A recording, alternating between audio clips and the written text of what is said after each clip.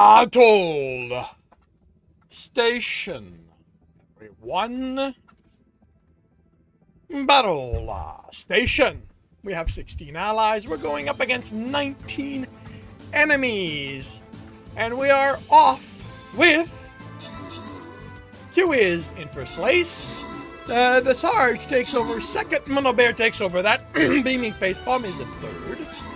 Wow, somebody's cleaning a house down there. Oh, not anymore. And we're down to the last targets. Last target singular. And we're done. We have won. Mono Bear is in first place with 10 kills. QS Creates is in second place, 4 kills, 2 assists. And Sergeant K Dog is in third, 2 assists. We've got gold and no Dr. Derp. So, Beaming Facepalm gets gold. And we move on, sorry, to a hard battle. On the way to the gold chest. And it will be a second monk for me. And let's go here.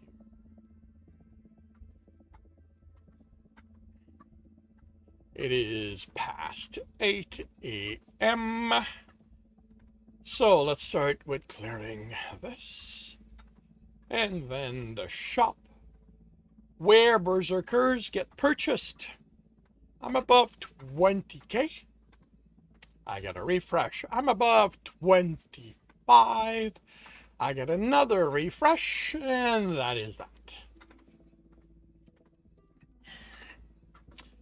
And cursor, there you are. Half an hour to see how this turns out. And now to view the viewer side shop where flying rogues are getting purchased. I am above 50k. I get a refresh. I am above 55 and I've crossed over 60. And that is that. Good morning, everyone.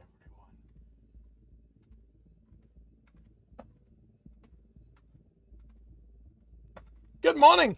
Welcome to Thursday. 4th day of the work week for those of us who work under that schedule. I hope you have good walking shoes because it is time to walk down this hump and officially approach the weekend. I hope you have had a good week to date, that you are energized for the rest of it, and that things are going your way. Today, it is going to be chapter 67 of The World Witches, and this is going to be a telling chapter. This is a chapter where I'm will hopefully break how I've been telling the story, because I can't do litRPG. I cannot work with spreadsheets and all that kind of stuff. It is too exhausting. So the goal is to just write. The goal is to stop caring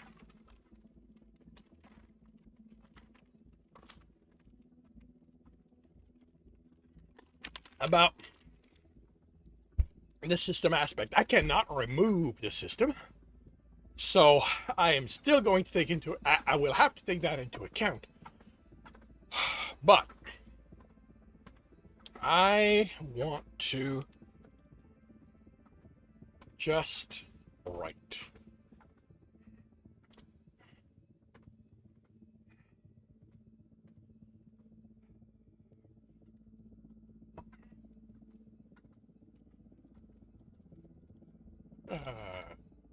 No, it's not Charlie. Brandon.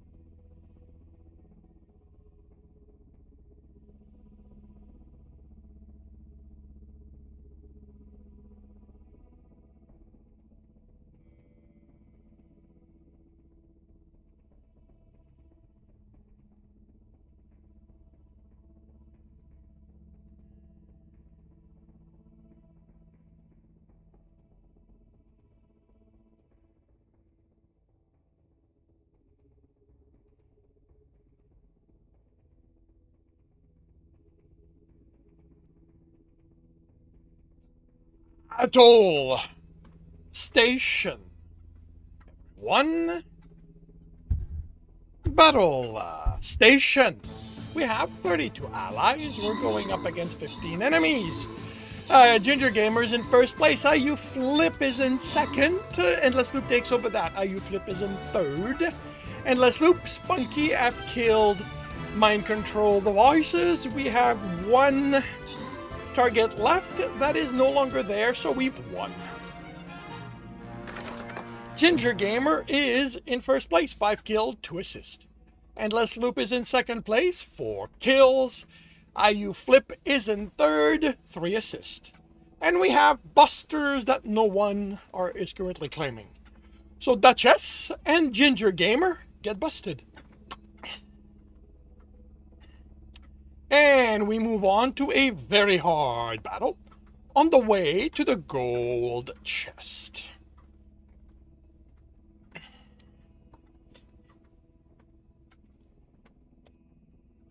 And I need to kill armored, which works well with me putting down berserkers, because these guys are armored. How many? 4?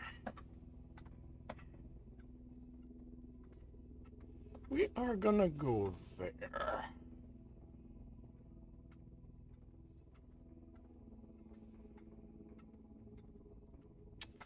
And in half an hour, we will see how this turns out.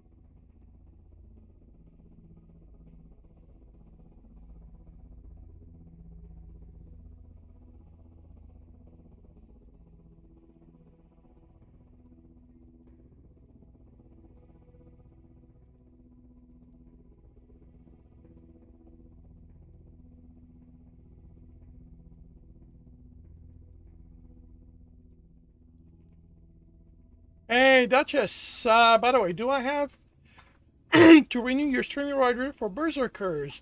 Yes, you do. It's valid for a week, and when I notice you in the chat, I reset the clock. Since you haven't been around in a while, it did expire.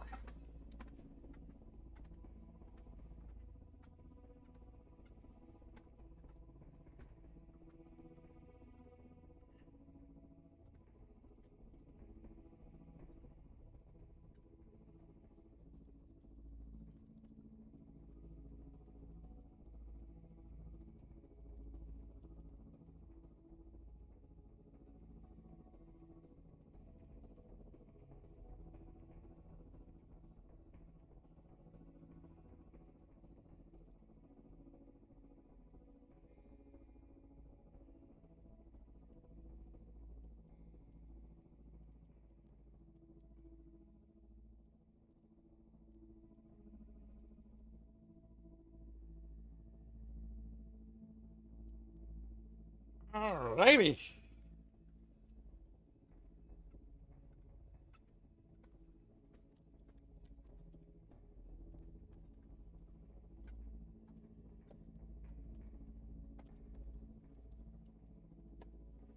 You have been added to the list. You will be there for a week. And anytime I see you in the chat, that I notice you in the chat, I will reset the clock. If you do not hear me say your clock has been reset, usually I will greet you and immediately update the clock and say that. If I do not say that, poke me. Poke me and poke me until I get the point. Because as much as I try, my memory is a sieve, and I am very inattentive.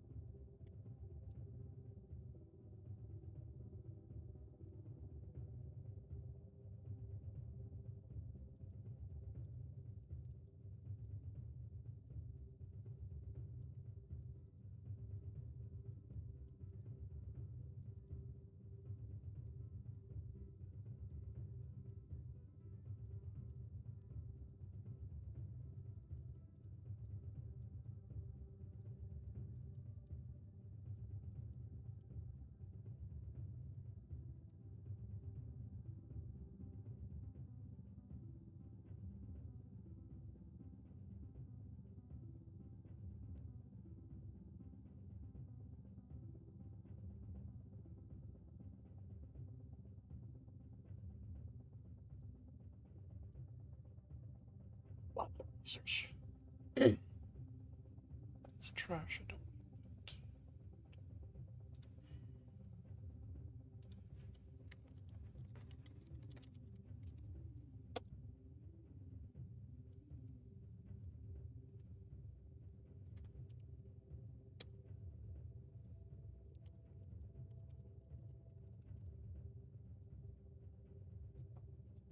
I am opening the spreadsheet, but it is not to use it, it's to pull information that I'm here.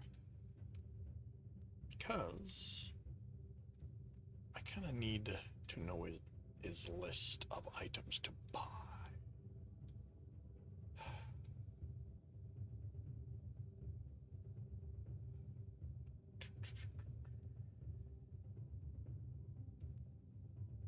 There we go. Come on.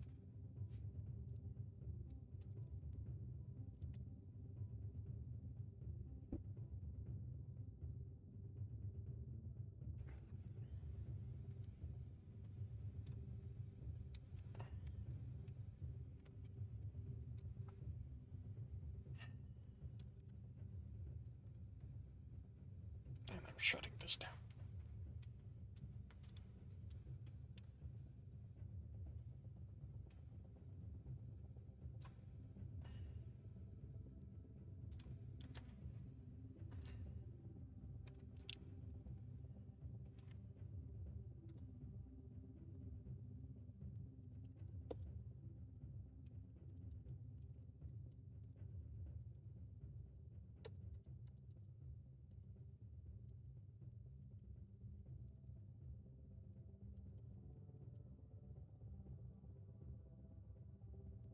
Hmm.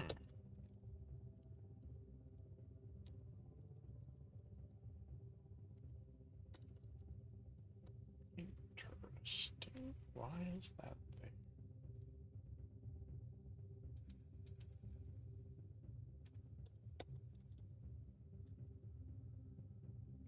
Huh. What is this?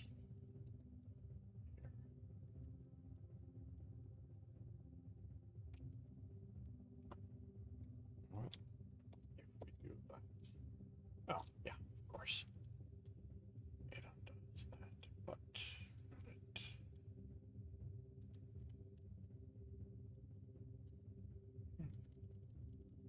That is so interesting, and it looks like, well, I don't have the end there. It looks like there's a.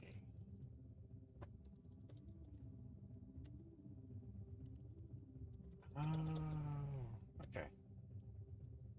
This is the marker.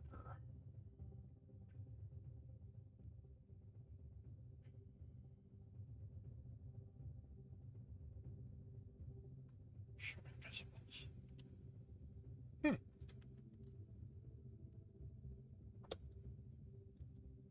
No, it isn't. Okay. Or maybe that's what this. Yeah.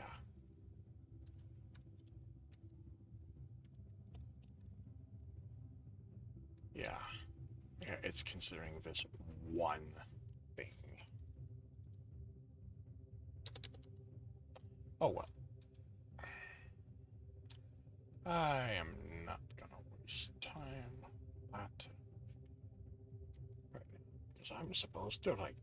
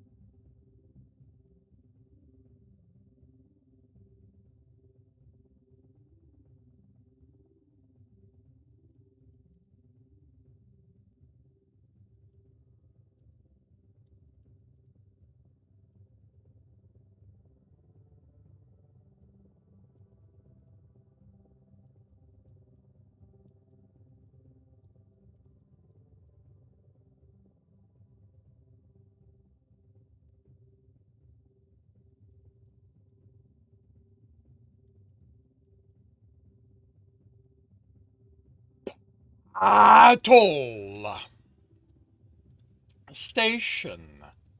Everyone. Battle Station. We have 29 allies. We're going up against 29 enemies. Endless Loop is in first place. Spunky's in second. Sigma is in third. I have hopefully 8 kills. Hopefully 4 of those are armored. Let's see. Spunky is in first. Endless Loop is in second. Ginger Gamer is in third. And I've destroyed, Maverick kills an epic. I've destroyed a mind control device. Let's see. Oh, that's the last target. Alrighty. Let's see how that turns out. And we're done. Ginger Gamer kills the other epic. And I've got my kill. Spunky is in first place, 10 kill, 2 assist. Endless Loop is in second place, 8 assist. And Ginger Gamer is in third, 2 kill, 4 assist. We've got gold.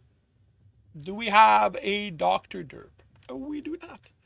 We've got saints, we've got fairies, we've got no one claiming them. So, Maverick gets sainted. Lit's Labyrinth gets gold. Mr. Lit gets fairies. Now, I wonder if this is a mister who has light on them or is into literature.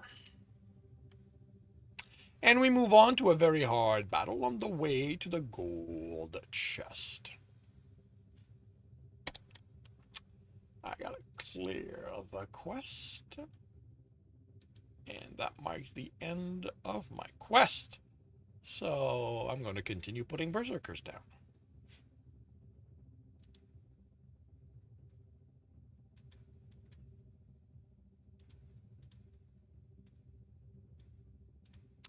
And half an hour to see how this turns out.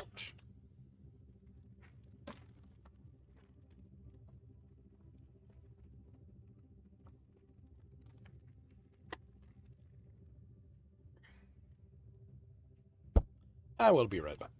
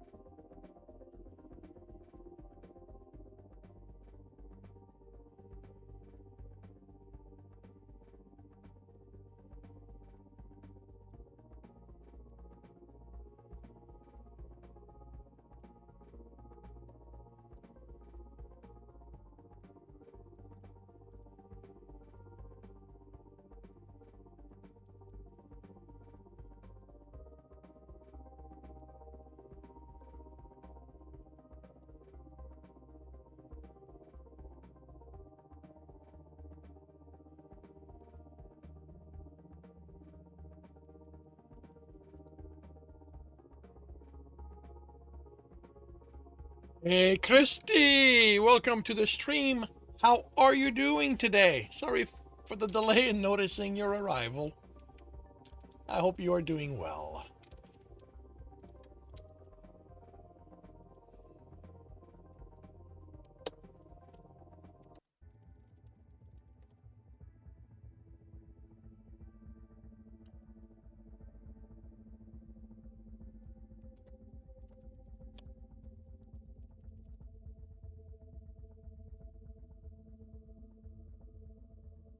Oh, yeah. Yeah. Um, yeah, Twitch is on a let's get people together on the same stream kick.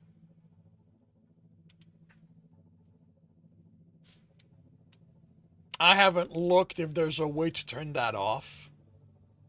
Like to literally make, make it so that people can't just knock. Um,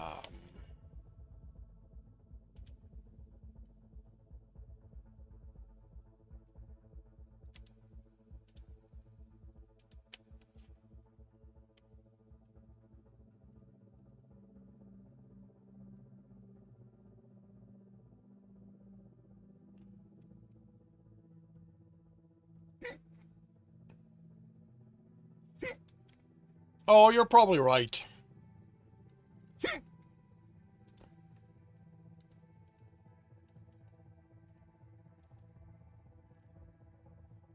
Oh, quick question, Chrissy. Do you know if the Stream Raider event is still going on?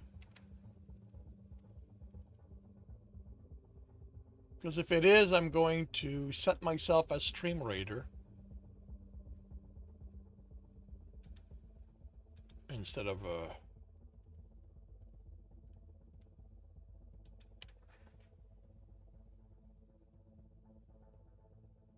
yeah, for the drops.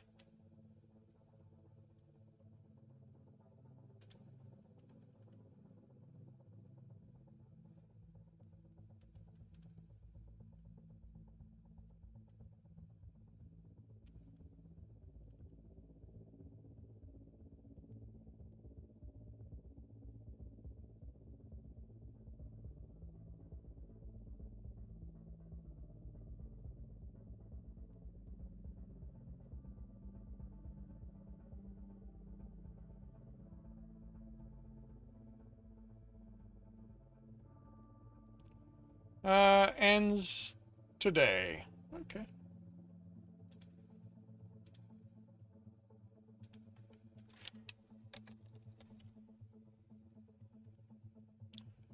Because everything's automated with buttons, it keeps resetting to writing, which I don't mind, but it means I keep forgetting to check events and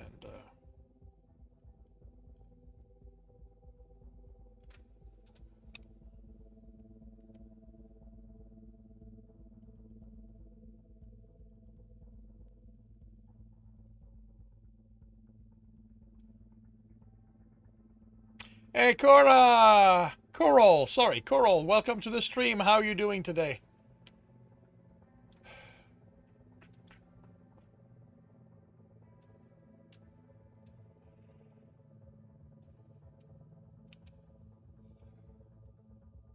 Yeah, I'm not finding anything to remove the knocking, but yeah. Yeah, the same problem, yeah. You're doing good, Coral. I'm glad to hear that. I am doing well. Thank you very much. I am trying to write this chapter without consulting the spreadsheet. I want to stop dealing with this as pure lit RPG. I can't remove it from I can't remove it entirely because the world itself is lit RPG, but I I can't continue writing this as pure lit RPG. It's just too exhausting.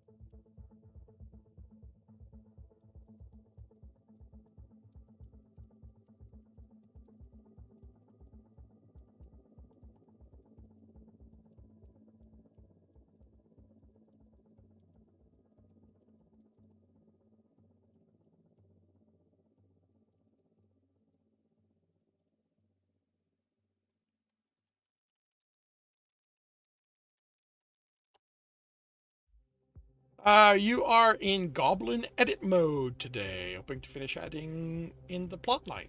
Cool. I hope that goes well. Yeah, I'm not going back to rewrite everything, but the plan is to definitely going forward, just drop as much of the system as I can.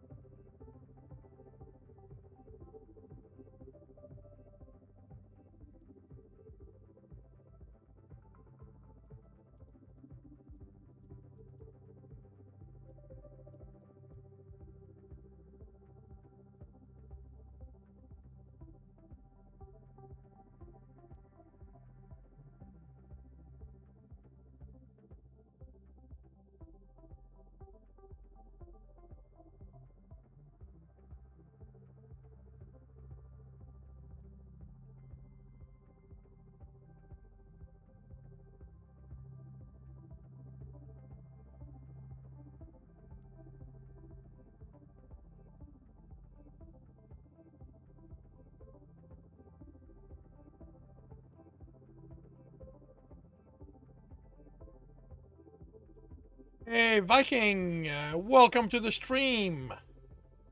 How are you doing today? How's the writing going? It is moving.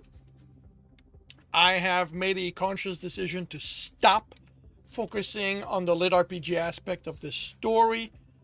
And right now I'm sort of looking up Fort Knox because trying to figure out if it's just a military base or if there is if it's evolved to the level of a community, because looking at Google Maps it looks like there's an actual community there, like it looks like it might be an actual town, but then again it might be an actual a military town. I guess that can happen.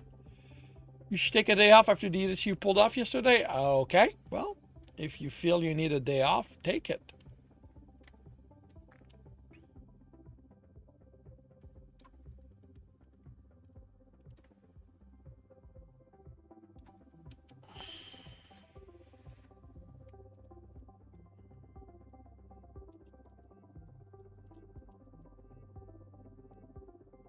Seven and a half hour of writing in a row, 7,000 word, and then you edited that. Yeah. Yes, you need a break. If you need permission to take the day off and rest, I am giving it to you. After something that intensive, considering I don't believe it is something you do normally, yes, I am definitely giving you permission to take the day off and recuperate.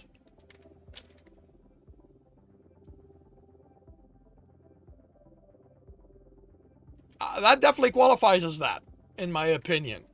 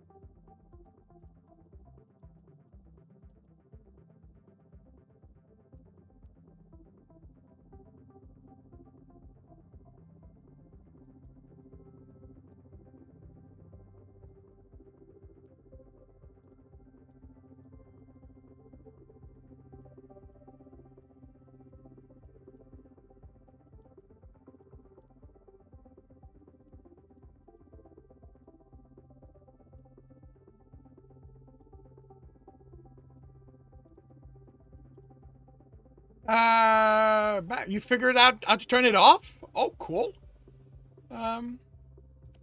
You have to figure out Fort Knox is a simple way to figure out is an area is off limit to the US in the US. Looks like it's a town.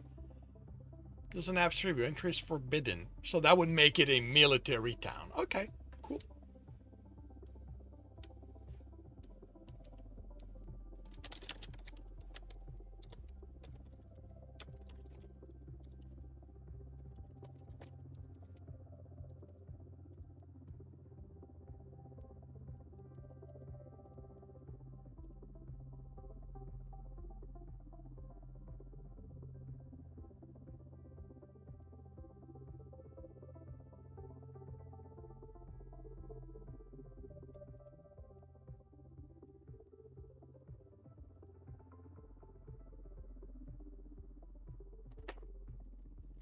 No, Christy. I'm in. I use Firefox.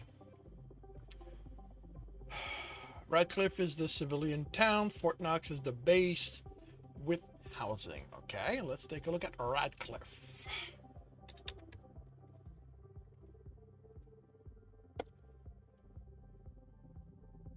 Okay, so the town is to the south.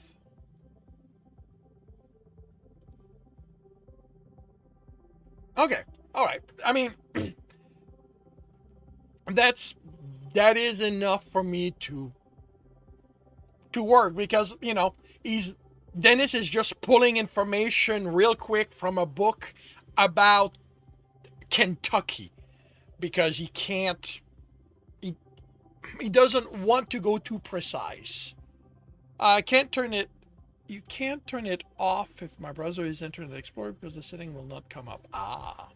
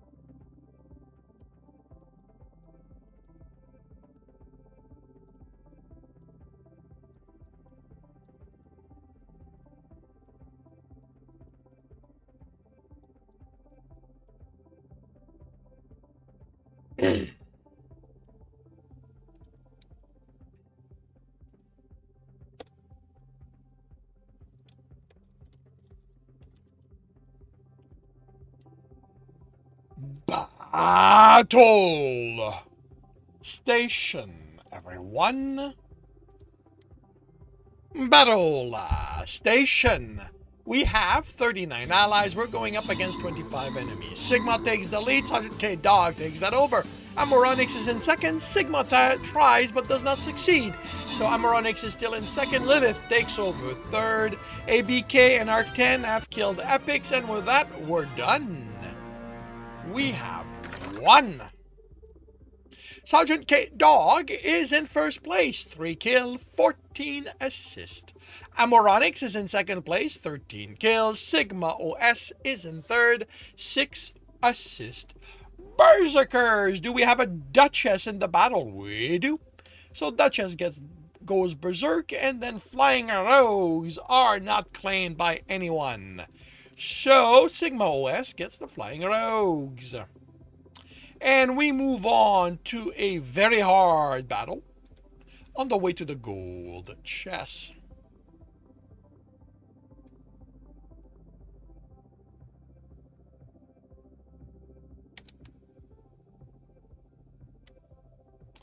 And yeah, more berserkers.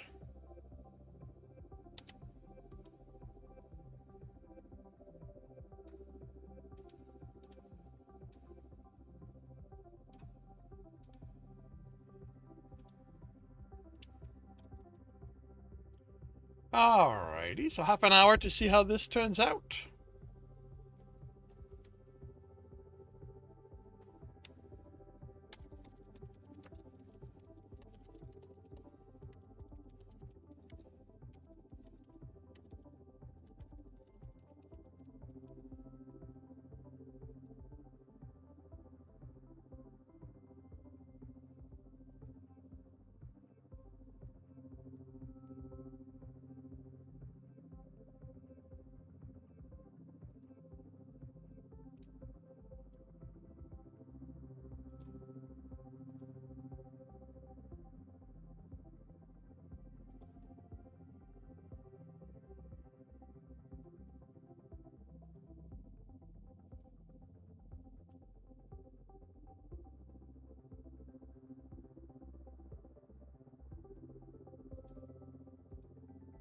All right, complete store manager, add.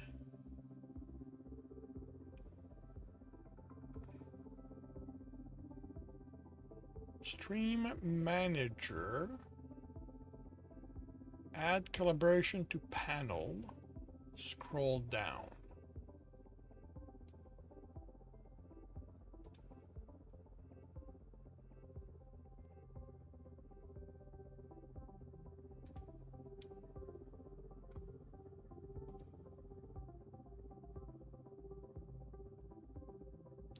Scroll down, collaboration settings.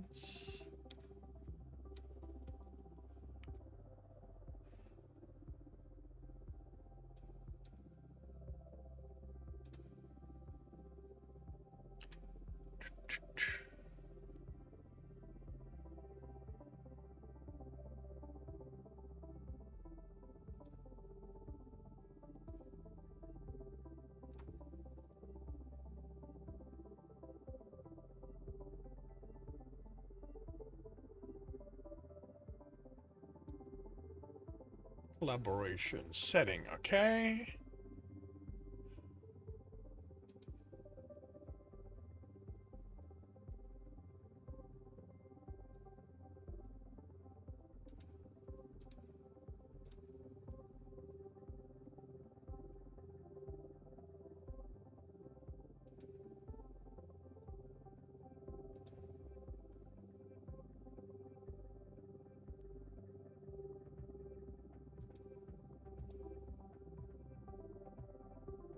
Okay.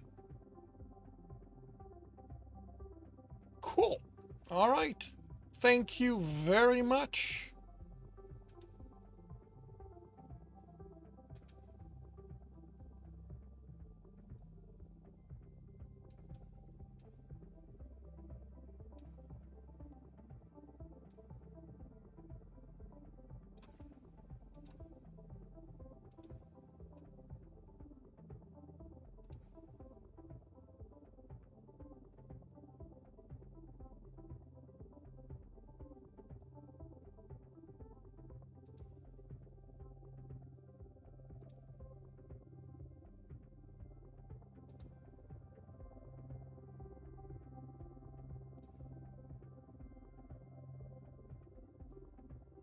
Yeah, it's a feature that I am not a fan of.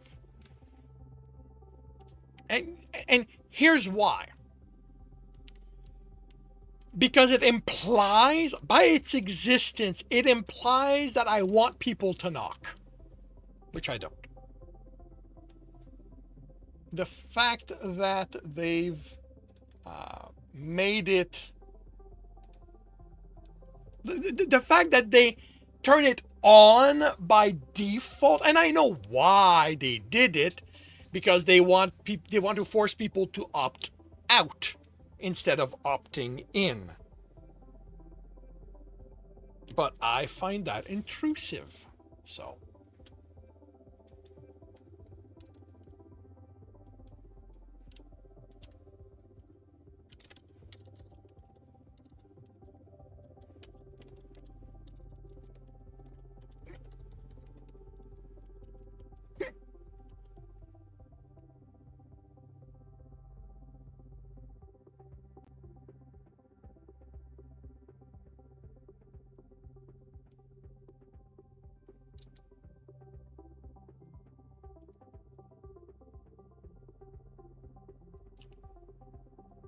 Oh, fuck. Fort Knox is a military base.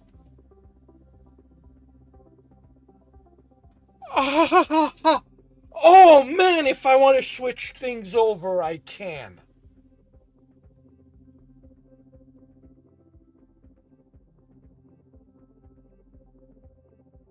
Oh, the thing is,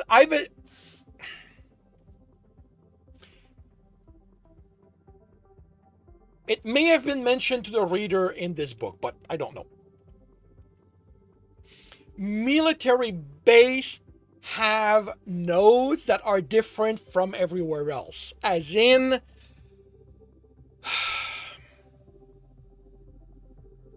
They are they can join with their commander.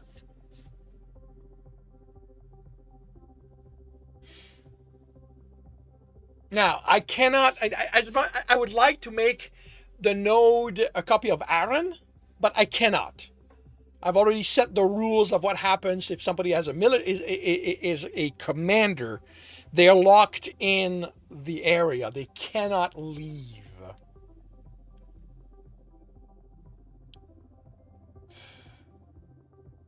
But the thing is that military bases are able to do a whole lot more.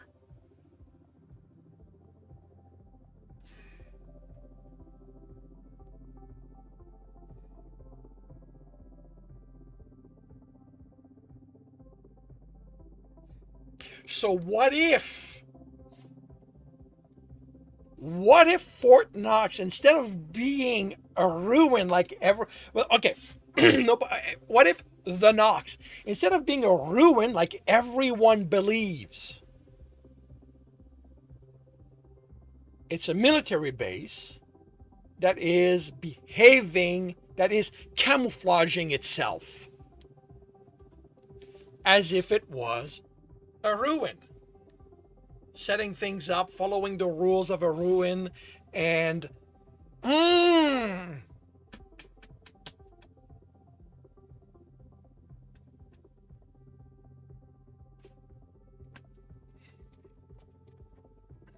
man. I mean, and it gives me a reason for why Aaron hid its existence.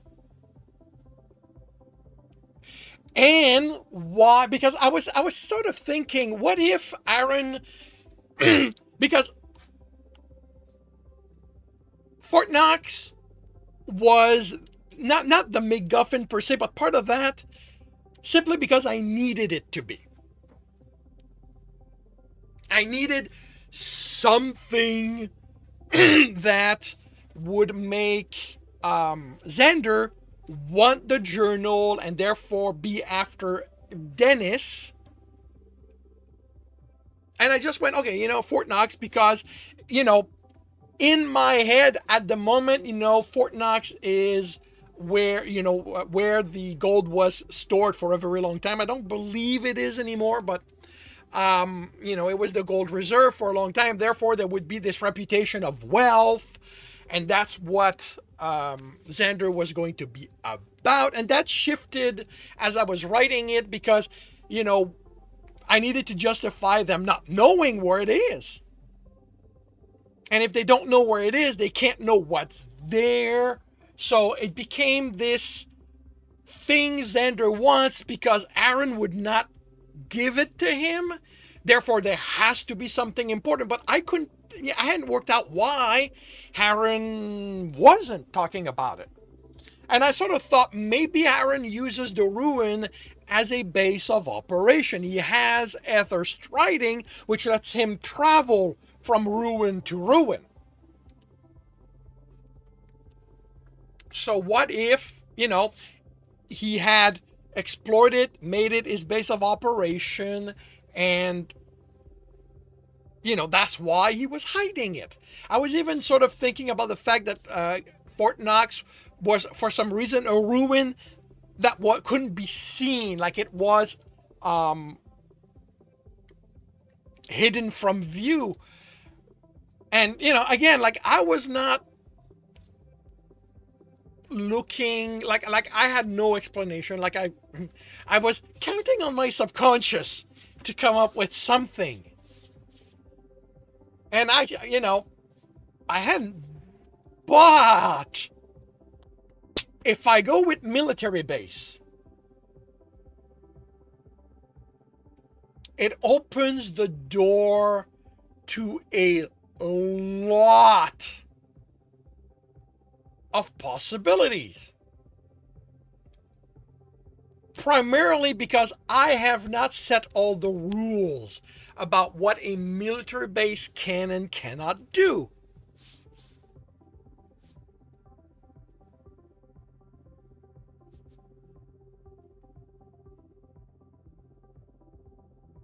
So Oh man, yeah, yep. And the thing is that I think I can actually do all that and not have Dennis clue in until he's there, because base, which is where he lives, doesn't really make a big deal of the fact that he used to be a military base. Like I don't, like I said, I think it's been mentioned. I think it came up in the narration at some point, and it's Dennis narrating it. But it's not much of a big thing. So I think you can bullion deposit building would make some percent. Well, that's sort of where I was going initially, but this really changes things in a way that I think I can make use of, that explains a whole lot of things. Oh.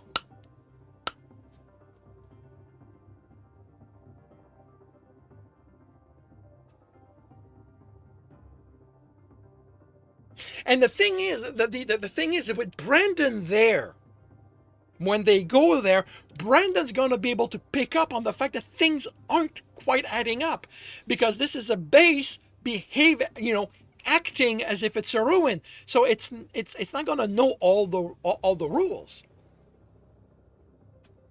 It's probably going to work on what Aaron has told it. Him, he, her. Like I don't. I'm going to have to figure out the personality, because yeah, yep. Oh yeah, oh yeah.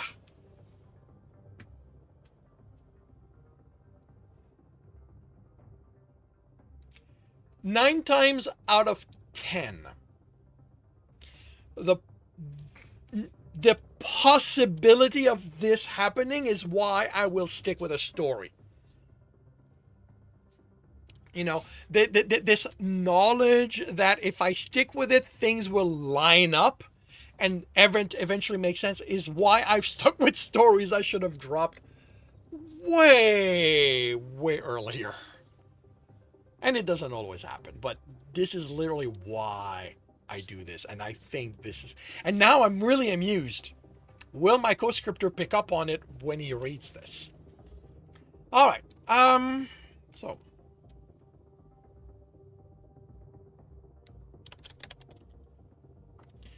Actually, I need to confirm if Fort Knox is still.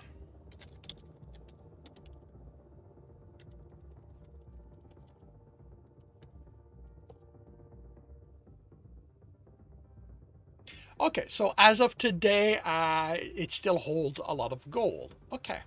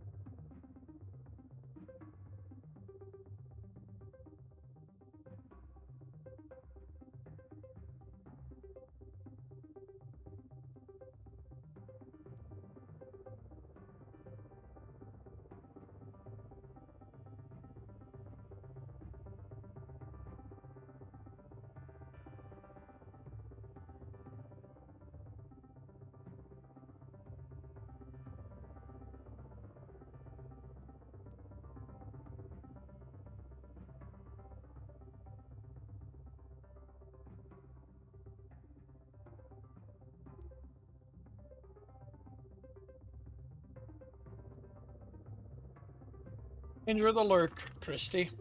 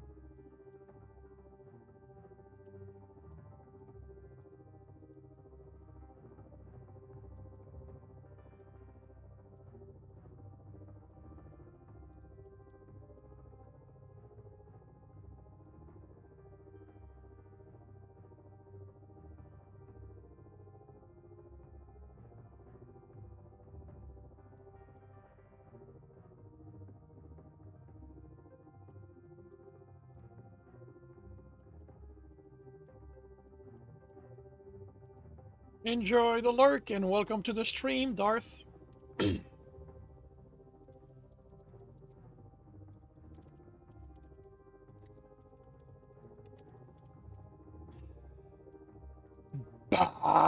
Battle station, everyone. Battle station. We have 48 allies. We're going up against 24 enemies. Lilith is in first place. Christy Archer is in second. And Moronix is in third. Let's see. What do we have? Okay, we've got a target bag there, 2 there. So... And we have a turncoat over there. Alrighty, so let's see. Oh, I think you are not going to survive.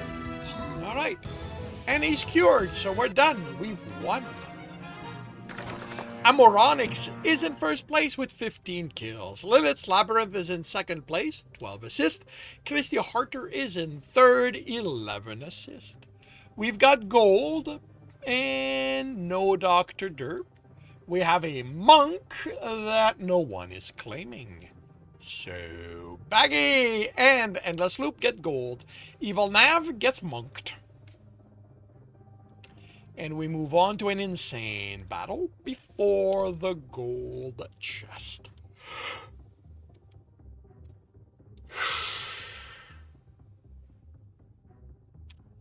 And it is yet again another berserker.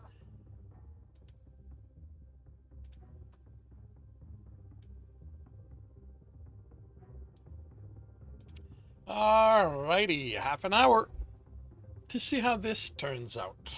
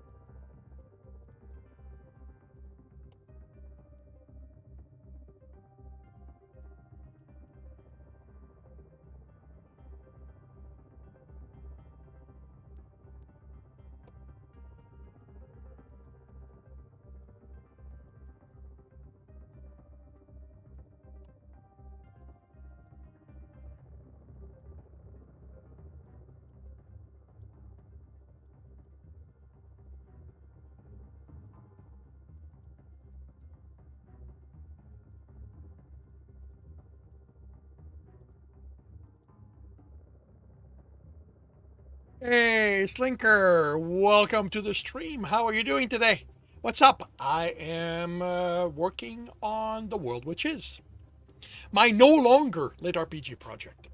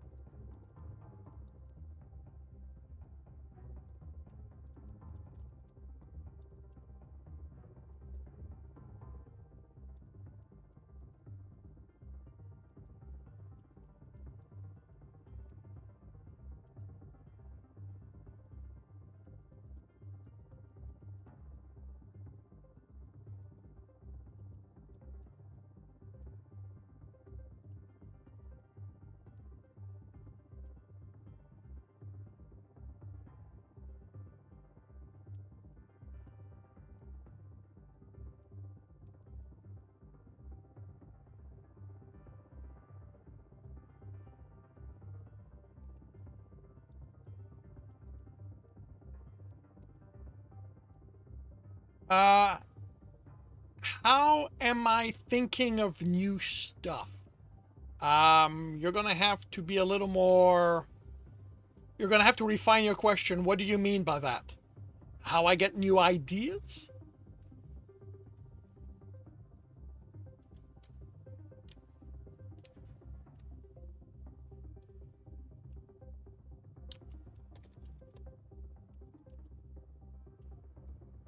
Uh,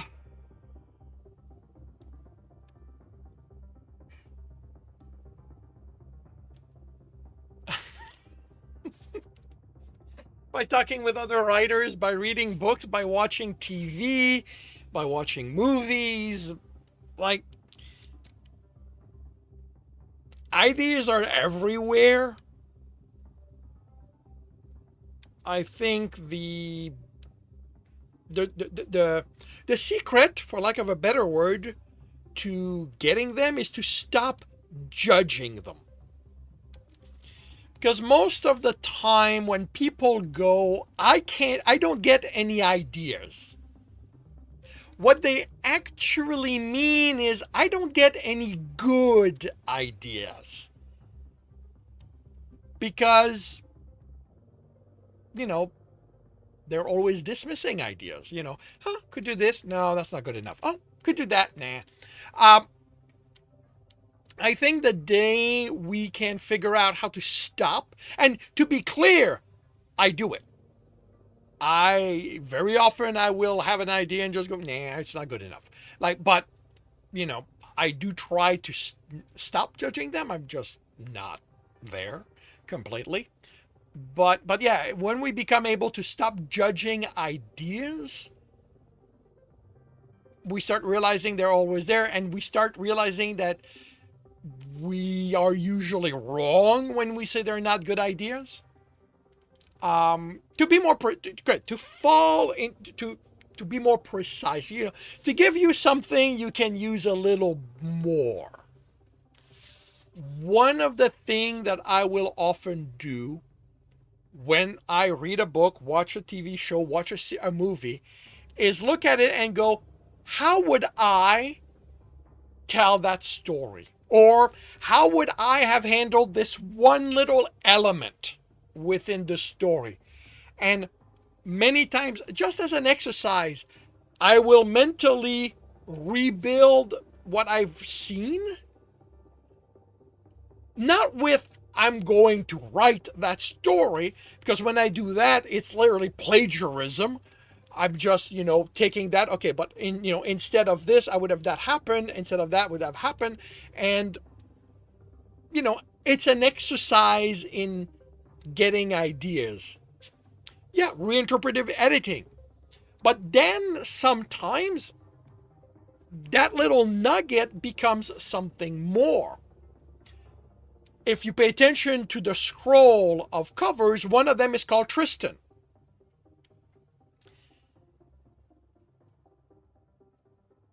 that book came about after watching the Riddick Chronicle animated short, Dark Fury.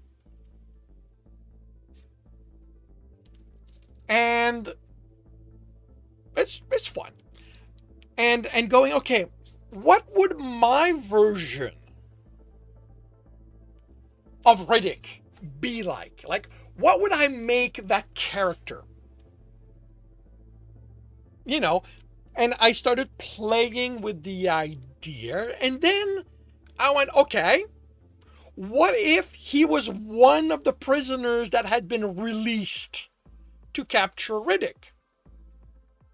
You know, well, my version would not have bothered trying to capture Riddick. He would immediately have, and as I was building that, I started building the story, and I literally wrote that story.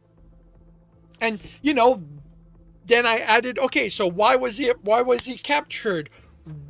Why is he escaping? What does he, and from that, draft 0 of the book came to be.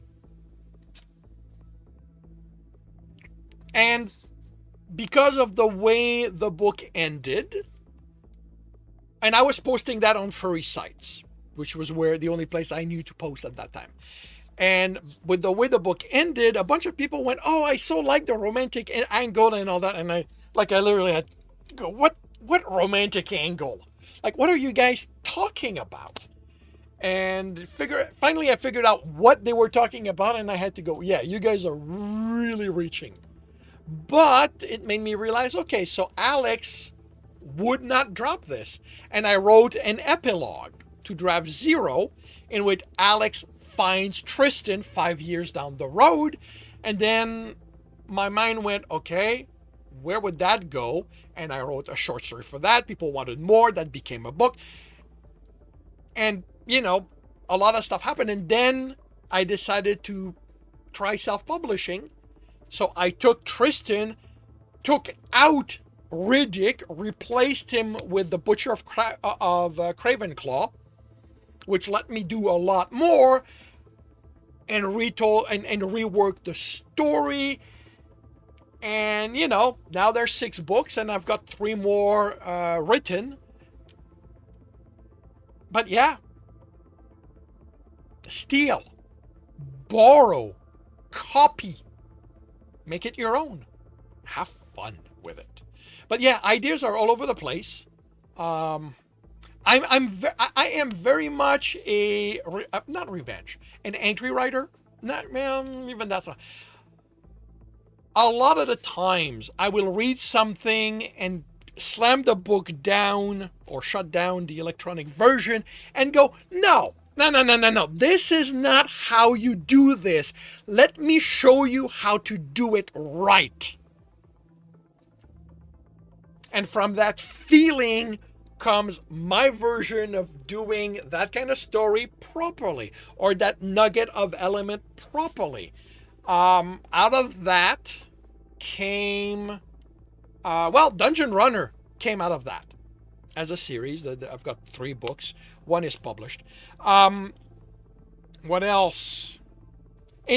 Other stories that aren't published or are not even written came from that. Monster and Batman came from something like that. But yeah, like the trick with stealing ideas from other people is changing them enough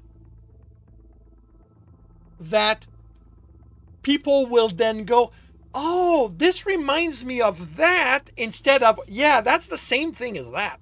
So, you know, making it your own, so that, yeah, maybe somebody can go, you know, this is inspired by that, but, you know, it's not sufficiently the same that people go, yeah, it's a copy. Like, take the stuff you love to read.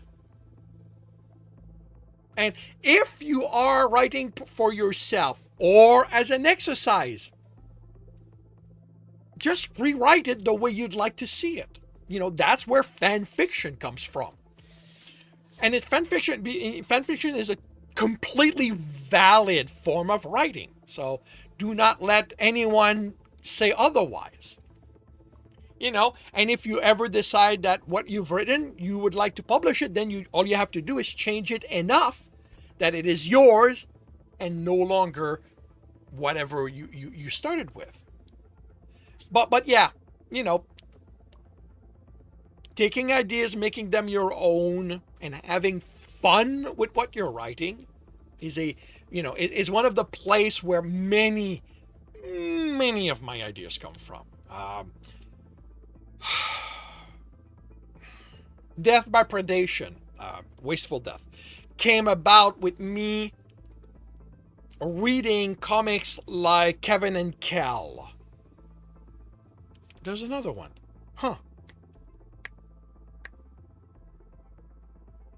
And going, okay, what would, like, can I tell a story like, Suburban Jungle? Can I tell a story like that, but make it a drama instead of a comedy? Because as a comedy, Kevin and Kel, as well as Suburban Jungle, can bypass many of the consequences of the thing they establish in their world, because the joke is the important thing. But could I tell a drama in a world like that? And eventually I figured out that I could. Wasteful Death came to be, Familiar Death, a Series of Death, and a Fraudulent Death came to be. But yeah, like, the trick to having ideas is to stop dismissing the ideas you're already getting.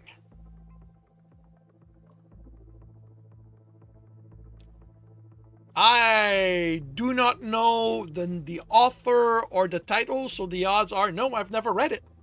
And the why not is because I've never heard of it. Having read Russian literature, I don't think that it would be for me. The Russian literature is like every ethnic literature, is something of its own, and it is. I find it difficult to engage with it.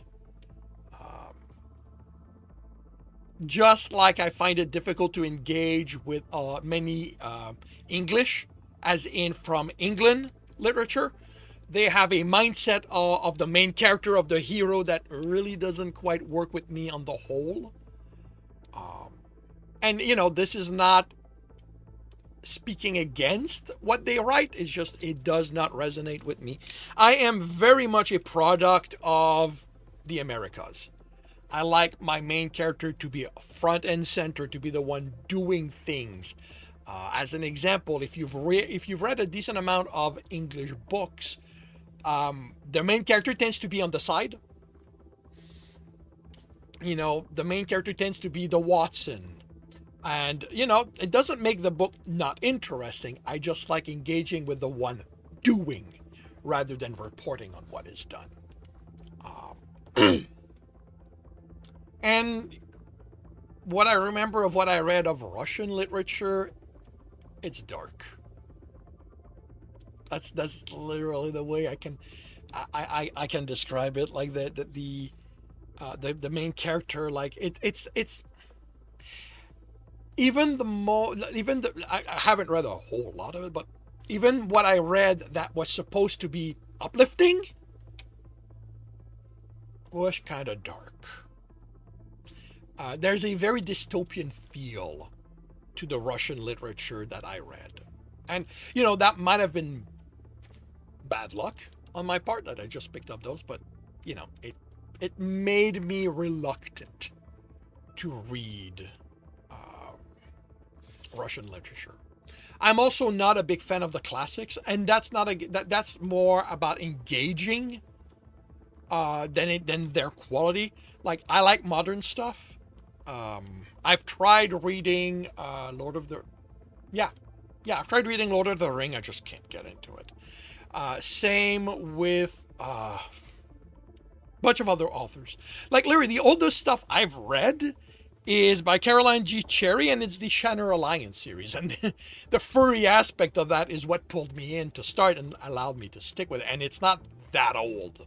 Like, that's not a classic in any genre, in any sense of the word. It's just an older work. Um, but yeah, the classics just never caught me.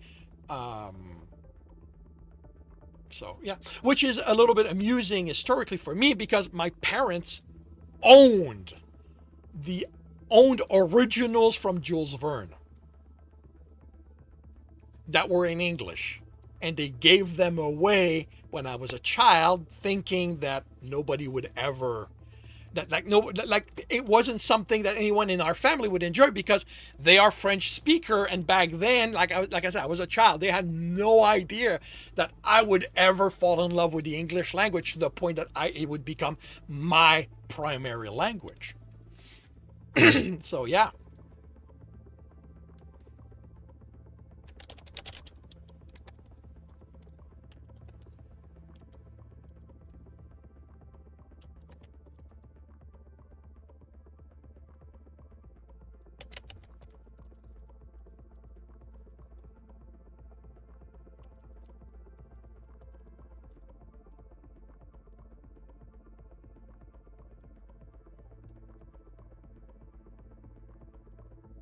Nope. I am born a francophone from Quebec. I was I was probably 6 or 7 when I discovered the English language on television. Um, because even back then I was a fan of science fiction, and this is before cable. This is way before the internet.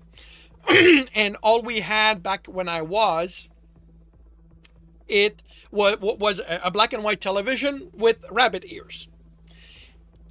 And I could get 2 local channels, and if the weather cooperated and I could place the ears properly, I could get a very snowy version of the CTV, which is not the C. I think it's CTV, but the Canadian CBC, Canadian Broadcast Television, and that's in English. Yes, French, Quebec French is in English, and I saw my first science fiction show there, fighting through the snow, and I remember being captivated by it. And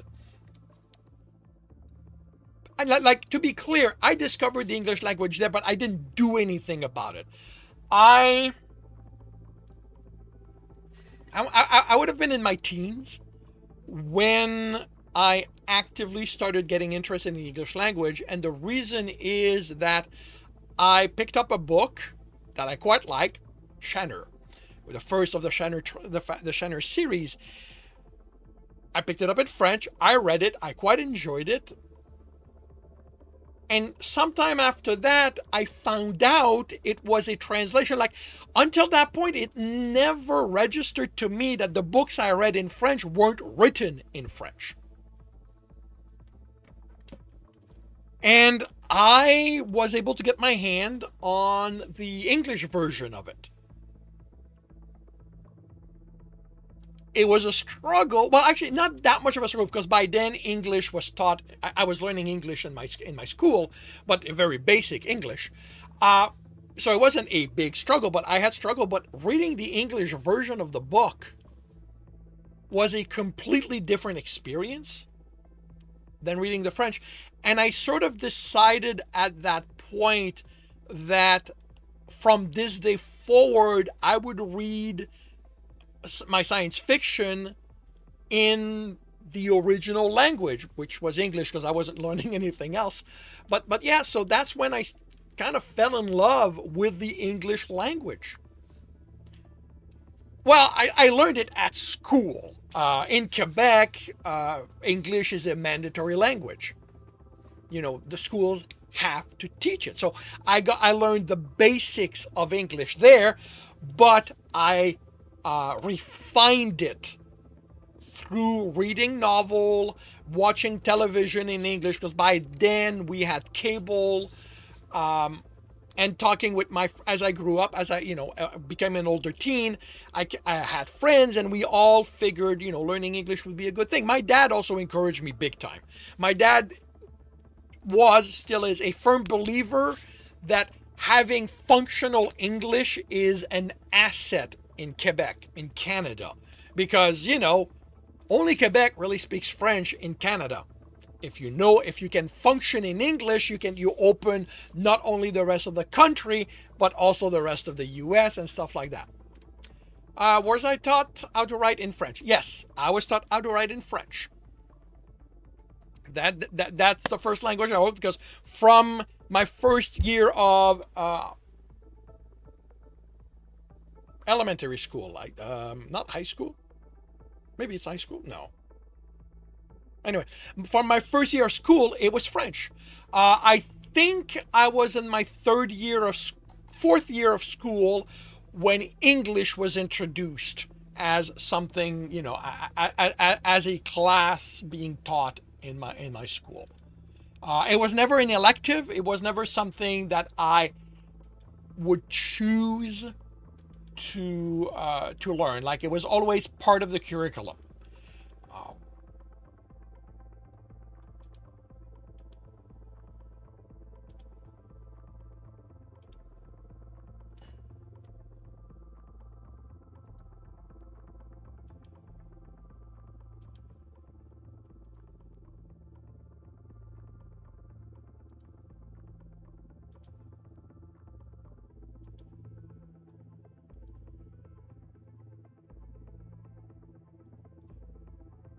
I would say a good 50% of my English is self-taught.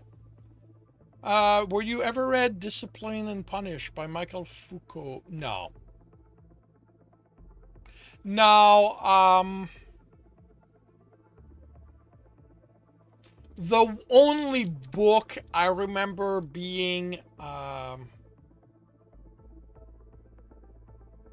given to me as something I needed to read for a class was La Planète des Singes by Pierre Boulle. And this is where I discovered that Planet of the Apes was written originally in French, that it is a translation to English. I never knew that because I discovered Planet of the Apes through the first movie. Planet of the Apes, basically in French. That would be Planet.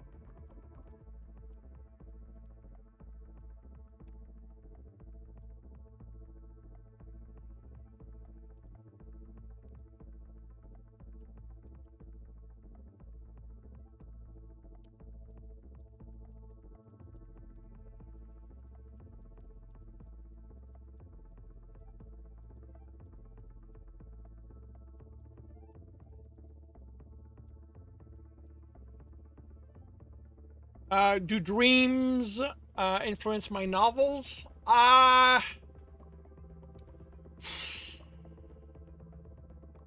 Not that much. I can think of one story that while I started writing it before it happened, it got done because of dreams, fever dreams at that point. But on the whole, not really. Um, it probably has more to do with the fact that I don't remember my dreams than anything else.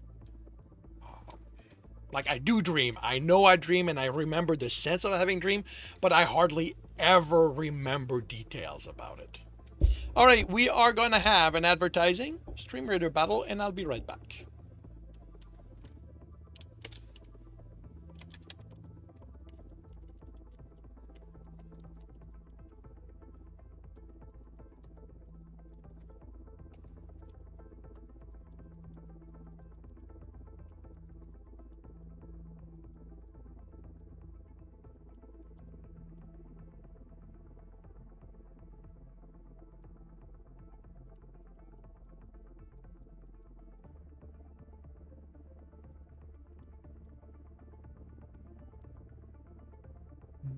Battle Station. Everyone. Battle Station. We have 48 allies. We're going up against 35 enemies, and Sigma's in first place. Endless Loop takes over that. Montre is in third. JL Kato is now in third. Montre is in second. Endless Loop is still in first. Let's see. JL Kato takes over second. Montre takes over second. ABK has killed an epic. Endless Loop is in first. JL is in second. Sigma takes over third again. And with that, we're done. We've won. Endless Loop is in first place. 1 kill, 24 assists. JL Kato is in second place. 14 assists. Sigma OS is in third. 5 kill, 8 assists.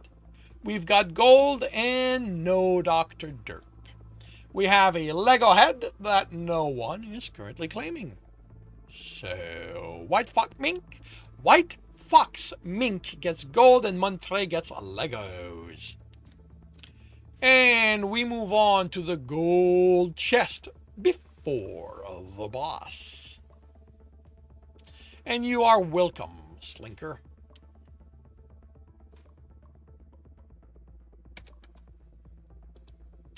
Alrighty, so you know what? I'm gonna go here.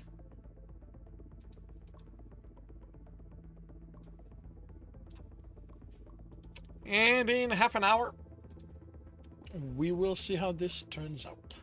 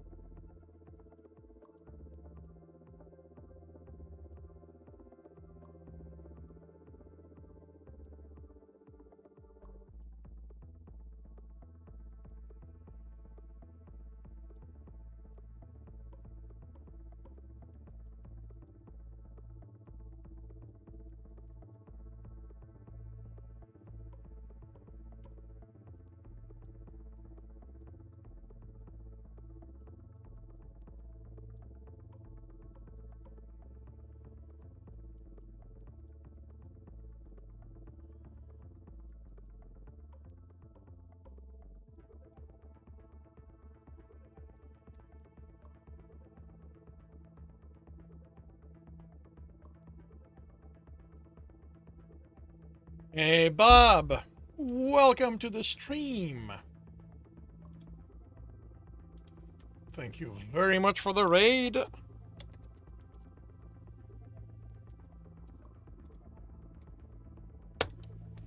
I hope you have a good rest of your day.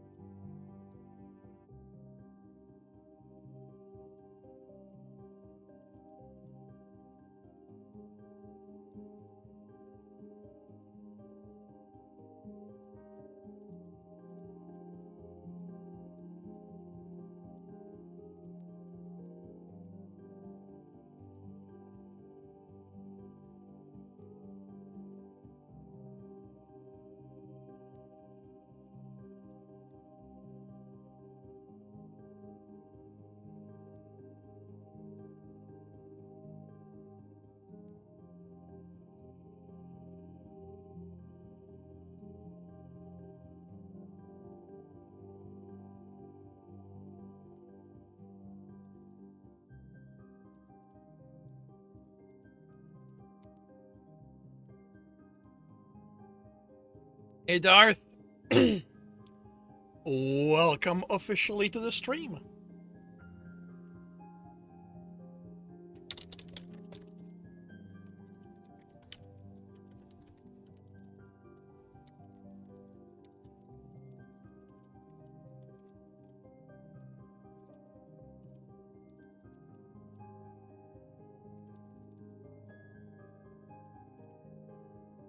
Oh, I know, but you were lurking.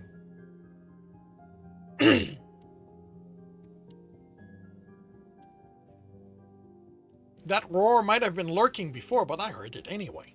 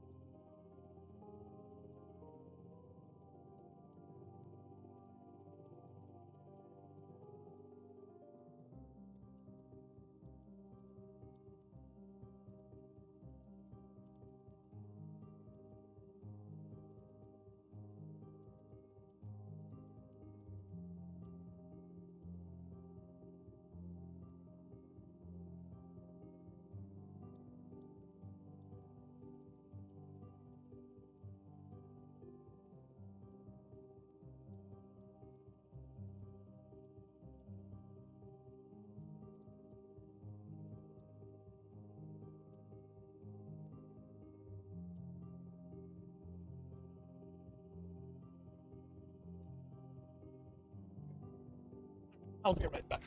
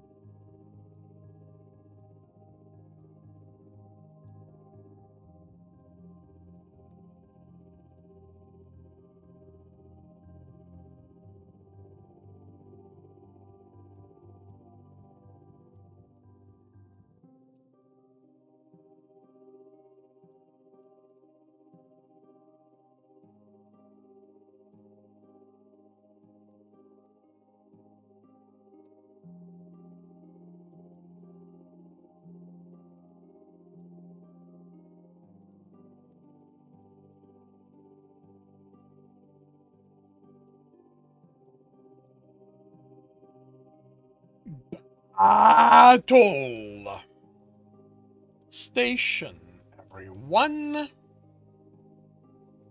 Battle Station. We have 49 allies. We're going up against 37 enemies.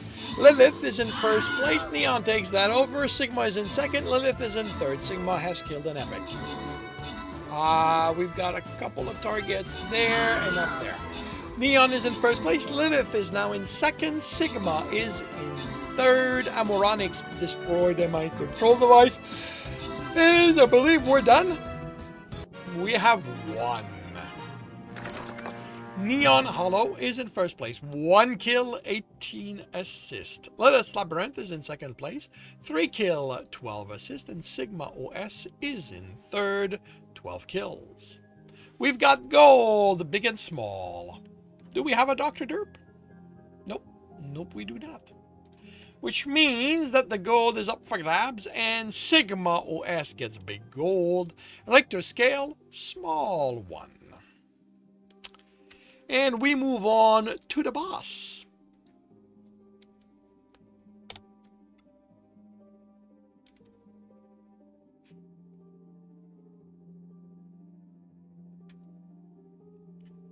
And a berserker. So let's go here.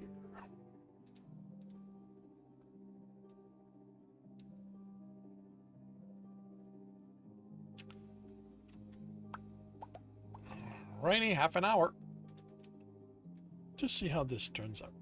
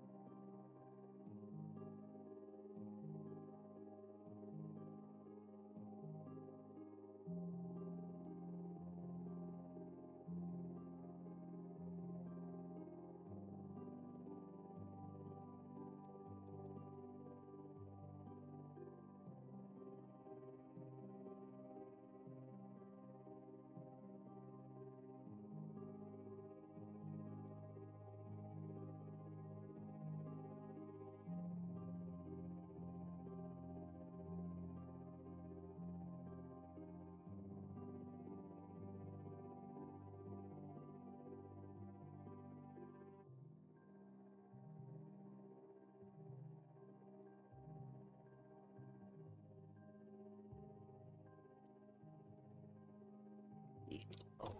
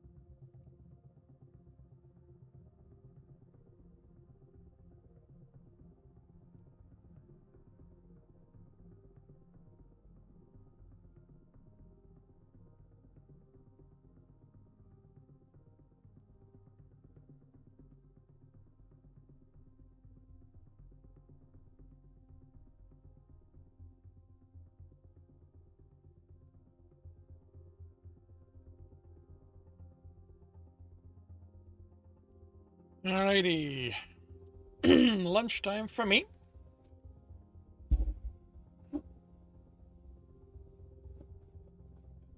I will do my best to return within 20 minutes or so in time to run the battle. Otherwise, I will see you all when I get back from lunch.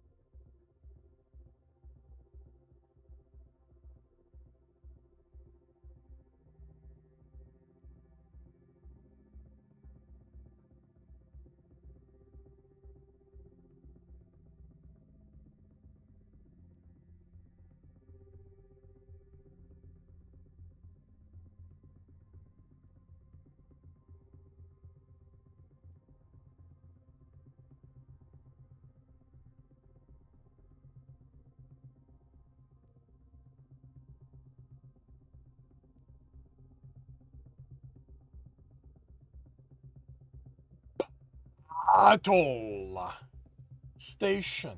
Everyone. Battle Station. We have 48 allies. We're going up against 52 enemies. And Dr. Derp jumps in first place. Bones Scuzz in second. Darth takes over second. Neon Hollow takes over first. Dr. Derp is in first again. Neon is in first. Q-Wiz is in third.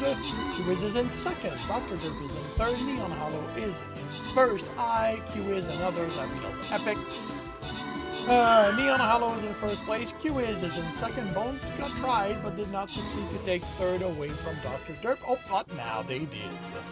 And with that, we're done. We've won. Neon Hollow is in first place. 13 kill, 8 assist. Q-Wiz Creates is in second place. 7 kill, 10 assist. Bones Scott is in third. 13 assist. We have Musketeers, we've got Monks, we've got Musketeers again. And no one claims them. So, Gator Paws and Creative One get Musketeers, and the Puppy get Monked.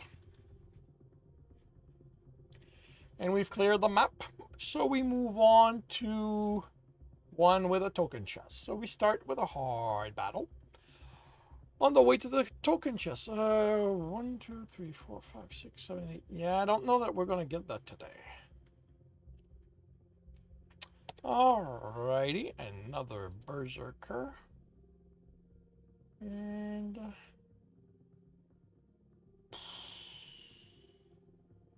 you know what? Let's go.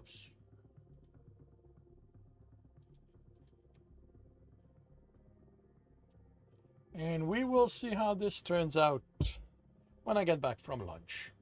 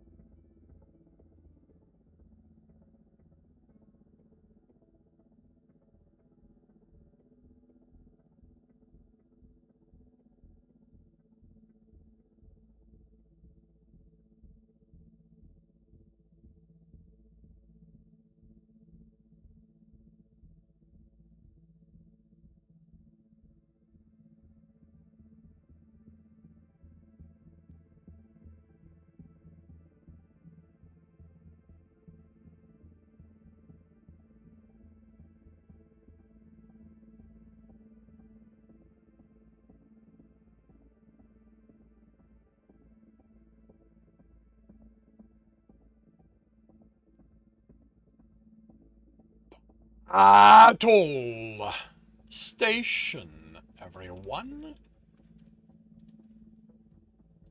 Battle Station. We have 70 allies. We are going up against 40 enemies.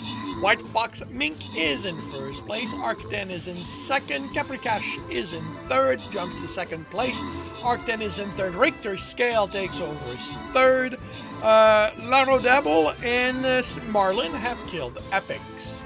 Let's see. White Fox is in first. Capricash is in second. Richter is in third. What do we have left? Nothing. We're done. We've won. White Fox Mink is in first place with 21 assists. Capricash is in second place, 10 assists. And Richter Scale is in third, 8 assists. We've got gold and a Dr. Derp, so they get the gold. Lancers and healers, and no one claiming them. So Sigma OS, White Fox Mink, get lanced. Sir Fluffy Kitten, Braggy, Son of Odin, get healed. And we move on to a hard battle on the way to the token chest, which I believe is tomorrow's token chest. Yeah. And more berserkers.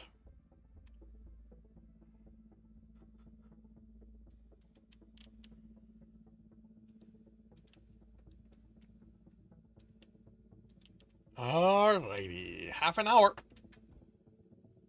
to see how this turns out.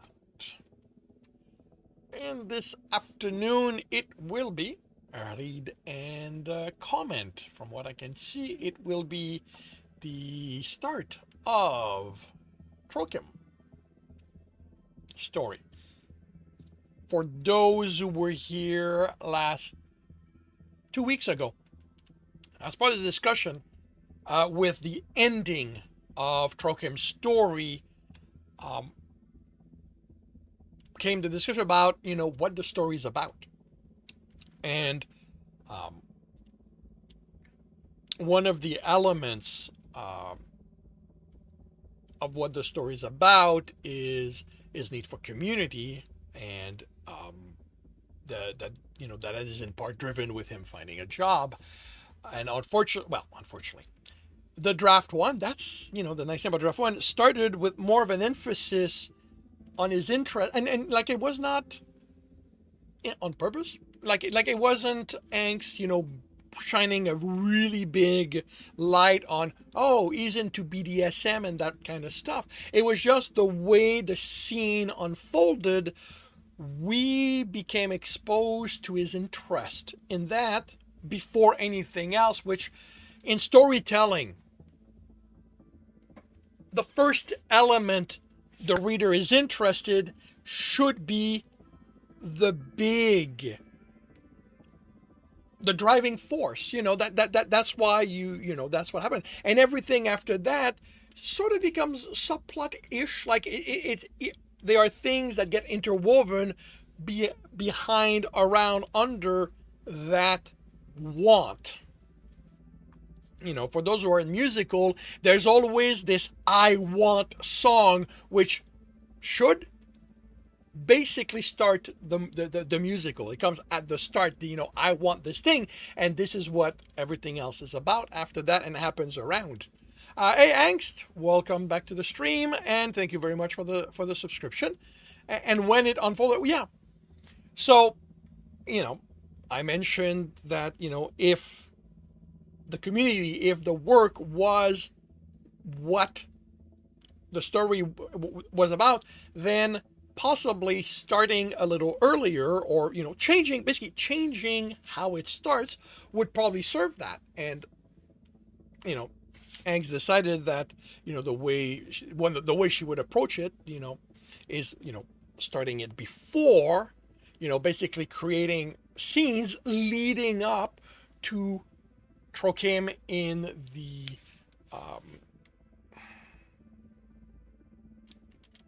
Sanguine Horse, which, so that it will no longer be how we learn about the character, but it will be a future scene in there. So, how have you been, Angst? Also, I don't know if it's on purpose, but the font in Google Doc is very flourish, filled with flourish. It's very um, flowery. Uh, is this gonna tell me? Again, it does not tell me which font it is.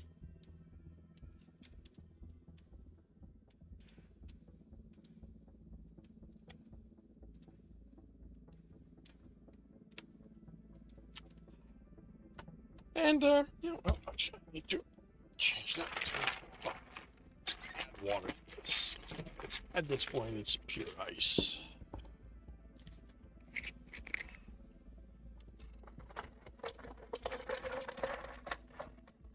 You've been well. You'll be better once you're through work. Chapter 3 and a that scene. Cool. I hope it goes well.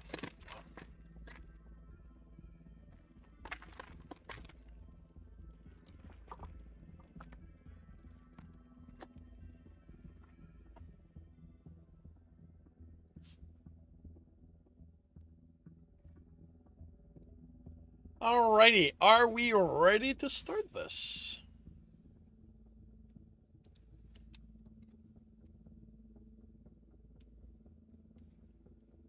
As I said, what you saw in the first pass, but it's later in the story, which should help. You are cool. A cook. The Magister Kulina from Sickness Colaris peered down his nose at Trokim. The Magister's clothing had almost certainly started the day as a tight-fitting white cotardie, its rich cloth appropriate for somebody responsible for the entire kitchen of a fine Apulanarium. Its heavy fabric was less appropriate for the heat of the day, however. The Magister Culine, he had yet to offer Trokim his name, probably loosened the cotardie's laces the moment he reached his workstation, safely out of view of paying guests. By the time Trokim arrived, with the sun already well past its zenith, the linen shirt under the cotardie's was drenched with sweat. Trokim tried not to fidget under the man's gaze, aware of the sad state of his own clothing. In order to obtain a job, his instructor said, one must look like one didn't need it.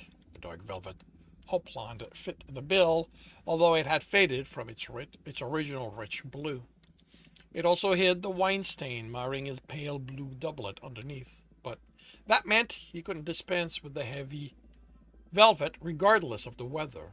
It had been a fine choice when he bought it from the fripperer, with snow still lingering on the ground, but the blazing sun that marked the season of Ignis made him envy apprentices whose low station allowed them to work in little more than a tunic and hose. The master, Culine, gave Trokim plenty of time to reflect on his own shortcoming. Finally, he continued, it's not impossible that we might benefit for another pair of competent hands in our kitchen. Who served that magister for your apprenticeship? Trokim swallowed hard. I studied at Academia Tenie Curili. Tenie and Curili? The large man shook his head. I've never heard of either of them. Do they work in capital? If it pleases you, sir. This was the part that always tripped him up. Trokim needed to find a way to word it so the Magister Culine would understand. Tenie Caeroli is a school, not an individual. Like the university, it brings together experts in various fields of cookery. Except Tenie Caeroli focuses on the practical skill of the kitchen rather than the abstract. The man's expression had already closed. In other words, you were unable to find a qualified magister who would take you. The instructor at Tenie Caeroli are masters, each of their own craft. We worked with one man for pastries and a different man for sauces and broth. A dwarven woman instructed us on roasting meat without need for herbs nor spices, and one of her husbands taught us how to carve each cut to maximize flavor and texture. Our studies left no room for us to inherit flaws of the single magister responsible for our training. Are you saying that accredited magister of the Guild of Cooks are not competent to teach their apprentices? The man's voice was soft, but dangerously intense. Are you suggesting I teach my apprentices less than they should know? The man's voice was quiet, but dangerously Whoops, we have a repeat here.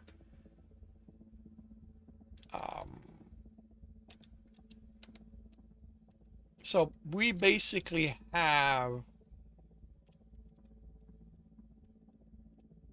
sort of the same thing. Like the first part is different.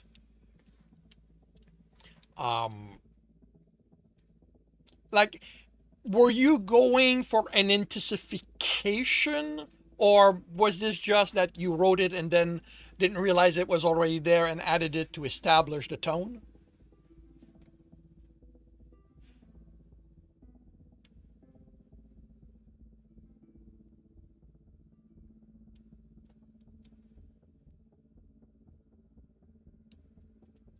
Okay. Not at all, Magister. I'm sure your own instructions far surpass the minimum they need to know. But surely there's one area, one dish you prepared that no other in the city can do. Tenier Curly offered me an opportunity to learn that level of skill for each dish. I was taught. After 2 years of their intensive tuition, I'm as qualified as I might be after 4 to 8 years as a simple apprentice. So you've spent 2 years flitting from teacher to teacher with neither loyalty nor commitment to your work? Now you present yourself at my door looking for a place with half the time in training an apprentice must complete to advance? The man shook his head. You have Shubza. Yeah. If no evidence of steadiness at your work, it's out of season to take on a new lad, but if you've the money to apply for an apprentice's place, I might consider that much a charity. No, Magister. Took him humming his head. All his money had gone to tuition, food and lodging during his coursework. He barely had funds to feed himself, let alone pay another week's rent. He needed a job, one of the places that reserves for journeymen under the guild system. But I'm not presenting with all the but all with I am but I'm not presenting with an apprentice's skill. Graduates of Tanier Curly, they say, are the equal of newly minted magister in the guild system. We're fit to direct a kitchen for the finest family of Sumatio. Their smaller residence, at least. I graduated at the top of my class. Surely I'm worthy of a journey's fee, at least. Arrogant whelp, the Magister Colony spat, carefully aiming out the kitchen door. The man's temper was short, with the heat in his tongue dangerous. You'd place your dilettante skill against my youth fully trained in the guild system? I would. Durkham had both training and ability. He just needed a chance to prove it. If you'll allow me, that is, give me a shift to show you what I can do. If I don't perform at least to the level you demand of journeyman, I'll leave without complaint. The man's face, already suffused with anger, darkened further. You'll leave now. And if you've any complaint to make, I'll lay one of my own for misrepresenting your skill to a proper guild register's epulanarium. If you'd only let me try, Turkham had been so close. Be gone. Quick question. Is this M dash a representation that the magistrate is cutting off Trokim?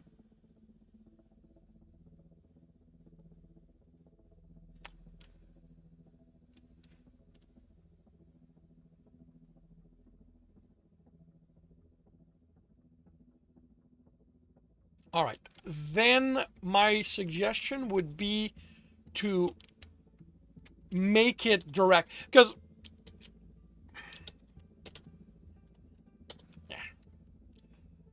It falls back under every piece of text that's there feels like the passage of time to the reader. So I would suggest doing it like that. Because now we've got, if you don't let me try, be gone. Trokim had been so close. For a moment, we have the interruption right then and there without passage of time, and then we can pick up with his thought process.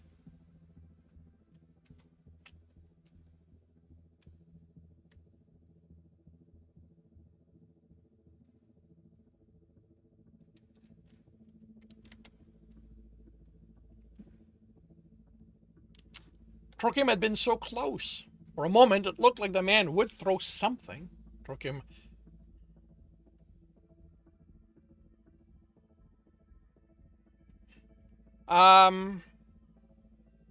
Okay. The one little thing this causes, and would that work?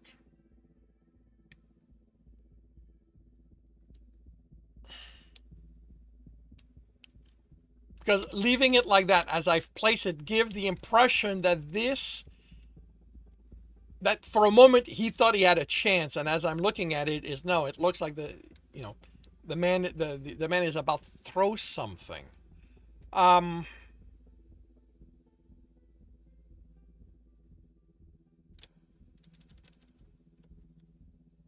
For a moment, it looked like the man would throw something.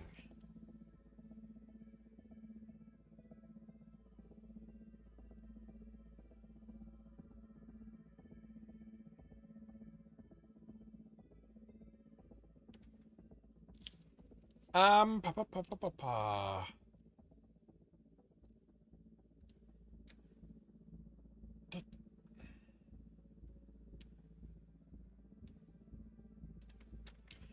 What if we just put he'd been so close before, if only? Pa, pa, pa, pa. Let me get back there. Okay, well,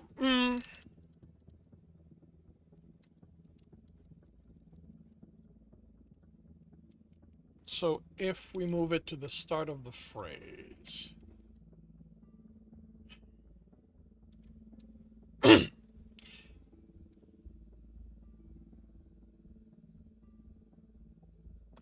It certainly works better than afterward because it keeps the interruption there. Yeah.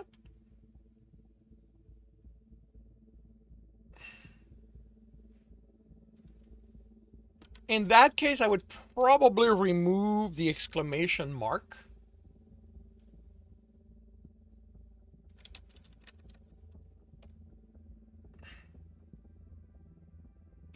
And it might feel it more personal by going with he. He had been so close. Actually, do you use contraction in narration? Not that I can see. So yeah.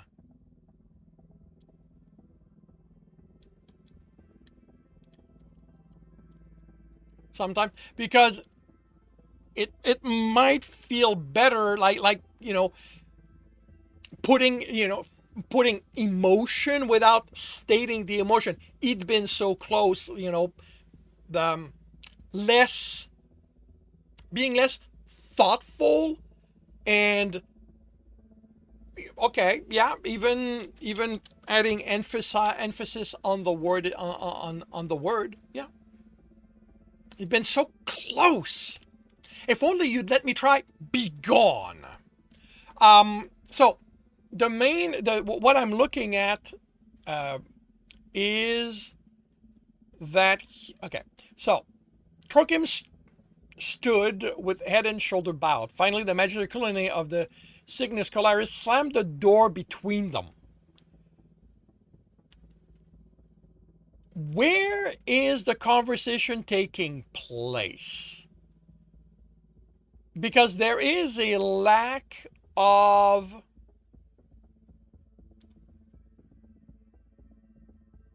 like we go from here standing to the door being slammed shut, which makes it feel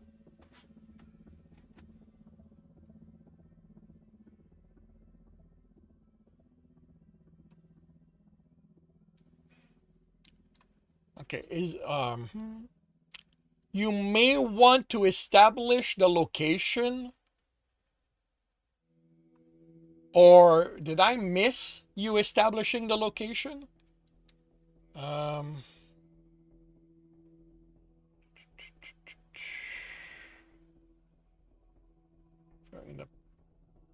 less appropriate for the heat of the day. Station. Sorry, pass it. Zenith. Try not to fidget. Romance guys. Yeah. Something like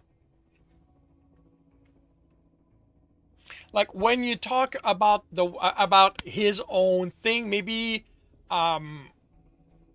indicate, because right now, because it's an interview in my mind reflexive, and this is most certainly a modern Western mindset, they're at least inside seated at a table.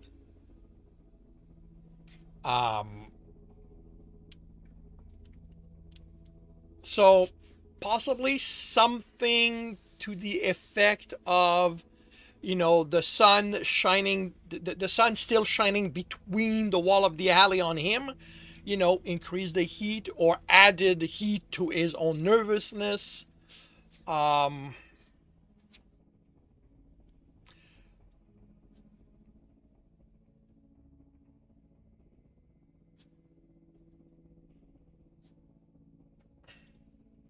So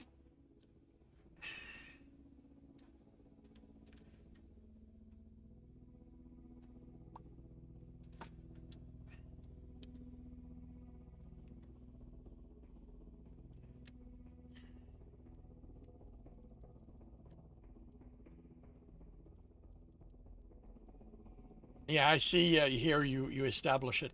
Yeah, location is unless there's a point to be made by the reveal. It's good to establish,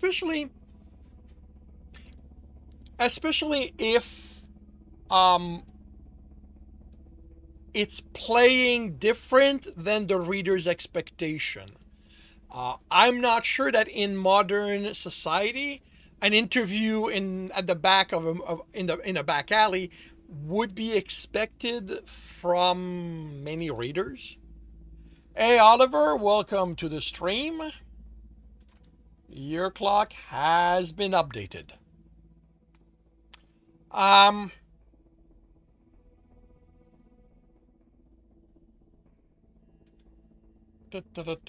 So if Trochemis stands, like, were they seated on something? Or were they just like, or were they simply across the threshold? So just standing. Okay.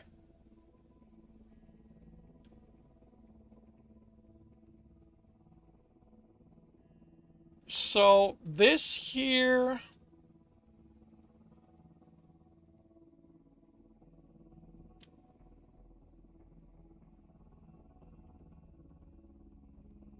So okay. So the threshold. They're across the threshold.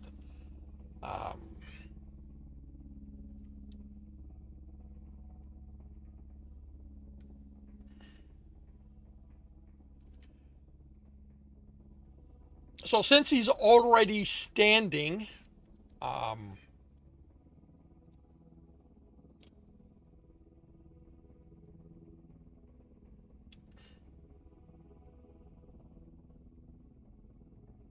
so this is basically This is the demonstration of Trokim admitting defeat. Am I getting this correctly? This here?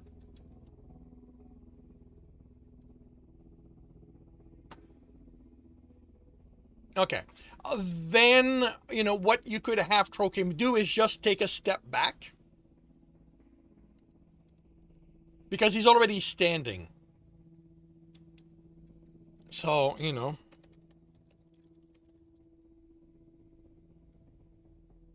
Trokim stepped back with head and shoulder bowed. Okay, would the posture, would the appeasement be negated with the step back? Because at that point we fall within, what would be cultural customs. No, so yeah, so I would, because that way, we don't add the confusion of him standing.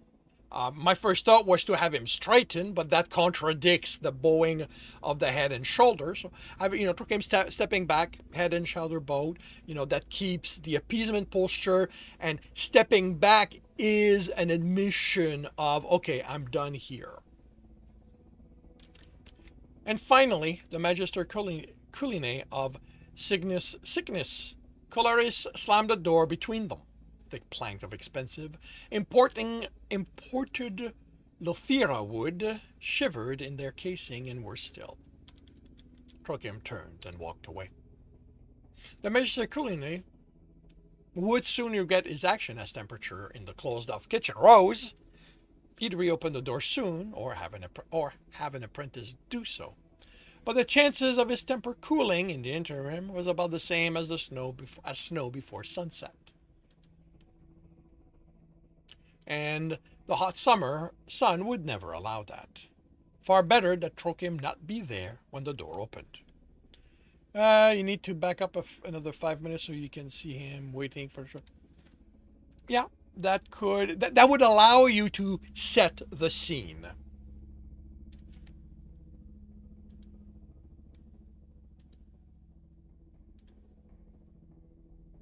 Give me a moment to handle this.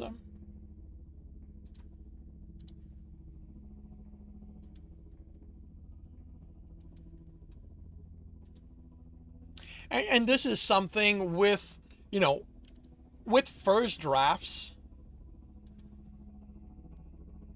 it is better to start. Not to start at the correct place. Because information can be added, scene can be added, to make needed adjustment. But once, at least starting allows you to continue.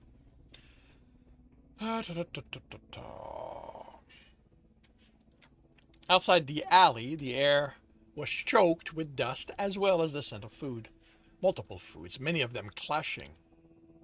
Westgate Market had a variety of places to eat, but Trokim had already tried his luck at most of the Epulanaria. And he wasn't ready to apply at one of the cheaper tabernae that fed more people food quicker but with less quality than Trokim had learned to accept. He might need a job, but he wasn't ready to lower himself to tending a spit of meat at one of the hole-in-the-wall shop, or worse, a Laurent market stall meant for country folks coming to the city to vend for a day. Not yet. He'd need to consider it soon. Tabernae work didn't use the skill he'd worked so hard to develop, but they weren't locked into the guild system either. Many were run by independent journeymen, not advanced enough by guild's judgment to accept an apprentice to ease their load. It was nowhere a person would want to work, and so positions were often available. The pay was low and conditions unprotected, but it would still allow him enough coin to feed himself and pay for his cheap single room in Villerum. Trokim needed a career position, one with room to grow, and a punalarium like Sickness Colaris, where he might aspire to take over from the current Magister Culina when that worthy moved on, was his preference. Uh, yeah.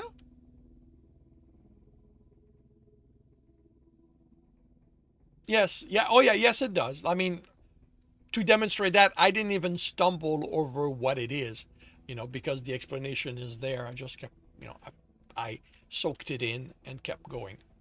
Yeah, that is a very good way to do it when it's possible. Just slipping, and it's a couple of lines. No, no overdoing it with going in depth, and that's all a story needs.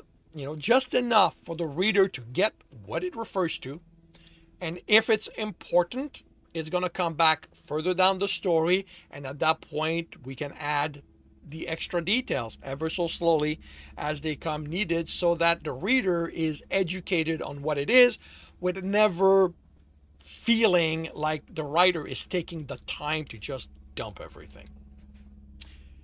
That is when it fits the alternative to info dumping, and I and many writers recommend it. The way Maesper took over from the current Magister Colline when that worthy moved on was his preference.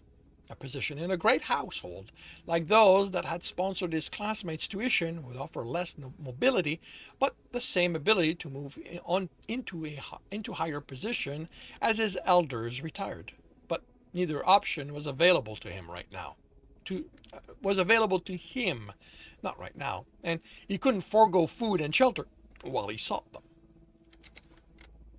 Perhaps a small taberna would offer enough to get by, at least while he searched for something better.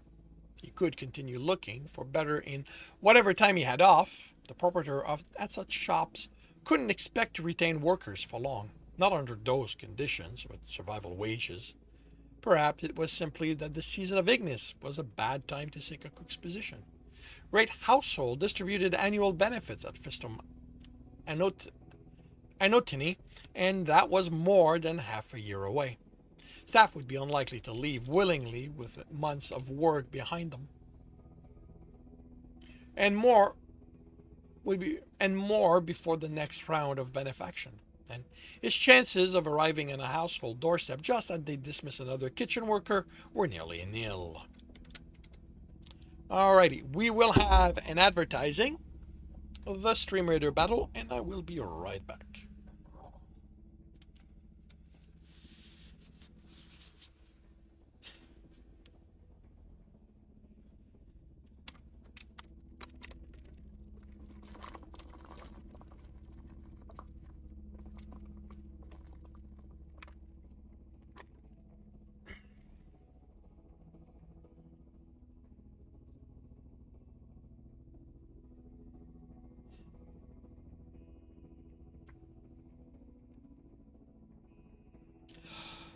Battle Station, everyone.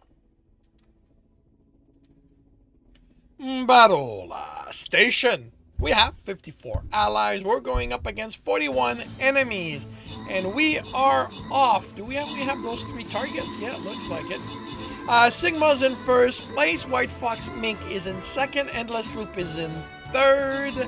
And, we've got a target there. I think we're about to be done. There we go. We're done. All targets are dead.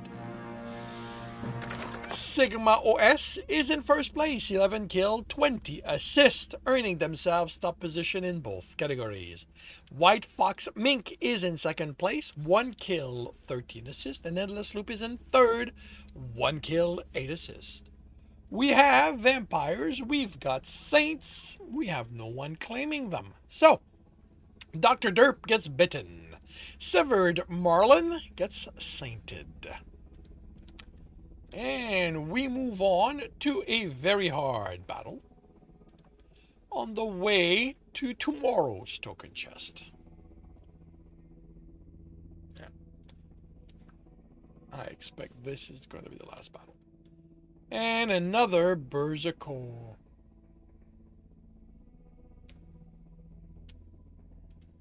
Berserker.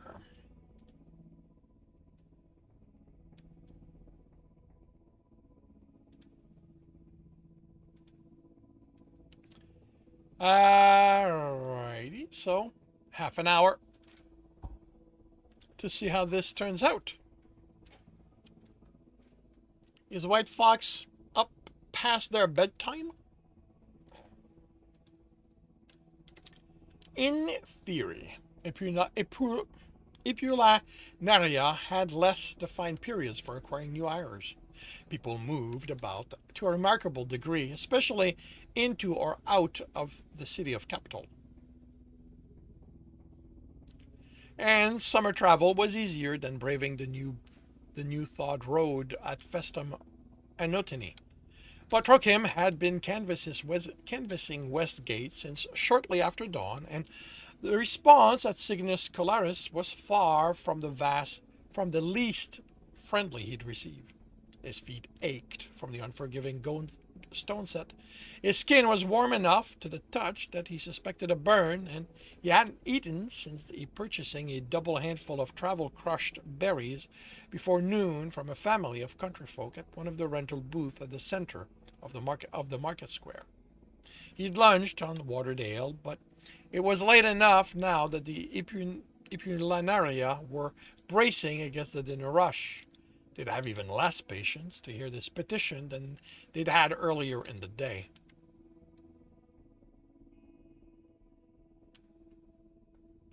Nor were there many more places to apply within Westgate. The area was among the most commercially active in capital, but Cygnus Colaris was out.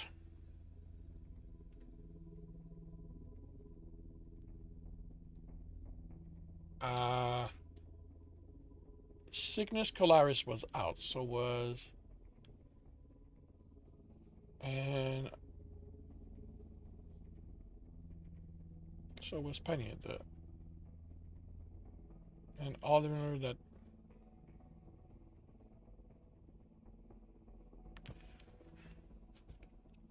Da, da, da, da, da, da.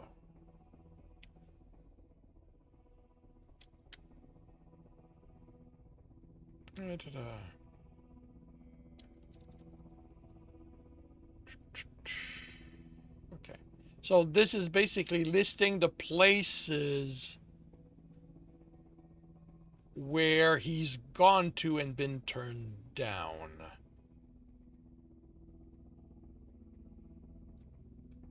Okay.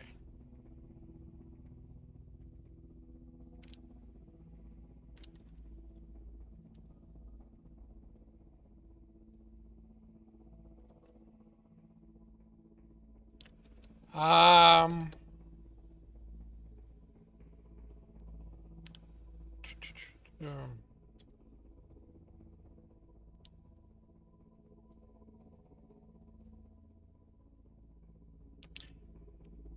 I think here...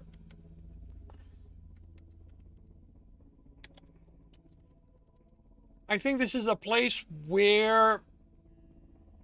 Because putting the period there sort of breaks what this is about.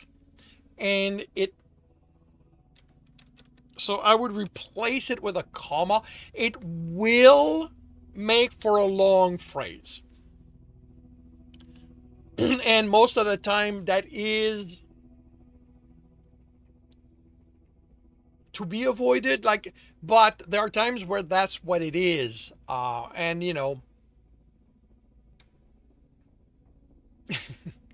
the area was among the most commercial active in capital, but Cygnus Colaris was out as well. Okay, I think my mind went to, as was Panier, the cunning Coney, the pewter pot, Comatus Circulan, and all the Apunaria Trochim had approached the previous day, the previous week, the previous month. It is long, but at the very least, from here,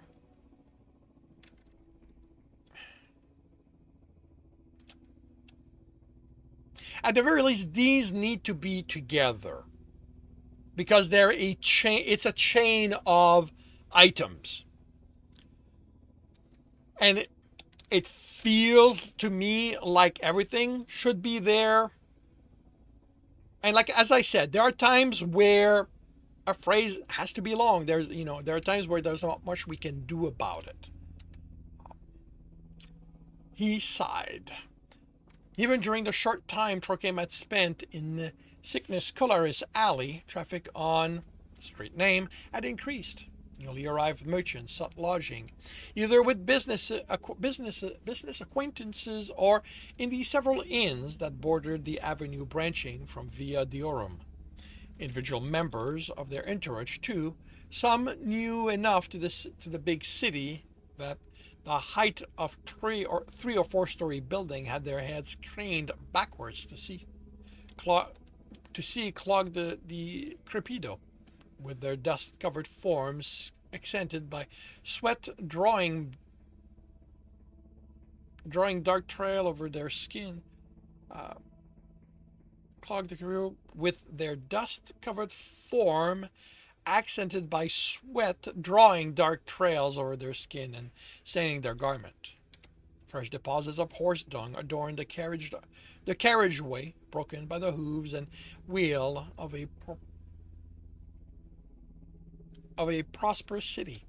The pavement was swept each night, of course, and the dung reclaimed for agriculture. But on an afternoon as hot as this, even the fresh deposit of a single day combined with the scent of cooking, the body odors of Samashio's various people, and the warring fragrance of those people wore, the overall melange was almost as exhausting as Trokim's job search itself, and he wanted nothing more than to sit somewhere cool and hide from the world, if even that were possible.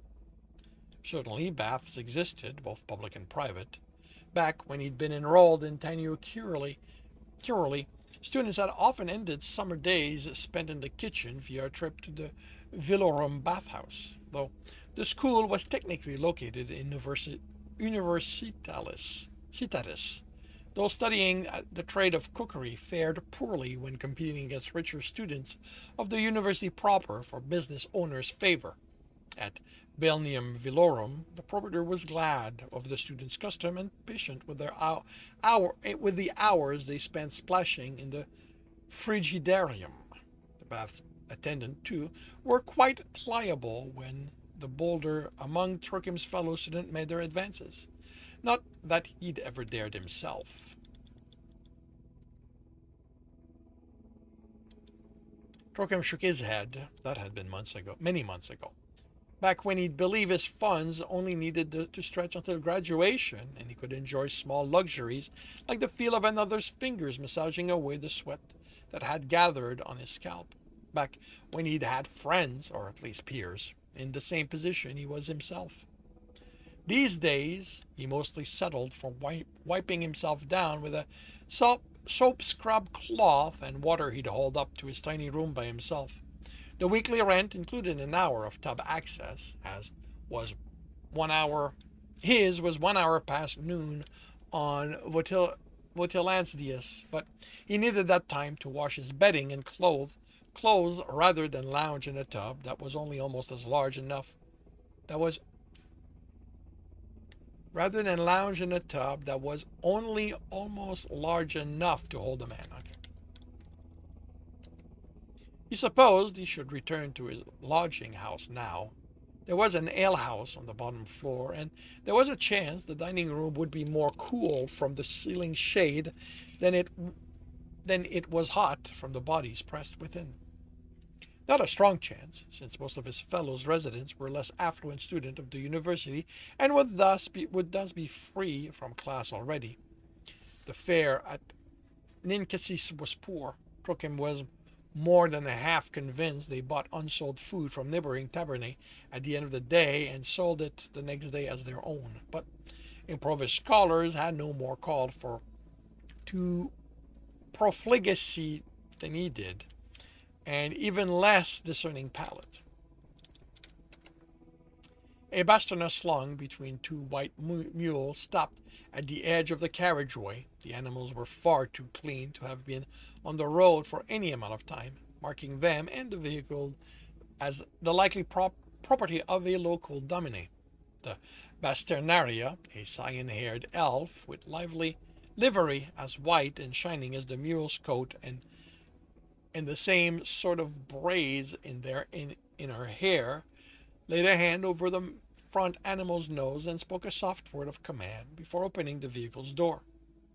A human man alighted, followed by a child of indeterminate gender, another elf in servant's attire, and finally a solidly built woman in the impractical style the Domine favored. New tricks, the child pointed to Trokim. Why is that funny man dressed so? The woman gave Trokim a disdainful glance, taking her husband armed, but left answering the child to her elven servant, or perhaps the child servant. Some of the more lordly sort gave servants to their children as they might a puppy or kitten, to teach them the responsibility of their position from an early age. Don't point, dear. The elf's voice was soft, pitched not to offend air better. Even the child was corrected. We've souped with cooks in the kitchen.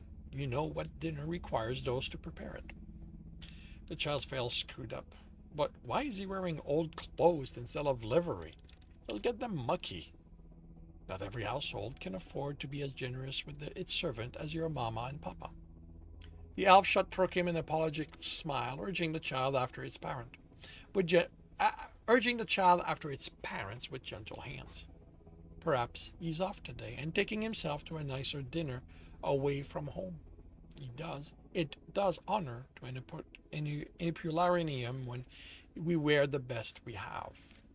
Even entering Cygnus Cularis, the youngster twisted back to stare. How can that be the best he has? Thankfully, whatever response the servant devised was too soft for Trokim to hear.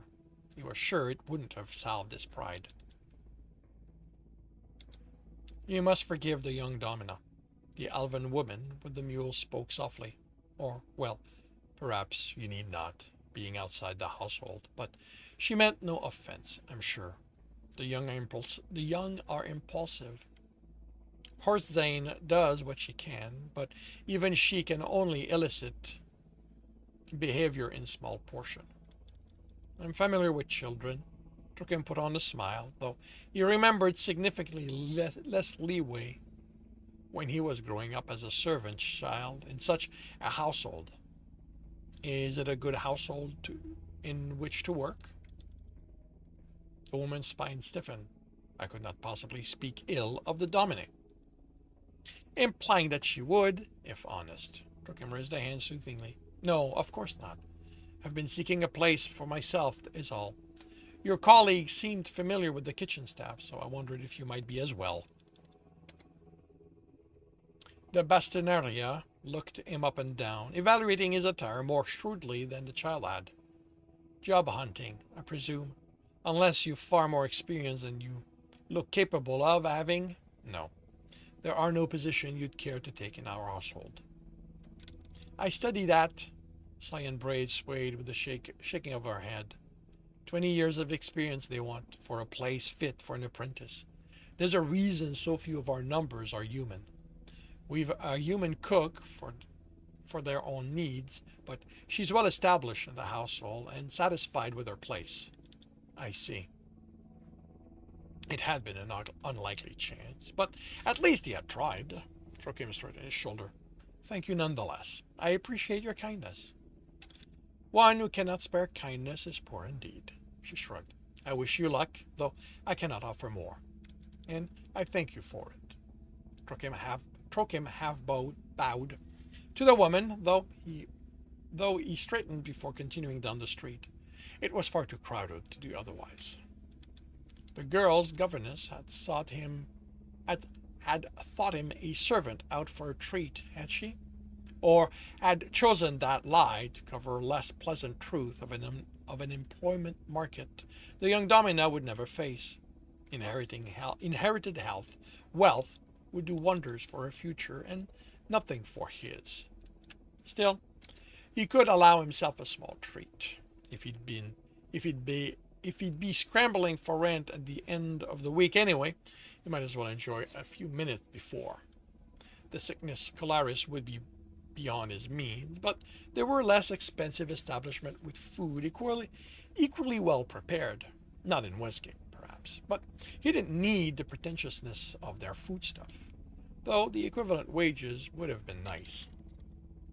The Sanguine Horse, for instance, named in the common tongue rather than celestial, as Sickness Colaris was, its kitchen did excellent work. They were known more for the stage show than the food in their dining room, certainly, but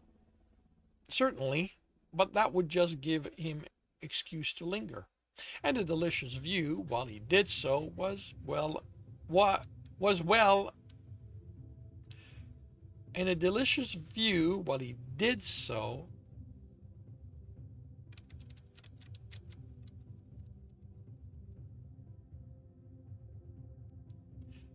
okay, I mean, this is simple. I mean, I would go and with a delicious view just because this is stylistic. So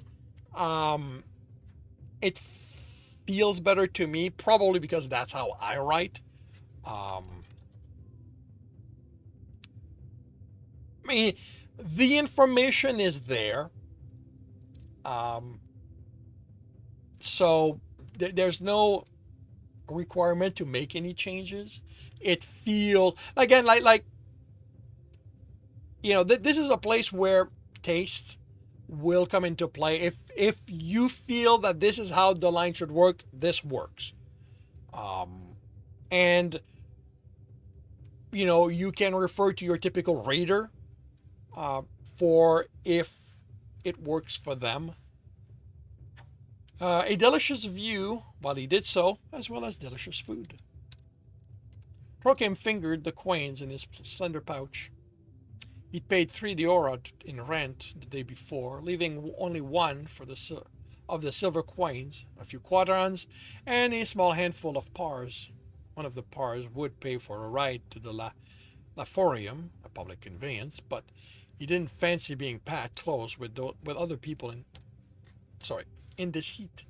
Besides, the Sanguine Horse wouldn't open until sunset. He had time to walk.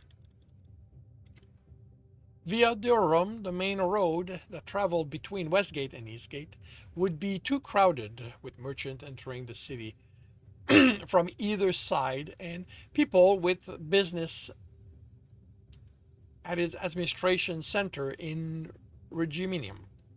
He made his way north to Ritorum, a much quieter marketplace dominated by bookshop, scribble supplies, and abstruse instrument, as far beyond Trokim's understanding as they were beyond his purse. The area was prosperous enough, but its custom was dominated by learned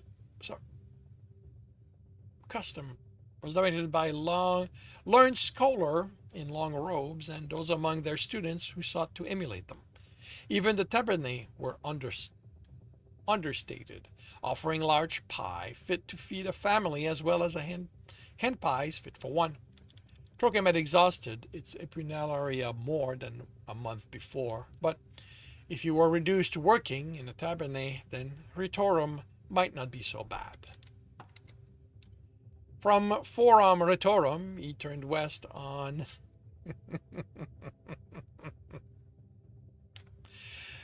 which would turn into Crucible when it passed Cardo Avenue. Okay, at this point I'm a little curious. How important are the name of the streets in your style of storytelling?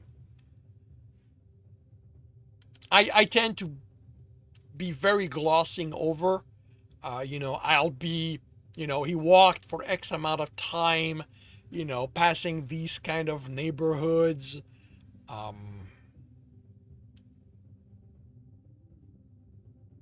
I I very much do not make location an important subject in story. They're basically backdrop for me. So okay. which would turn into Crucible when it passed Cardo Avenue.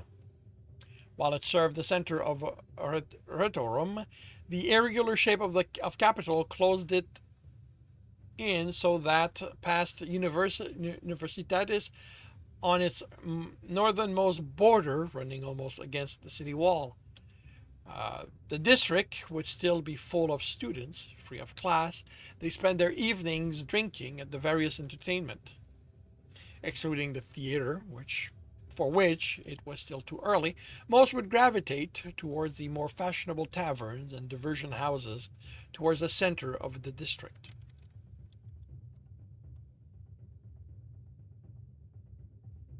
Also, why you're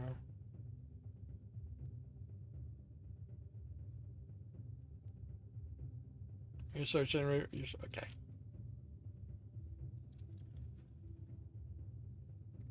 Its path was mainly clear as far as Northgate, where the market bustled with agricultural produce from Holus Abditus and nearby towns. Woven grass basket held fragile berries of Fragaria and Linocera. Larger basket gathered fresh beets and the new crops of cabbage and other coals. Tiny, delicate cucumbers were displayed alongside young onions, garlic scapes, and pot herbs. What a salad he could make with the season's bounty, if only he had funds enough and space. But the energy from such dishes was sparse. Elves might be able to live on plants alone, but a human body needed more. Even if he found a grower willing to part with single servings of each element, the finished salad would offer more gustatory pleasure than strength. He might be able to pry out the coin, but foregoing that energy was price he couldn't afford. Reluctantly, Trokim left the temptation of Northgate Market behind and continued along Crucible.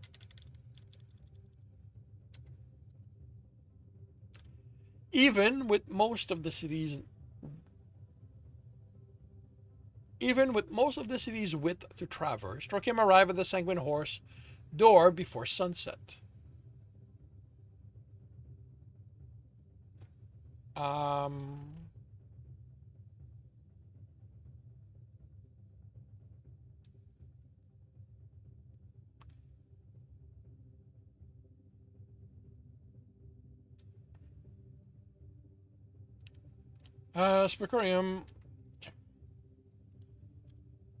Sporcorium, where this diversion house was located, was not a good neighborhood. Its reputation was among the worst in the city, and it was rumored that the Sanguine Horse was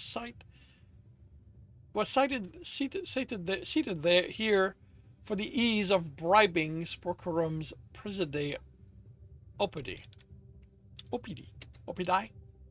Despite the neighborhood's reputation, Trokim had never had any trouble on its street. Perhaps an impoverished as Sporcorum was, even thieves and muggers found the local trade unprofitable. Two, his swift passage along Crucible had taken him past several day labor brokers who offered to connect unskilled worker with employers across or outside the city. Free transportation provided, boasted one such office, but even Trokim could see that free transportation was an undisclosed work site would make it difficult or impossible to leave before that transport returned. He had no doubt its timing would serve employers more than the workers it purported to benefit. If day laborers were kept on site until sunset, which seemed likely, these streets might remain empty until after dark. There were, after all, less tenable employment options than being a tabernae cook. Some of the offices didn't even try to hide it. At Crucible Cruise, on the last block before Forum Sporcorum, small notices on the door listed requirement for workers seeking placement. The larger signs, however, advertised their services to potential employer as a cheaper option than maintaining slaves. Healthy workers only. No food or housing obligation. Half and full day rates available. And they were, after all. Okay. We have a repeat of the phrase here. So which one? It feels like this is the top one is the one that belongs there. So can you confirm if that is the case?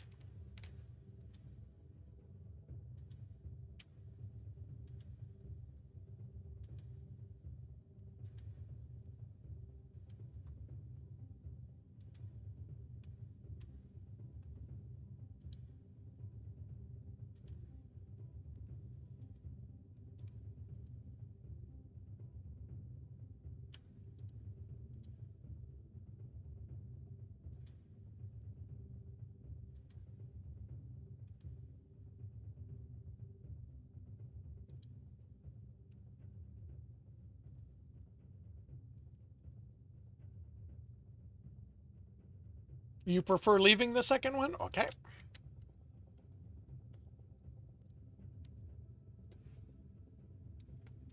A block east of Forum Spokerum, Torkim reached his destination. He was early yet, with the last of the sunset painting the underside of clouds to match the Sanguine Horse's dark beams. Darker still were the black plastered panels that filled.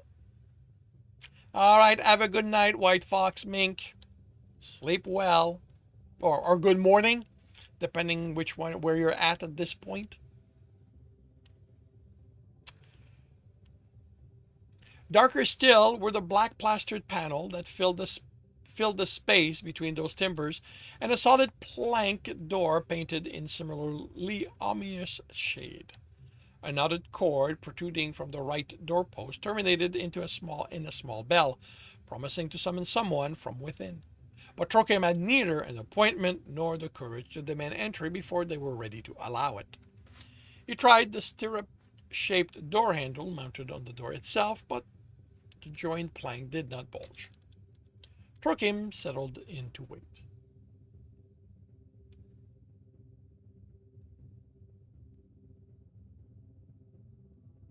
So yeah.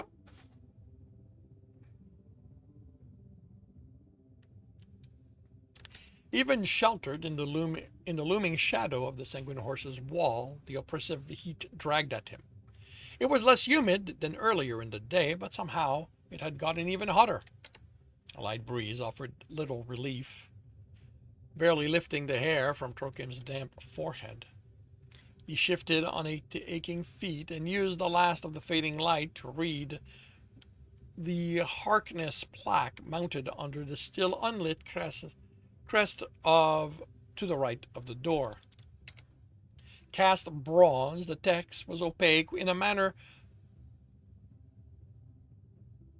of every legal document Trokim had read. The Harkness Act, it explained, stipulated minimum age for the entry of establishment that provide or promote paid sexual services, provide goods or entertainment designed to appeal solely to the prurient interest of patrons, offer games whose outcome are dictated largely or entirely by chance, and or promote intoxication by serving patron beyond the capacity for reasoned judgment. A higher age was required to provide those services, and the plaque attested that the Sanguine Horse was in compliance with all relevant regulations, other than the chain horse rearing between the word Harkness and declaration at the top. The wording was the same as that displayed at every such business across the city. Out of curiosity, is there a reason here why you are telling the reader what it's about instead of showing them the actual wording of the act? Because I get the sense that this would be something to the effect that the sanguine horse, as in accordance to the Harkness Act, only provides services to such their employee or above such, like, or would it be different?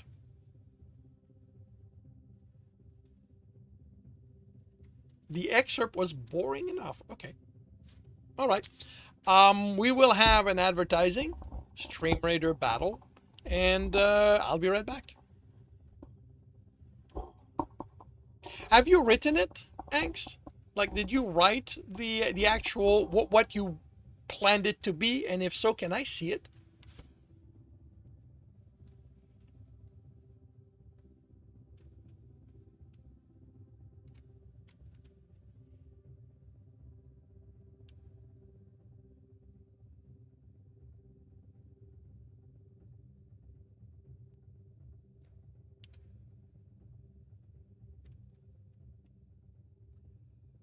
Battle station, everyone. Battle station. We have 45 allies. We're going up against 61 enemies. Sigma starts us in first place. Oliver is in second. White Fox is in second. Oliver is in third. And Hollow is in third. White Fox is in second. Birding Mom is in third. I and Birding Mom have killed epics. Sigma's in first. White Fox is in second. Birding Mom is in third. We have targets down there. Okay. That's all we've got left target-wise. Sigma maintains the first. White Fox is in second. Birding Mom is in... Oh, Neon takes over third, takes over second. White Fox is now in third place. And we are about to be done. There we go. We're done. We've won.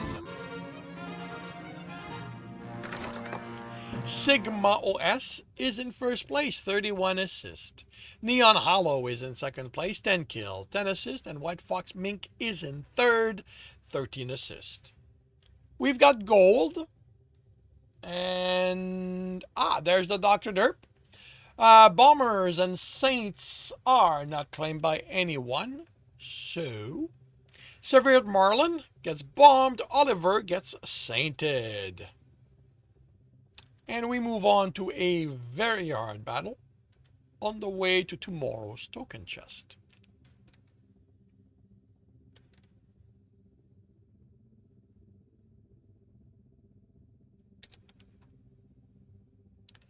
Alrighty, and another Berserker for me.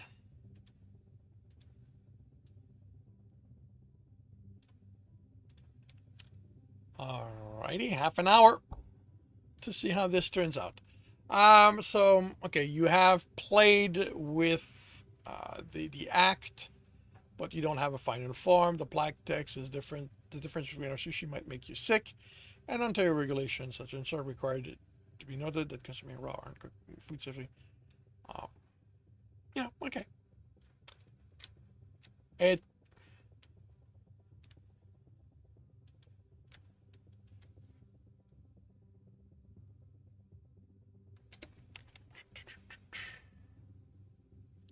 almost the same. Almost the same. Anyway, there was another paragraph at the bottom of this plaque that Trokim hadn't noticed before when he'd had the option to enter rather than lean on the wall reading signs. In similar language that only a Cosedicus could love, the Sanguine Horse warranted that those working within were present and engaged in their trade as the result of their own unconstrained choices. Furthermore, guests were advised that each worker had the right to decline or terminate client interaction at any time, and that no refunds would be given should this occur. This last was no surprise. He'd been advised on his first visit to the Sanguine Horse not to touch the waitstaff without their explicit permission, and he'd seen the tail end of the consequences when another patron violated that. People might come to the Sanguine Horse to see or engage in recreational pain, but the woman escorted out that day had taken no pleasure in her dislocated shoulder. A scraping of wood against wood alerted Trokim in time to move away from the door before Jizazane pushed it open. Not that the tall elf was likely to object. When the Sanguine Horse's door warden wasn't dealing with recalcitrant guests, he had an easy manner that belied the sort of business he guarded. Good evening, Trookham. He stepped through the door and held it for Trookham to pass. Were you waiting long?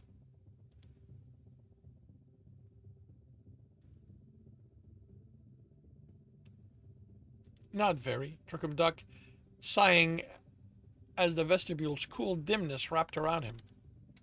Perhaps he should worry that the staff of the Sanguine Horse recognized him so readily, but he was hot and tired and just wanted a drink. Long day, though. I'll be glad to sit down. We should be able to arrange that. I'll be with you in a moment. Jizazane blocked the door open with one foot while he filled the crescent on each side with pitch-soaked rope and lit their wick. The Sanguine Horse's vestibule was a quietly elegant space, contrasting with both the neighborhood outside and the show that took place within. To Torkrim's left, a padded leather couch backed onto a meter-tall railing enclosing the inner door. That railing ended at a carved wooden lectern where Jizazane normally stood, welcoming guests while his presence dissuaded overeager or underage visitors from letting themselves through. On the right-hand wall, sweet beeswax candle glowed to each side of a board marked Victus Gentium. Under Alpha, it listed a chickpea dish, allowing elves to dine while abstaining from meat. For Nene, the dwarves stewed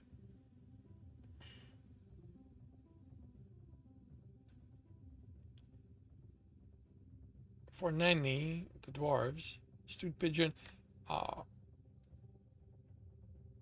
Stewed pigeon was available. Human and merfolk diet were less constrained than the other two people, so there were no separate listing for them. Trookham could choose from either option, though the gnawing in his stomach suggested both as the correct decision. His purse sadly disagreed.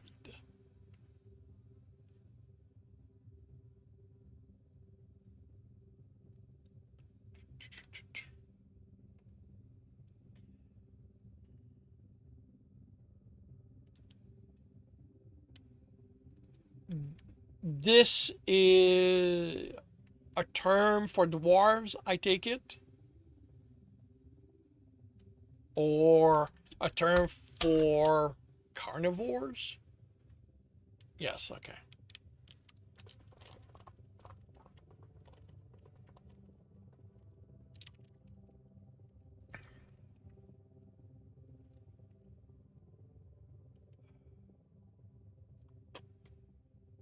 Hey, Siobhan, welcome to the stream.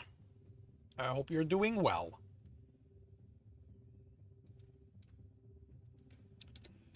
The door closed behind Jizazane, and he took his place behind the lectern. Dining alone tonight? As always, Torkim forced a grin. He knew that some people came to the Sanguine Horse with friends or even with intimate partners.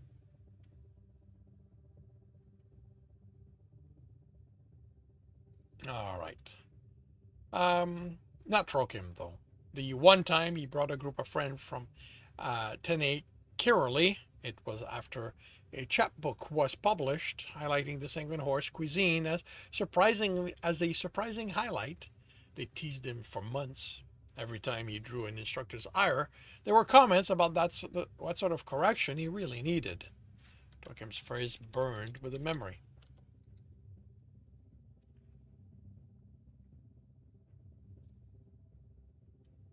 You are? Well, I hope the appointment will go well, then.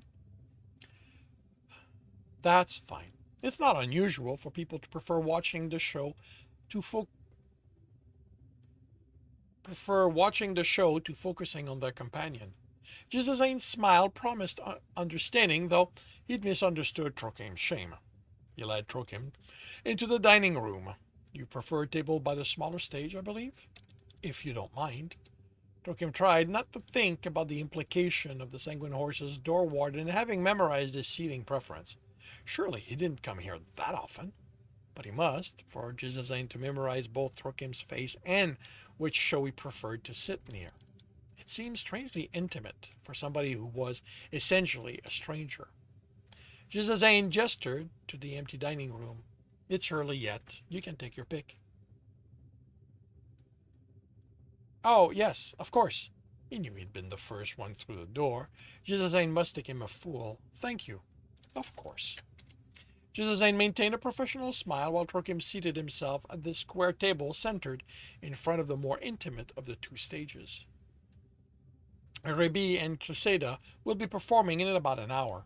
I'll have the kitchen send out somebody to take your order. Thank you. Joachim tried to talk sense into himself as Jizazain bowed himself away. The man was only being courteous, showing the deference to a paying guest that was expected at an planarium. There was no intimacy to it, and it wasn't as if the elf was judging him for coming here.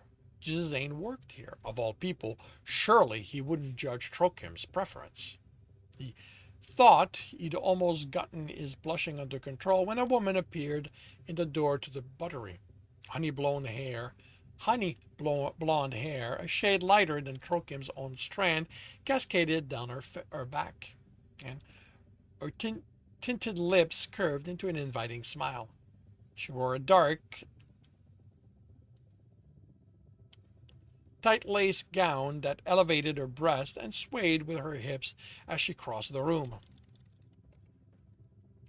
One of the stranger things about the Sanguine Horse's admittedly unusual costume was that performers often served tables in the dining room as well as appearing on stage. This was Creseda, the same woman who would be performing with Rebi in less than an hour. What can I offer you tonight? Joachim swallowed hard.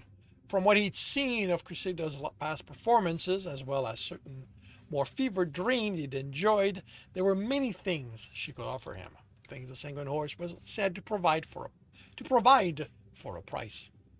But if his purse would strain to cover a meal, he certainly had no hope of affording more personal attention. Just a beer, if you please, to start. I can do that. Will you take bread with it? Joachim considered his limited fund and weighed them against the folly of drinking on an empty stomach. He still hoped to get a dish of pigeon later, but if he ate too quickly, there'd be no excuse to linger in the relative comfort of the Sanguine Horse's dim dining room. It would be hours before his room at the lodging house was cool enough to bear. Perhaps some barley bread, if you have it?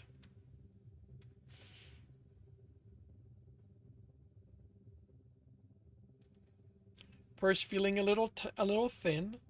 Creseda's smile was sympathetic. I'll see what we have. If not barley, perhaps manchet rolls or egg knots from our previous delivery. At the same price, of course, since they wouldn't be fresh. Egg bread for the price of barley? Even stale, it was both richer and easier to digest than the coarse roll he'd requested.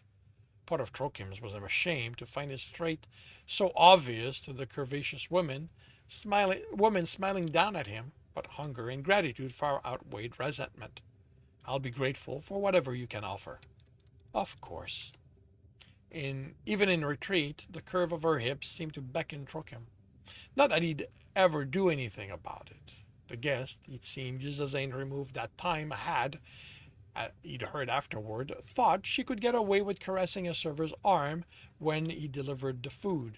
Another story claimed she had pinched a waitress's bum to get her attention, and still another version claimed she persisted too long when one of the performers declined her invitation to an unpaid social outing. Stories might vary, but the moral was clear. Advances that might be laughed at in the real world were not tolerated within the Sanguine Horse. The beer Creseda brought was relatively low in alcohol. That was part of why he'd chosen it over stronger spirits. But it had a pleasant citrus undertone to offset the hop's bitterness. It was a blessed blessedly cool, and like most things of the Sanguine Horse, their cheapest offering was finer than he could have afforded elsewhere.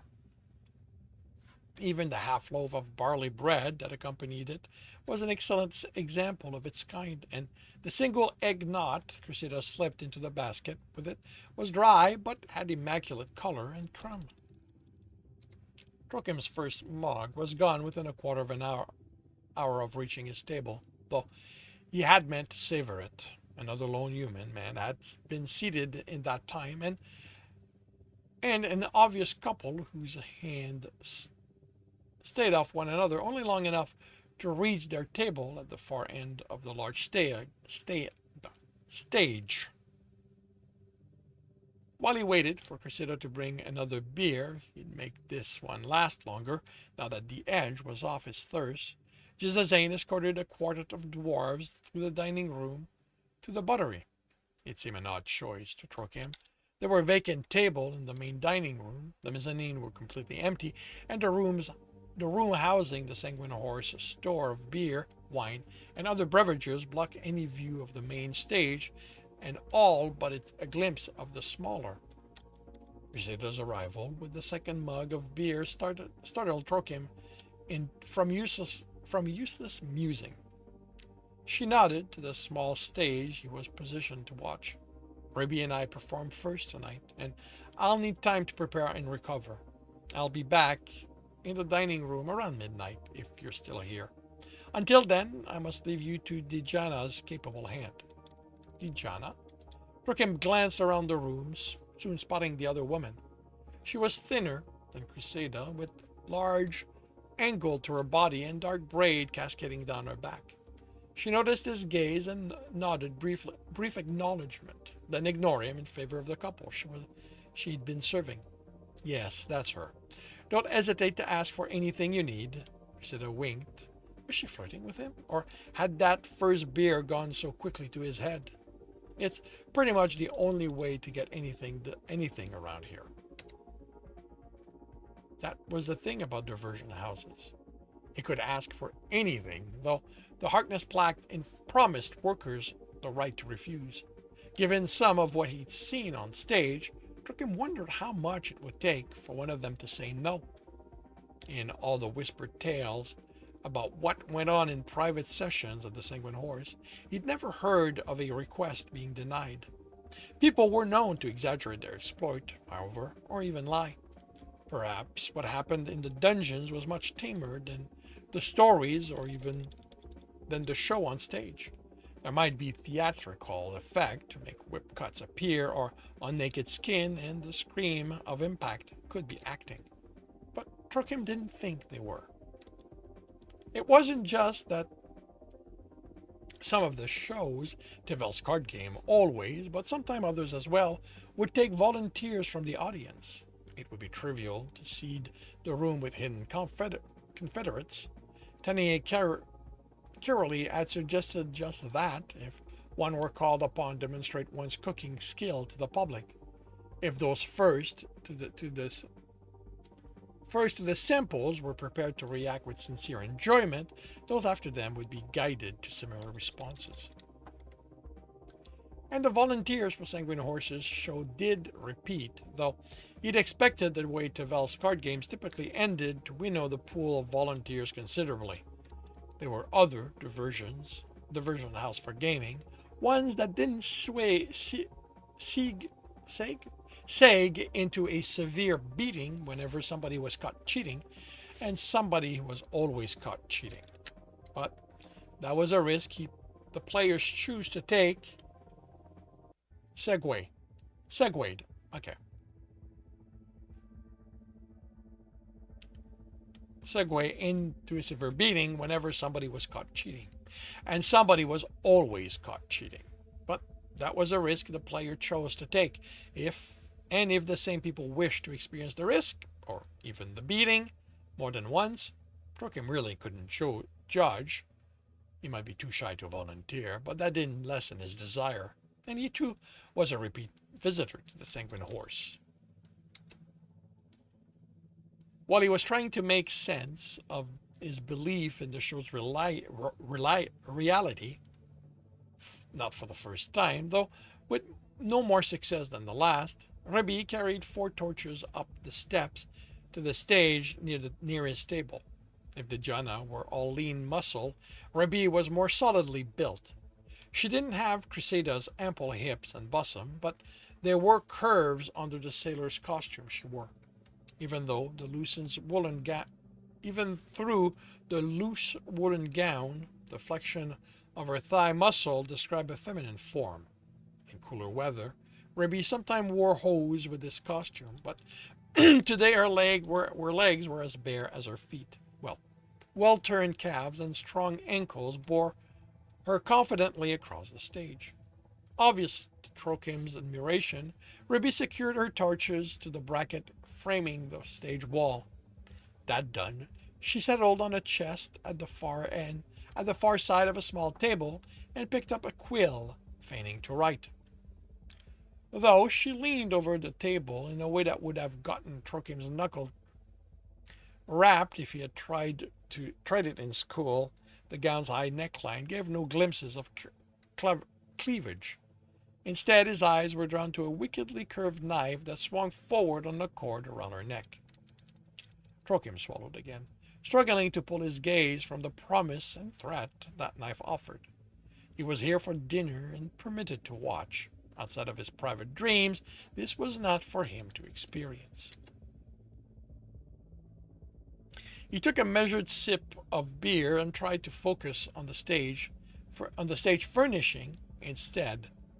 Its back wall mimicked the timber plaster of construction of the wall outside, though it was plastered in the usual white between black painted timbers.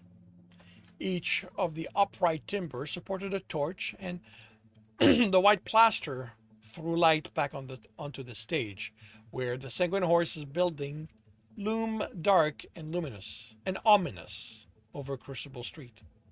The wall behind the stage defined a point of brightness in the otherwise dim room. Movement flickered at stage right, and Crusadas came into view. Her hand supported a slim rushlight, its flame weak and wavering with every step she took. The dress she wore was the same as when she'd served him, but the confident flirtation of her hips were gone. Ruby looked up from her writing to observe Crusadas' progress, drawing the audience's attention to a single point. Yeah, the last section is. You may have made changes to the last section,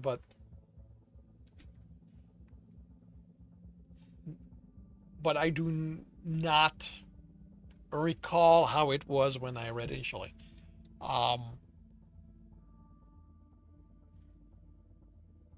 Yeah, segue. Yeah,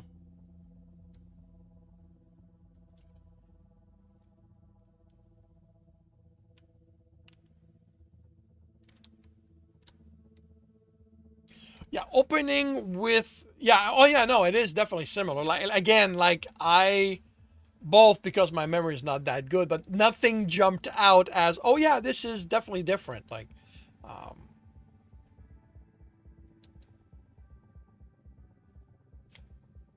I will say that there is not really a sense of info dumping in this version. So um, everything is very well woven through everything else that's taking place. Um, and starting with the job search definitely shifts the sense of focus. Does it feel more balanced? Yes, it does. Yes, it does.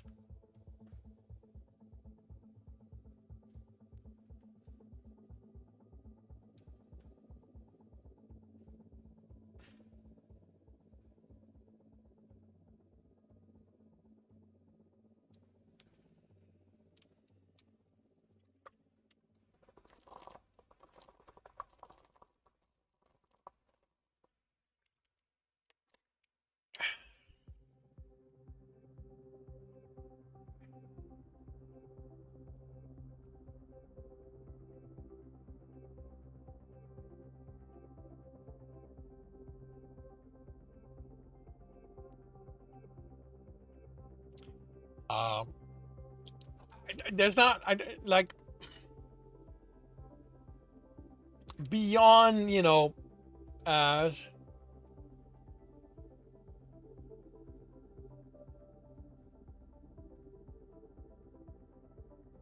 but you've seen other things that he wants and needs first. Yeah. The one detail that I've noticed from the conversation we had last at the last read and comment, I did not notice anything about that addresses his need for community. Um, is that something you plan on inserting later, or uh, couldn't find a way to make fit? Or is it something you decided to downplay? Because the fact that, that it was something that was that felt like doesn't mean that it has to be uh,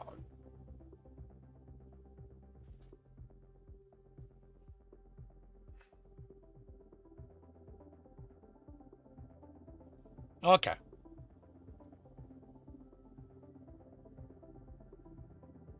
Okay.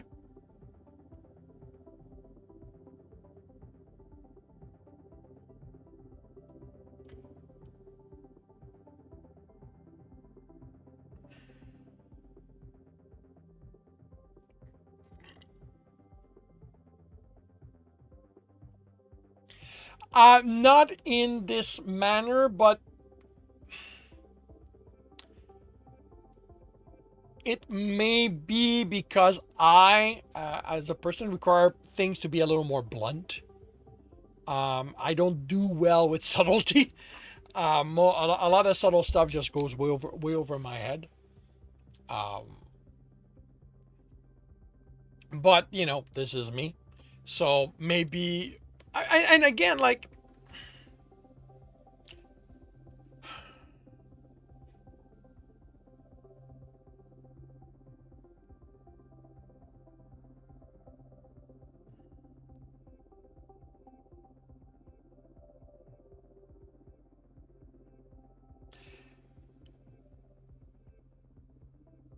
and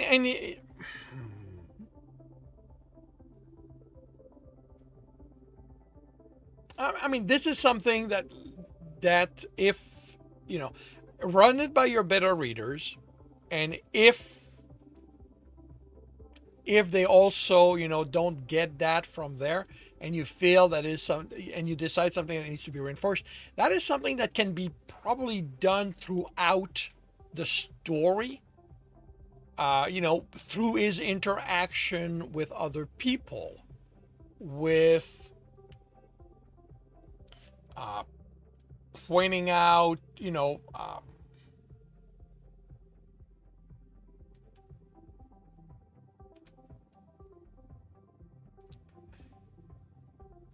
for sure, things.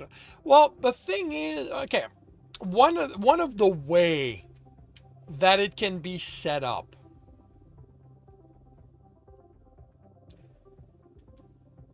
is that it can be done through his interaction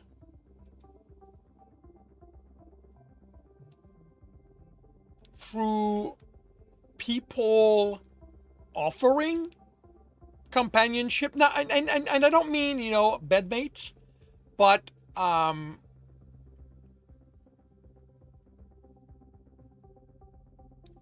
you know, you know, but that but okay.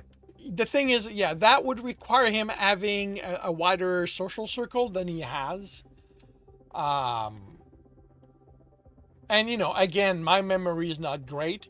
Um, like with the herbalist, like, and you may have done that, and I may simply have forgotten. You know, because the way I remember the interaction with the herbalist is that there's a certain level of friendship.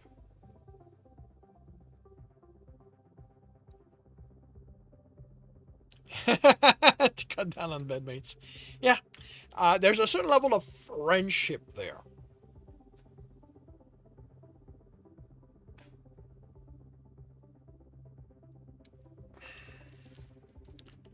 And I don't remember and again, maybe I am getting the wrong sense, but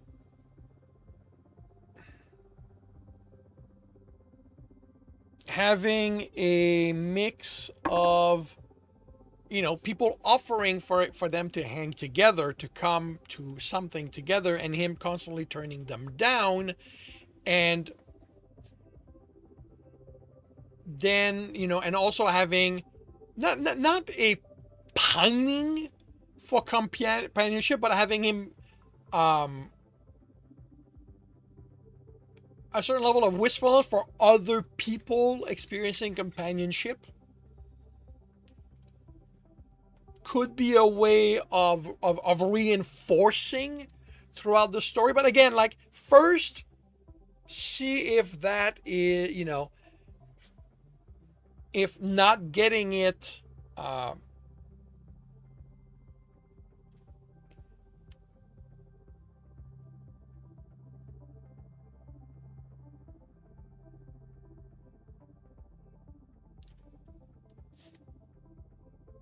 no worries about typos. The thing is,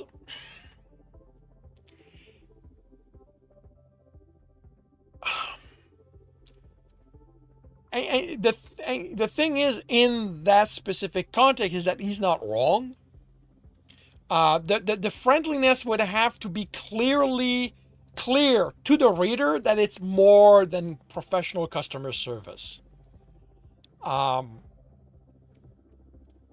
Which is why, to me, the way it's why me as a writer, I would put these scenes in purely social environment, or the offer would be outside of whatever the customer service aspect would require.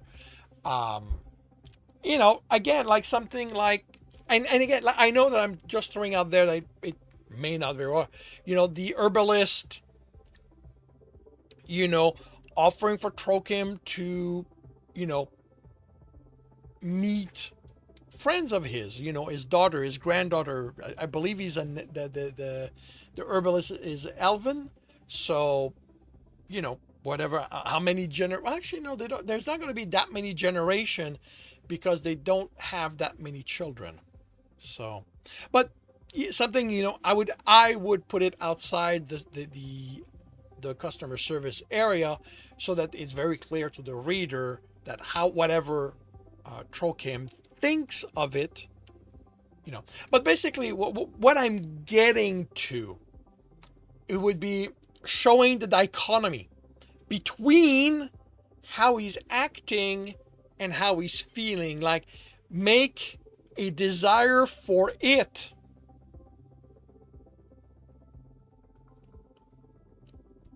something that's clear, not to the level of, oh my god, why don't I have anybody else, but to the level of, oh, you know what, this would be nice. And then when it's offered to him, he turns it down with what can be justified as decent reasons, while not being entirely, while a reader can go, you've been wanting this, it's offered to you, and you're turning it down. So, so basically, to show that wanting doesn't mean you know how to get it, kind of thing. It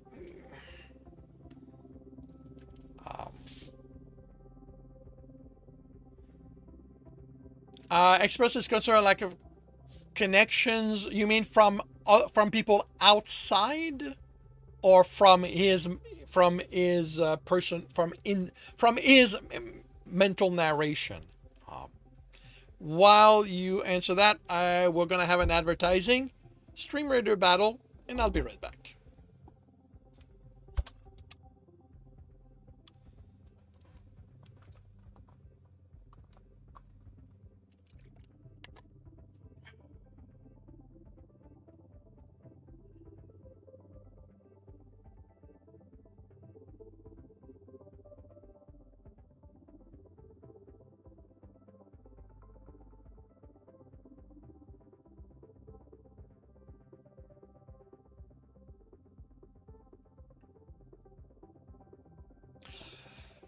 Battle station. Everyone. Battle station. We have 41 allies. We are going up against 55 enemies. And we are off with Sigma in first place. Bonska is in second. Decker Fox is in third, but Duchess takes that over. Bonska is now in first. Decker is in first. Sigma is in second. Sigma is back in second place. Bonska takes over second place. Sigma is in third.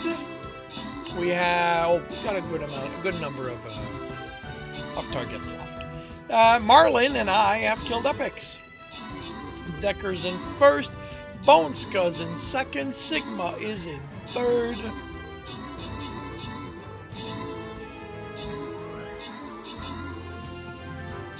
And we're down to the last few targets and enemies, and there we go. We're done. We've won.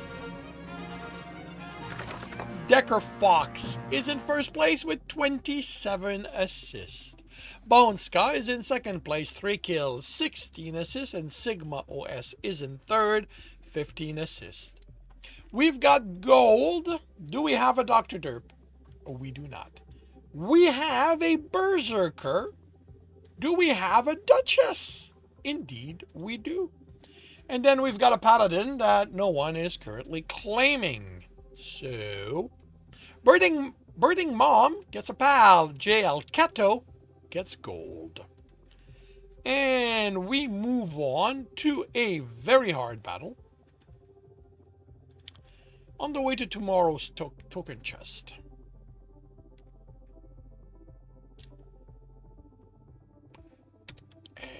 And Berserker again, and again.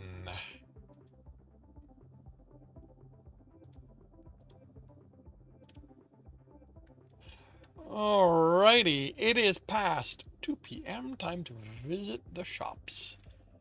Here, Berserker get purchased. I am above 20k. I gotta refresh. Ooh. I'm above 25. I get another refresh. And that is that. So half an hour to see how this turns out. And now to look onto the viewer side, where Flying Rogues get purchased. And with the first purchase, hit level 30.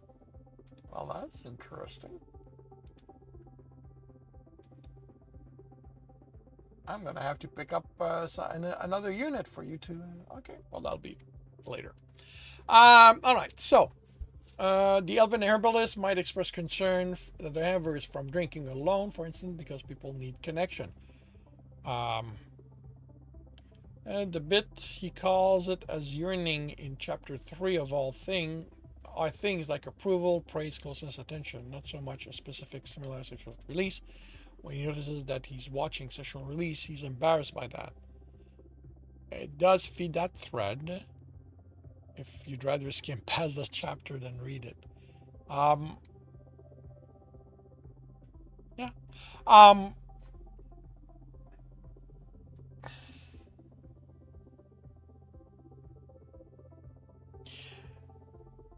And yeah, with the Elven Herbalist, yeah, that would work.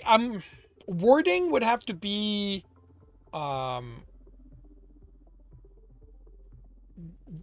chosen. Words would have to be chosen with care, because you don't want to be so blunt that Trokim's doesn't have a reason to misunderstand. Because if Trokim literally says, no, I don't need that outright, and then, well, you know, I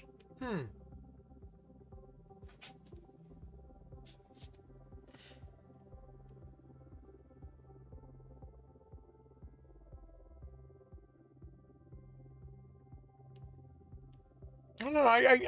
As with anything written, how it's executed will have a lot to do with it. Returning to Trokim used to have friends. I think one of the reason why it doesn't quite registers that way to me is that it is framed in such a way that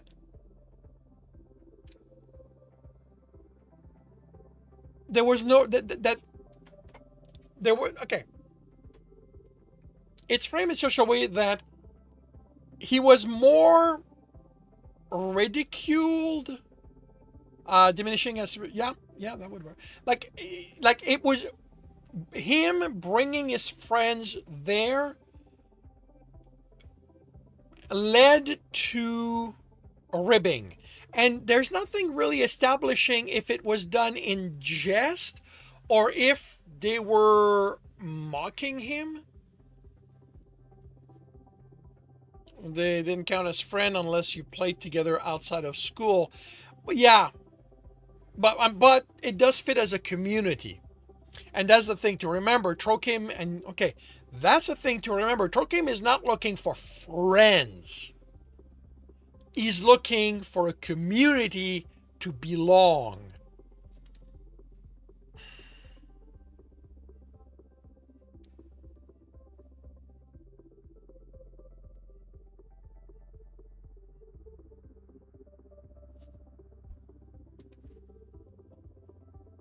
Oh, considering to a bathhouse. Okay.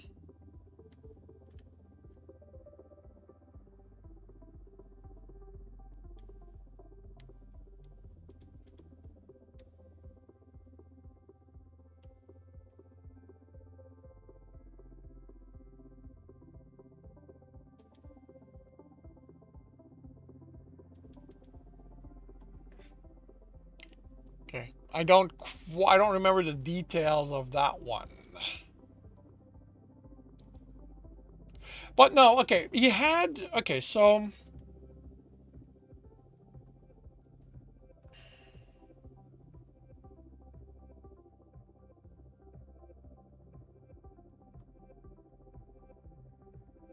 and I want to ask if there was an attempt on his peers to stay in contact with him, but they were peers, they weren't friends.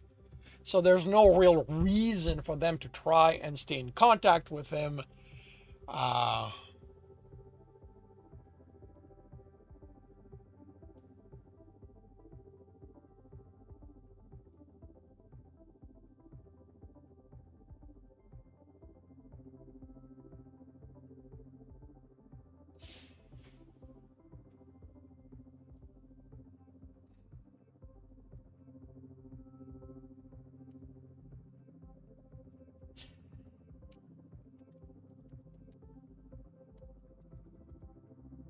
there we go.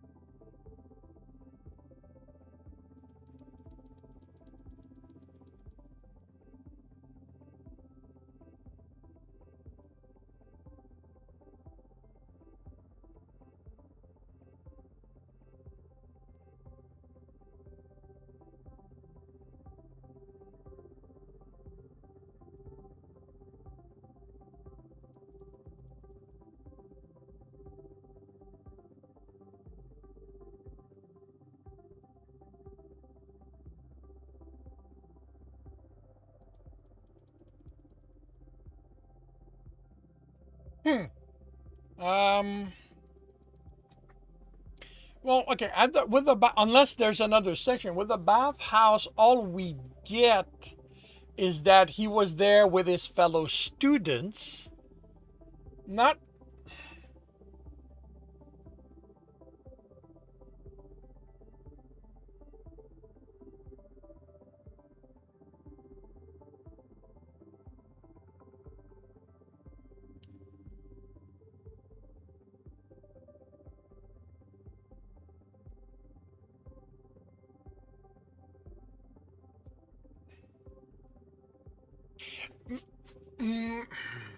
maybe.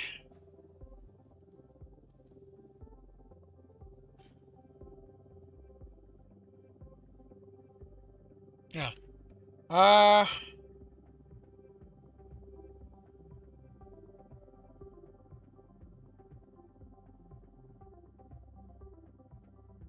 yeah, no, I understand what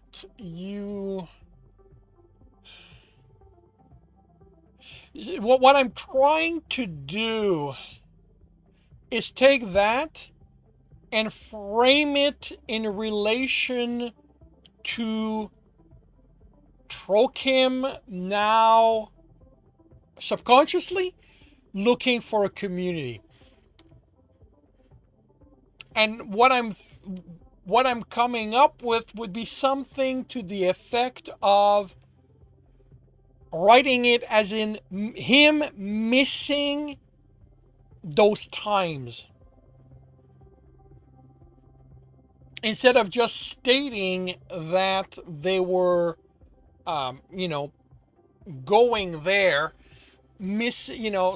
setting it up in a sense of he missed those times when he got to go to the bathhouse. And I having said that, it doesn't quite fit the way this is set up, so I'm not sure that would work there.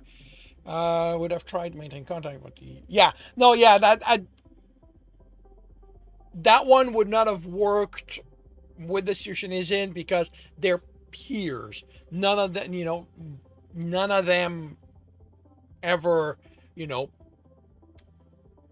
built friendship through that, or at least Trokim did not. And if others try to make it happen, by the time we're here, it's not something we can show because everything is from Trokim's point of view. Um, Although, throwing this one out there, um,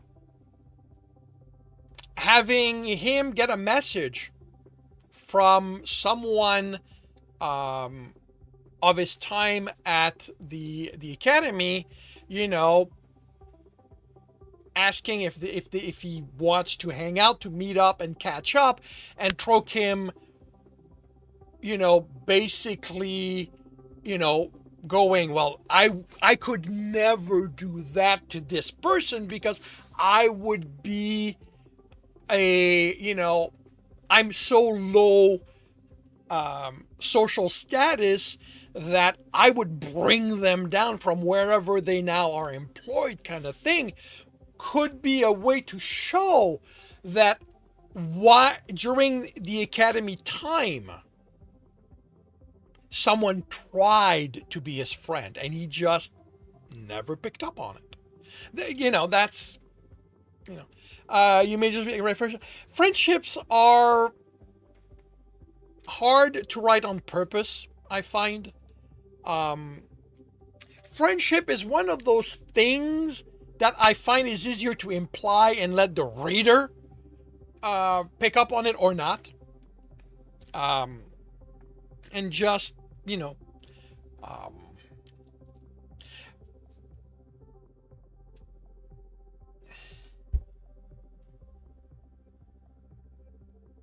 yeah, missing I don't know that in the way you have it, you trying to reframe it as missing those, I don't think that would work because he is in a situation, the mental framing is simply that these places exist and they are places that he used to go to with his fellow students um, back when he was at the academy.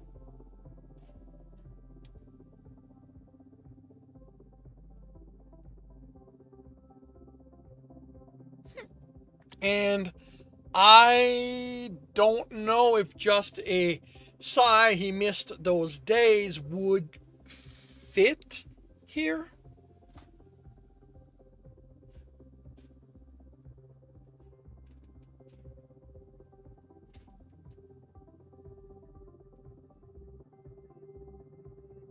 Oh, there we go. Back when he had friends. Okay, there we go. That's the line you were talking about. That I I was looking for that line up here, back when you were at least peers, in the same position as himself.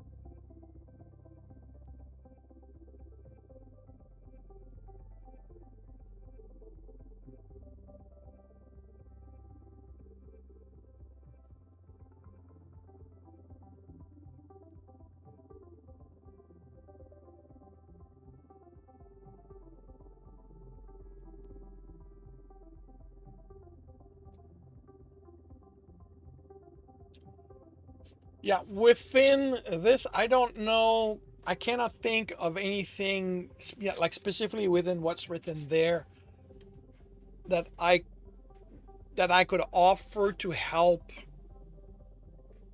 reinforce the sense, to help establish slash reinforce the fact that he is missing the community he had while at the academy. Um,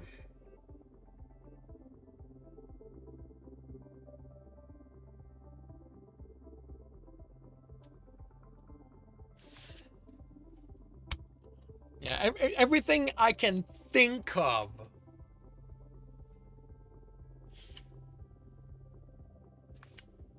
You're not sure you should. Well, yeah, there is that question.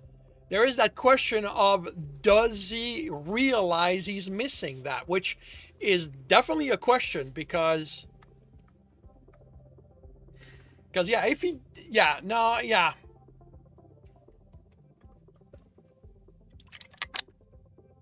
yeah if you're going for him not realizing it,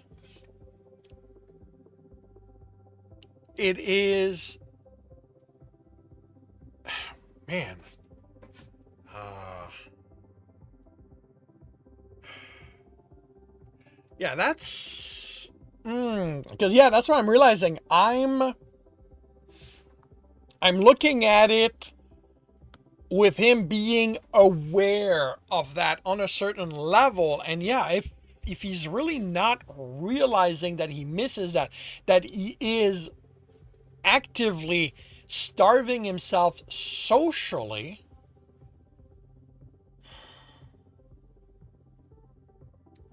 Huh.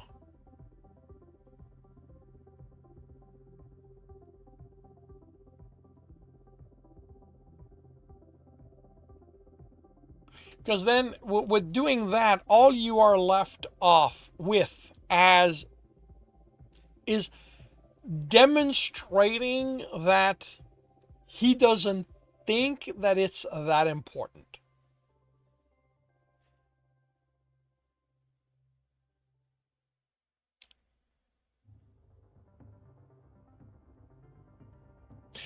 Yeah, he needs to get his life on track. Yeah, no, that's, yeah. But the question throughout that is, does he understand that he wants a community? Because, that, if he understands it and he's just postponing it, thinking it's going to get fixed, it is a different situation writing wise than if he does not understand it. Like, if he thinks he's fine, things need to be written a certain way. But if he knows that he's missing that, but he figures, once I have a job, that will get fixed, or I'll have the time to work on that. That allows things to be written in a slightly different way. And I was definitely looking at it from an angle of he is aware of it, but he has more important things to deal with right now. But that is not a guarantee, because, well, he's your character. You're the one who knows. And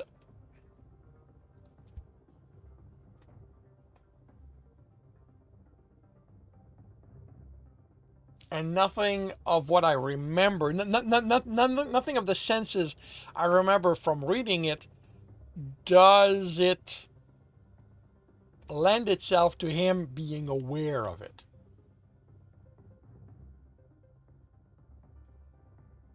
And, continuing with him not being aware of it, then what you're left with is people commenting on that stuff.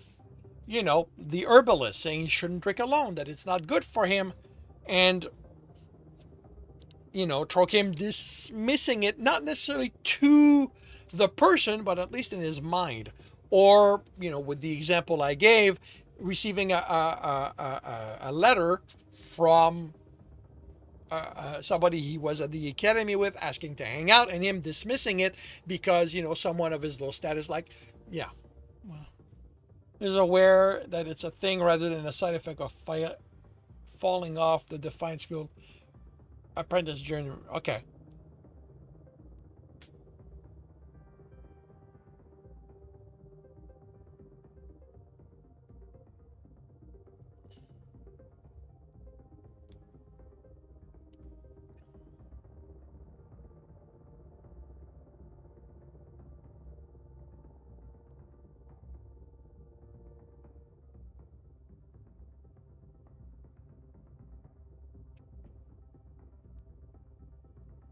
Yeah. No. And yeah, it's yeah.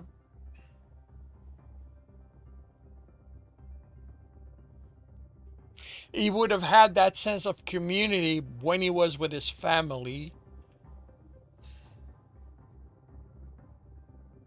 It would have gone away when he became an apprentice and returned when he was part of the academy. So, yeah, like he may not have a reason to understand that it is something under his control.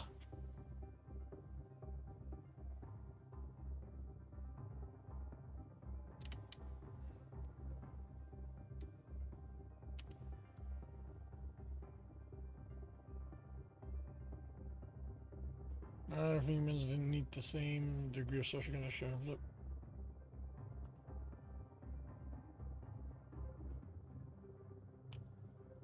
Yeah, something like that.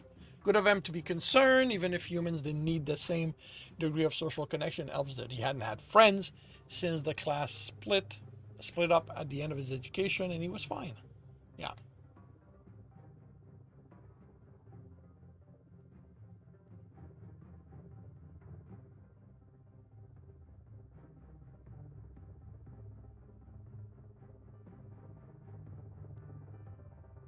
And and if you can,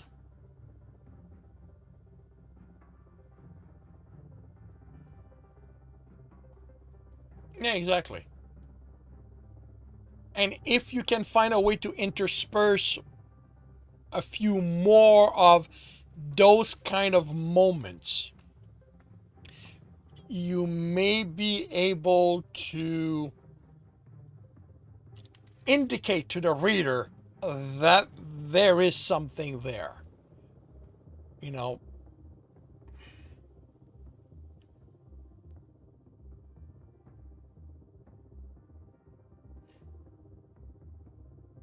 so that when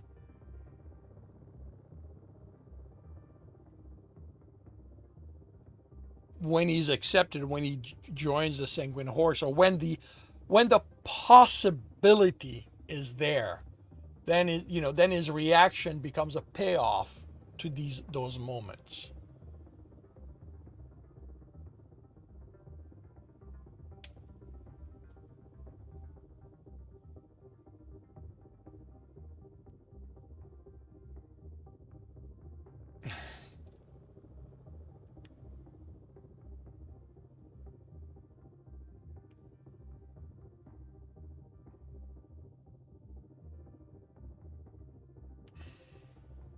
This was fun. You mentioned on Jungle Holiday, free roaming tigers.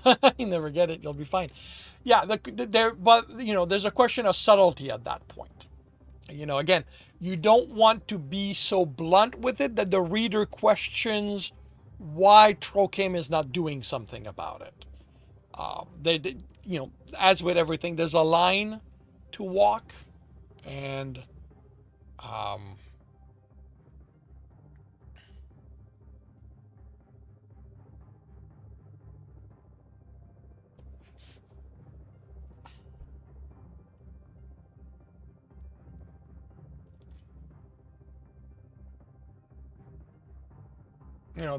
in his case, it's most probably the tigers won't be in the book. Well, okay, well, oh well, if you're willing to sacrifice that for your book, it's your book. But in his case, it could be something in the line, of keeping with the work that, yeah, eventually it's something he's going to get to it. When he has the time, he'll get to it. When he's no longer, saddled with trying to find work, trying to prove himself, trying to do this, trying to do that.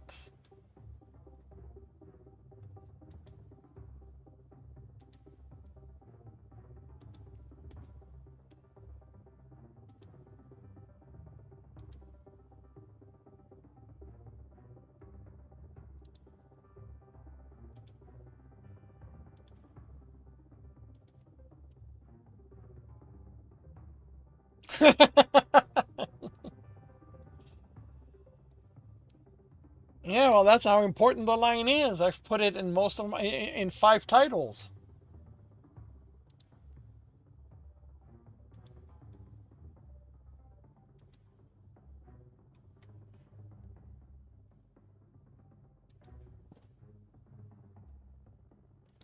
Finding the line, towing the line, breaking the line, protecting the line, taking the line.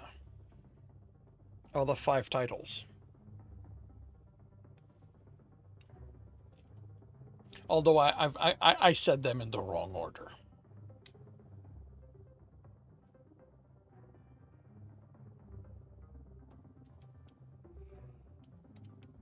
Um,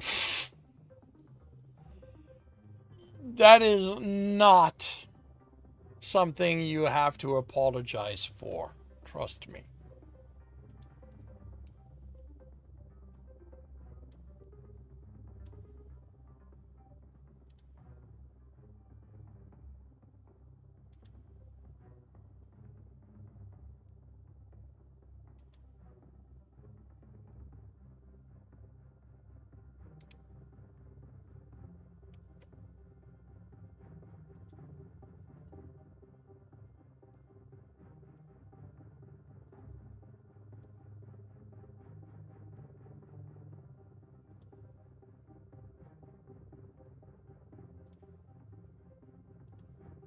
So, is there anything else you want me to look at?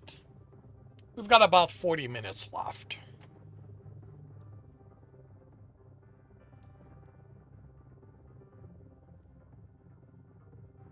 You wonder if his attraction to King is because he sees the intimacy of friendship that he doesn't know how to approach organically. That is certainly a an angle that can be explored slash used. Um,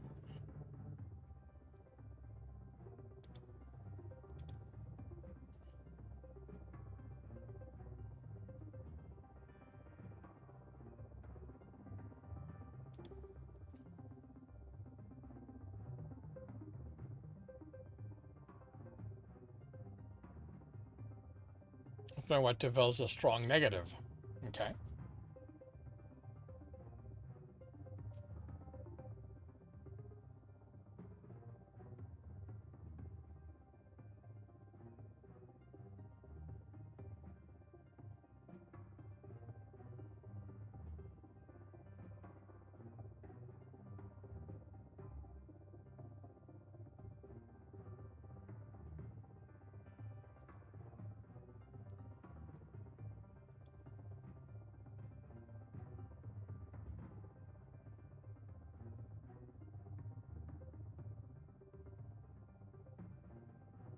Just like if I'm going to, you know what?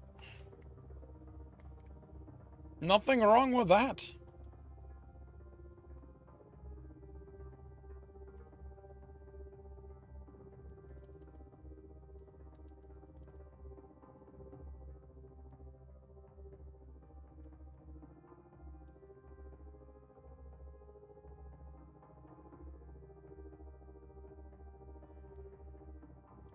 Oh, you are quite welcome.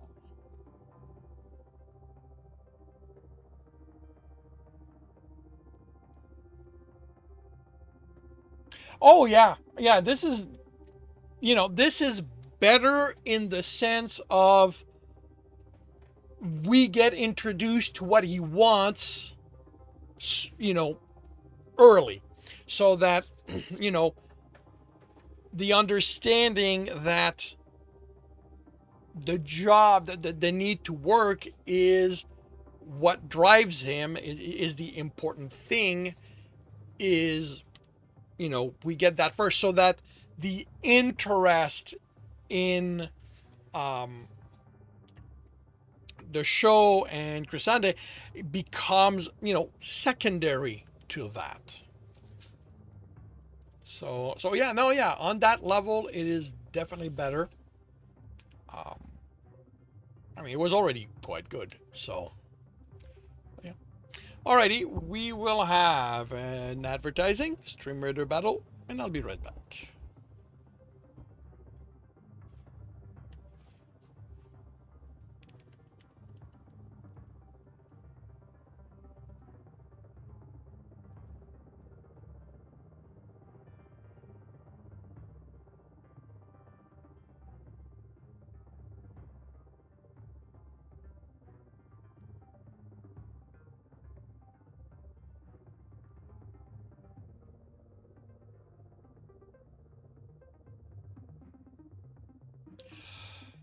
Battle Station, everyone.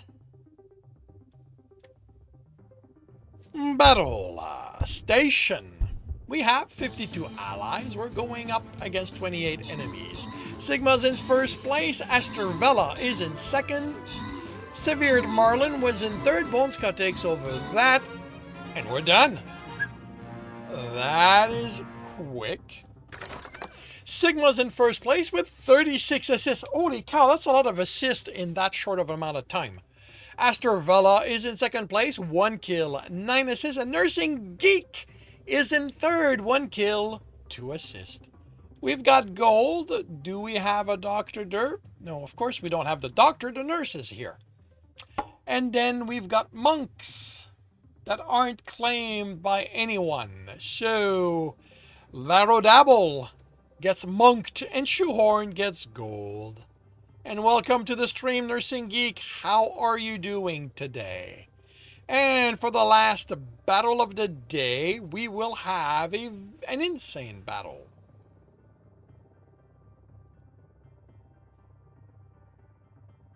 Well, looks like this doctor and this nurse don't. Actually, that's not true. They have been together in a previous battle. They're just not here together today. It's in the chat room that they have not shown up together, so. Alrighty, so let's mark this.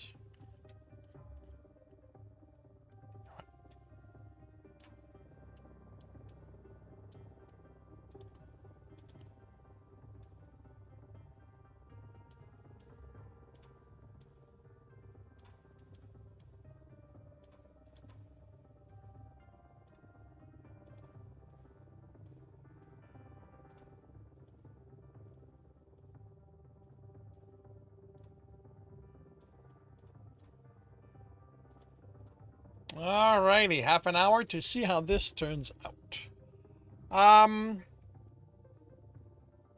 Well, get to knock off really well. What I'm going to do is go back to reading for my enjoyment. Some of the Tyrannus work.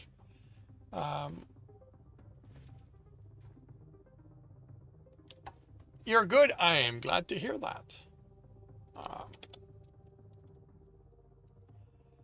I'm doing pretty well. I had a good chapter this morning, and this afternoon it was an interesting read and comment for one of Angst. Well, for the new beginning of Angst's story. And now I'm just going to read stuff. Um,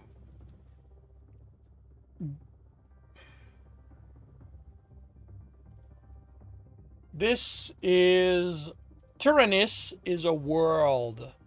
No, that's Angst. That's quite all right.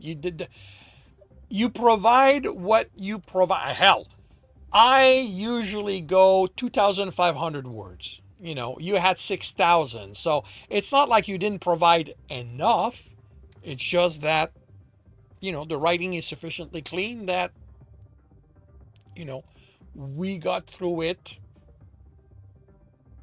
earlier. So, and, and it's not like my life ends if I don't have this to do. I got stuff. But yeah, basically, Tyrannus, this is a universe. Like, it's an entire universe I created when I opened up my Patreon of Dangerous. And the plan for this was that this, and it still is there. This world is exclusive to my Patreon. Other than catching glimpses when I read like this is not something you will find anywhere else. The plan was that, this would draw people to my Patreon, and I would, that's something, because it's something they wouldn't be able to find anywhere else. And it's another failure. Like no one reads this. And, it's unfortunate, but it's unfortunate because I like it.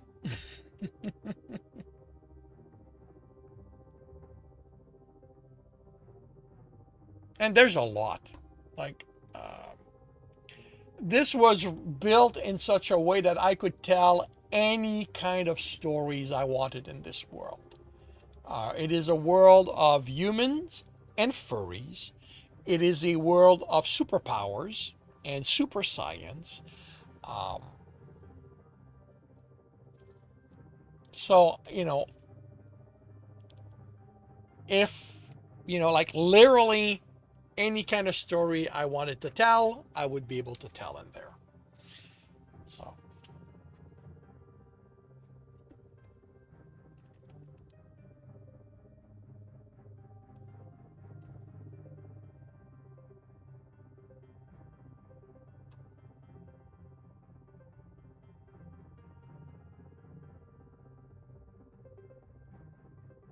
And the core, it's not like it's on purpose, but the core of the world, of the story of the world, is 200,000 words. So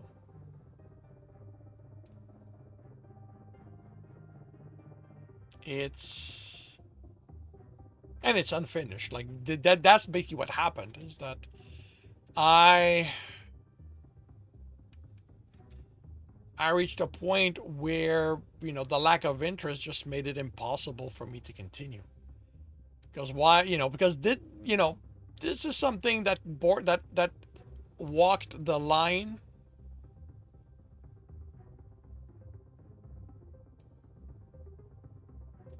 That is basically because the lack of interest made me not bother with it yet. It's Tyrannus like that, but yeah, but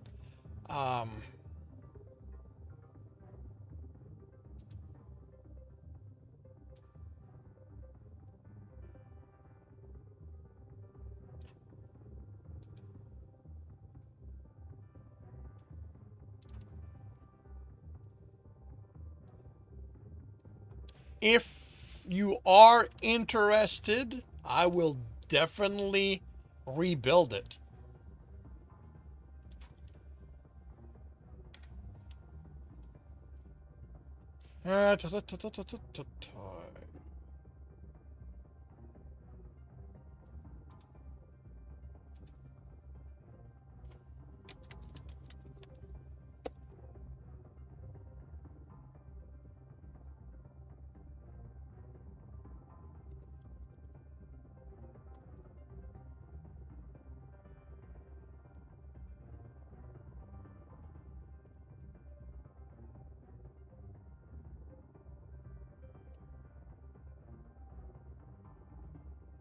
Okay. Why is bottom wrong coming up in that search?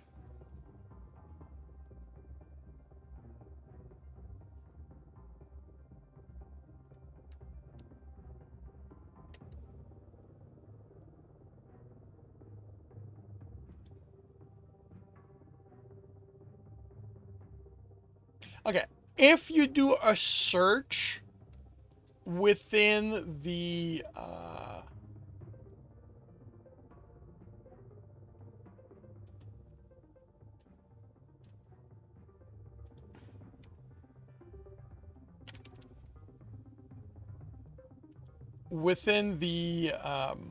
the post,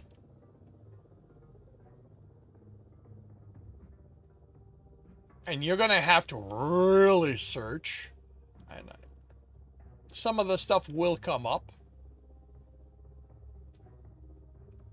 I have found Lord of Tyrannus, the origin story. So, I mean, you shouldn't have to do that. So, what this is telling me is that I'm going to want to go through all of this and put them in, basically do the work you should not. Yeah, I know. I don't understand why breaking step is coming up. Because Tyrannus is not a name or a word that shows up anywhere in there.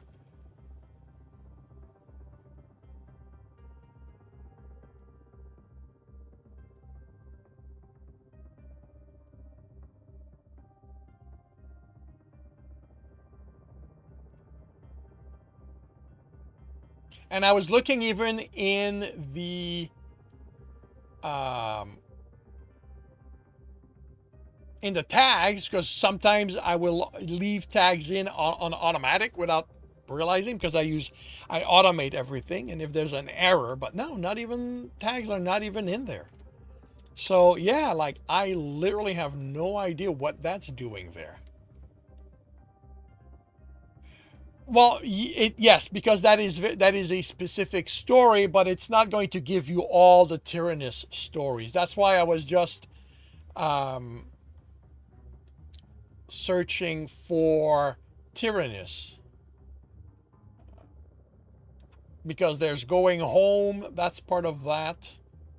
Uh, I mean, it's entirely possible that within what's posted there, those are the only two, because everything else I have is stuff that I started and never did anything. Mixed bag? Oh, that's what I call this thing. Oh man, I need to go back to this at some point.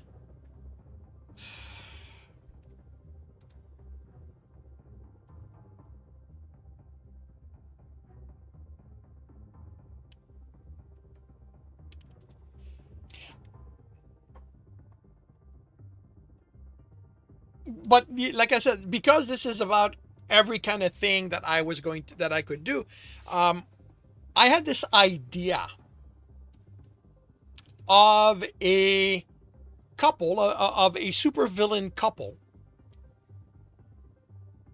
who, in their secret identity, are raising a very normal family of adopted children, each of whom end up developing superpowers. Thing is, the kids don't know that their parents are supervillains, and one of their kids is aiming to become a superhero. So I had this sort of sitcom-ish idea, and I wrote. No, they're not. Basically, the rule of the world is that superpower only furries have superpowers. Humans have super science. Um, you know, in the present of the world, they're called techers, and a techer can make things that defy the laws of physics. And the more powerful a techer is, the easier it is for them to go insane. Literally mad science, yes.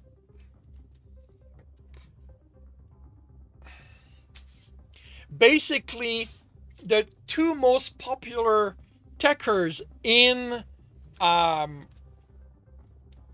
the city of Tyrannus, like the world is called Tyrannus, but it's not really called Tyrannus. Tyrannus is a city. It's just that it's been the center of every story I've told, so it's just called Tyrannus. Like the two most famous techer in Tyrannus is Captain Science and Dr. Chaos. They are like, they keep fighting, and literally every time these two fight, people run because it doesn't matter. It's pure chaos. Like Captain Science, like they're both insane, but Captain Science thinks himself a good guy. Dr. Chaos knows himself to not be a good guy. And it's literally the butterflies of the good doctor. It's literally a courtship between these two. Like, they are, constantly going at it, and they are of the evil doctor. Well, yeah, and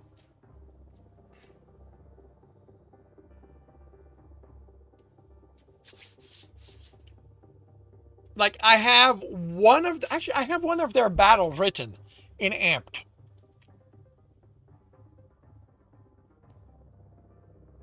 Actually, well, is it in Amped?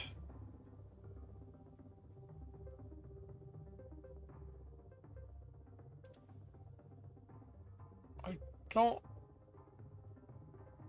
Yep, it's in Amped. Um, Amped is a story I wrote. And okay, one of the reason I made this so I could write it is that I wanted to take stories I'd written left, right, and center just for the fun of it and put them in there. Amped created a problem. Well, two problems. Because when I wrote this story, I didn't have Tyrannus, or if I did have it, this was not written to be in that. Amp is an anthro lion, and he gains his power by somebody implanting devices in his body against his will. And when this was written, this was self-contained in a world that only has furries, and the scientist who did that, because there was only furries, was a fox. And I'm realizing I never fixed that, so which means that I would have to go through the story and fix that, because the scientist cannot be furry. He has to be human. And the way I resolve, it's not written actually.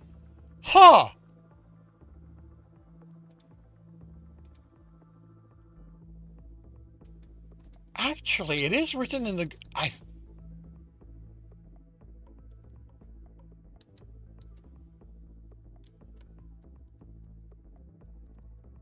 I think the Reinhardt's deals with this. I think the Reinhardt's is where I fixed this problem. But anyway, I think it's in there. Like, there's a story where basically Amp his power has gone out of control. And he is taken to the hospital, and they need to find a way to operate on it because he's also injured, and his electricity is flying all over the place. And the Reinhardt is a story about, oh man, I'm all over the place, about 3 generations of doctors. Walter, who's the grandfather, who despises hospital. As far as he's concerned, a doctor should be a family practitioner. His son, whose name I cannot remember, and I never made a note in here, as far as I can tell, who is a superstar surgeon. He is good, he is definitely good, but he's the kind of surgeon that has fame. He likes it, and he embraces it. Samuel is the grandson, and he is in his early years of being a doctor. I believe when I write the Reinhardts, he is in his, damn it.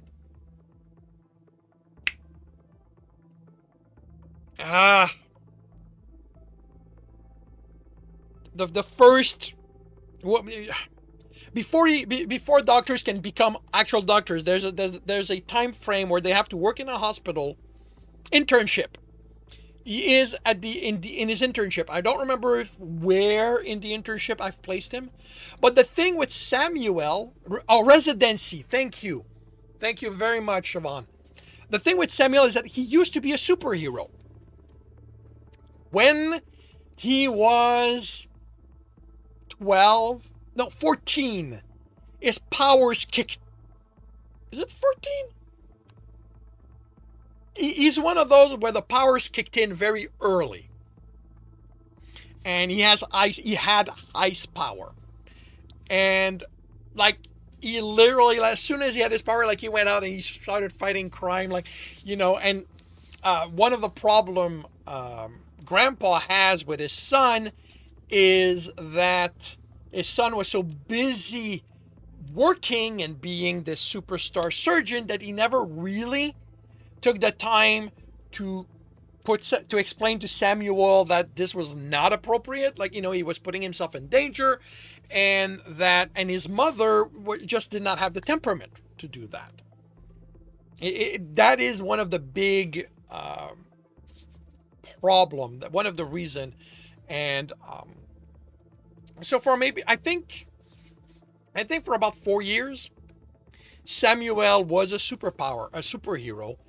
And then his powers burnt out. Or rather,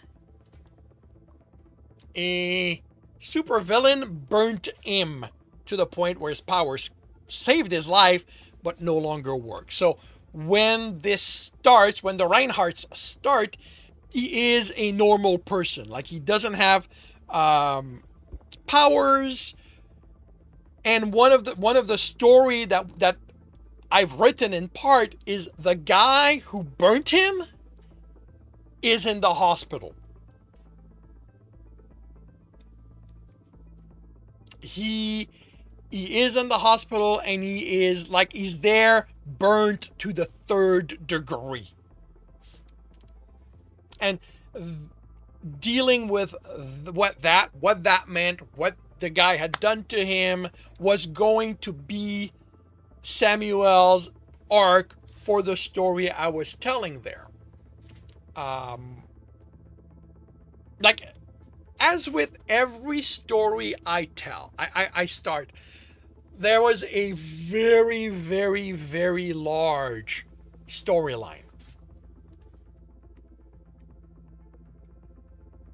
Basically, Samuel's father was going to gain superpowers.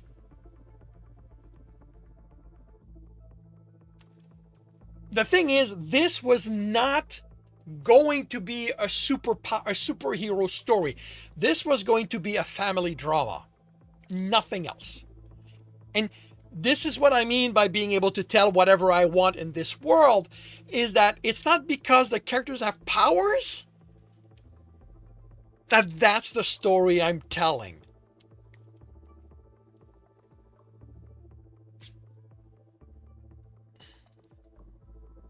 And ultimately, this was going to culminate with a crossover event that would explain in part the world.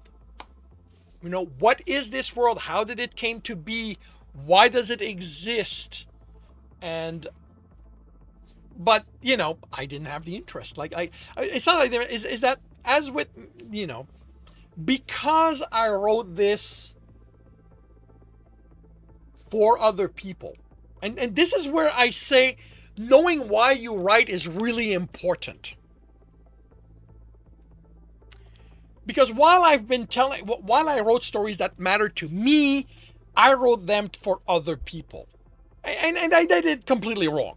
If I was going to write for other people, I needed to find out what they wanted to read.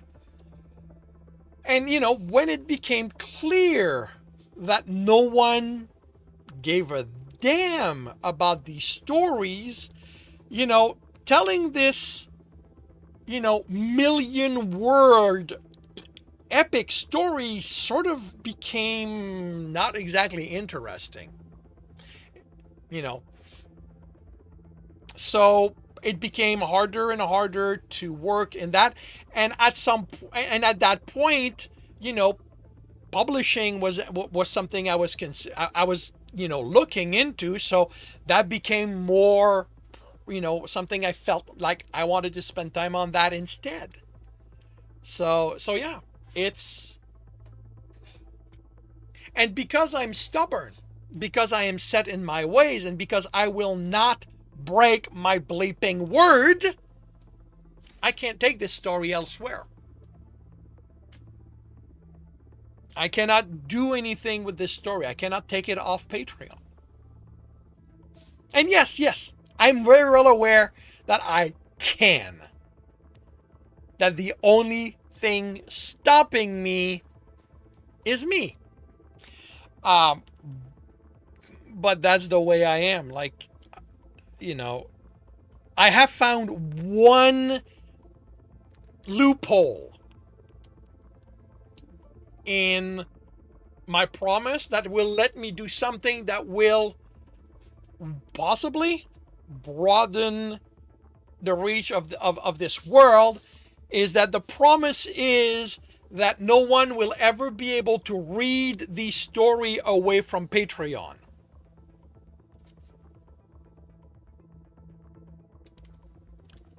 Which means I can do read and corrects on them and make that available. And once I am done with Demons, which is the last set of published books that I have left to do the read and corrects on, this is what I'm starting on. I will do read and corrects of the Tyrannus world. You can't do it without stopping. Well, yeah, basically. I mean, like, it's not like it would be one of those, soul-changing event. It's just a story. It's just that. But, I don't want to break my word. Like I said, I'm stubborn.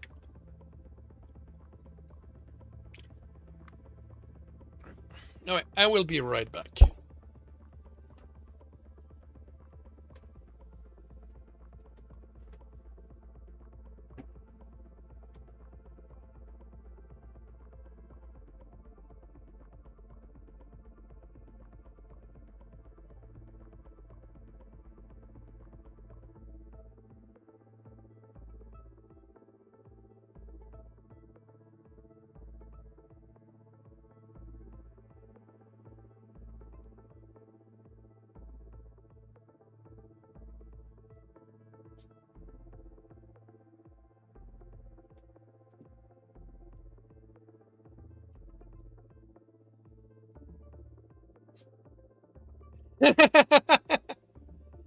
But yeah, Angst, tomorrow I will create a collection for. Actually, this is the one.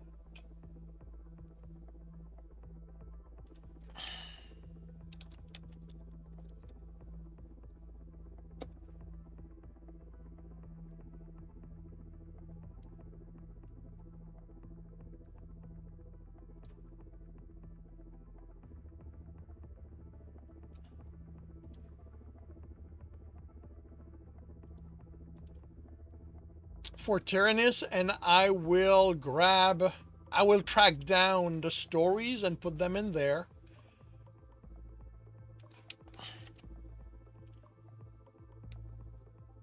Which will give me an excuse to write an introduction. And that I'm going to make public, so who knows, maybe I'll be able to get people interested again.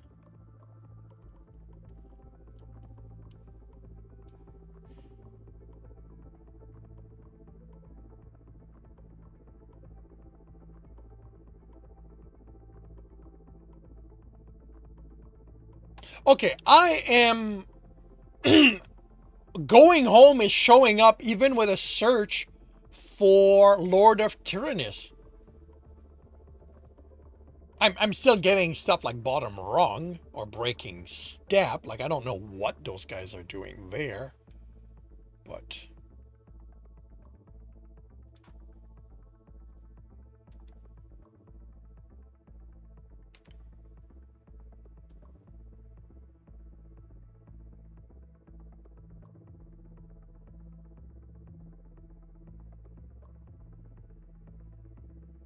holy cow, there's a picture of LRK.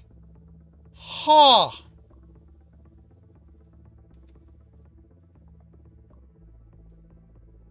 Oh, wow. I did not remember that. Um...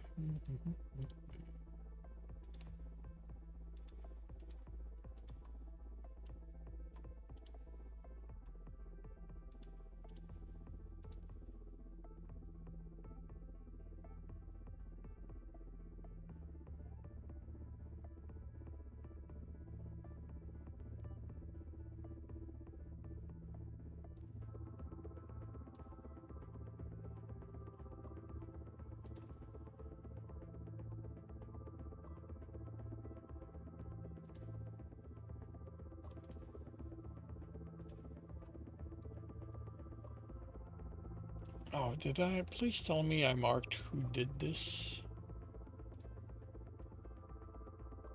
Yes, yes, Hokushi. Good, good, good, good.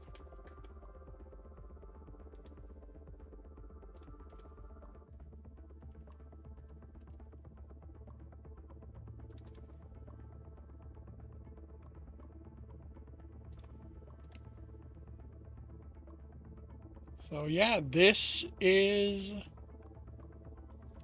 the main character of the Lord of Tyrannus and Origin. Although this is literally his last days.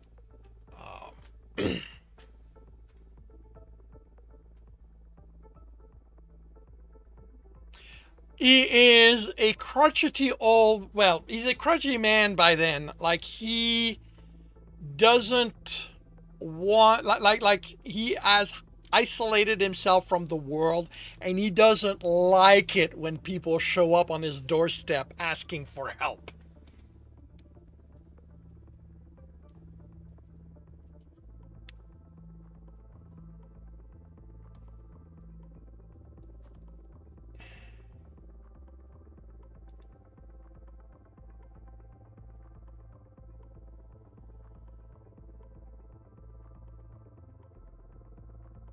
He's also not quite sane at this point, but not in a loopy way. He's broken with who he is, which means that he doesn't know he has powers anymore. He thinks that the elements are his friends, and that's why they do what he asks of them, instead of it being his will imposed on them. I did not even remember I'd gotten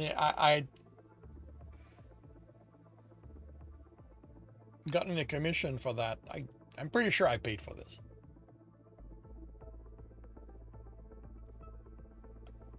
Well, actually, at this point, I'll give you a glass of water, I'll call a tow truck, and you go over there to wait for it. And of course, refugees are who he's stuck with. So, they can't, but when he goes, go away, they go over there and start building a camp.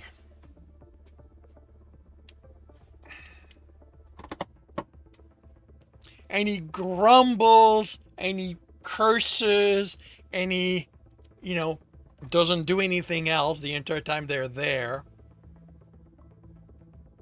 Flav with beer, we didn't have story. Yeah, yeah. And then the slavers come back to retrieve their slaves. Or try to.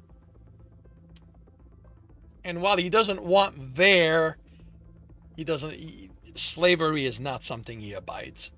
So yeah, I as with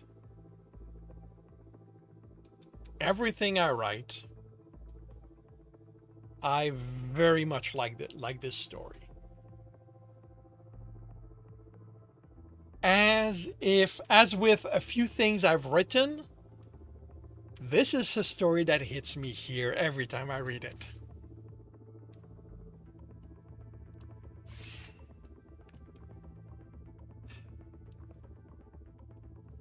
Like, I never set out to write stories that are emotional.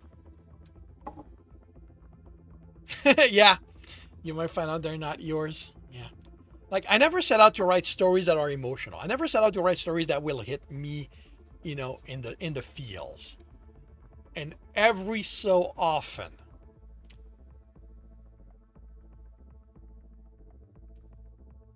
I will find myself choking up. Like, literally, I'll be writing something, I'll see the scene unfolding, and I will have to write and catch my breath.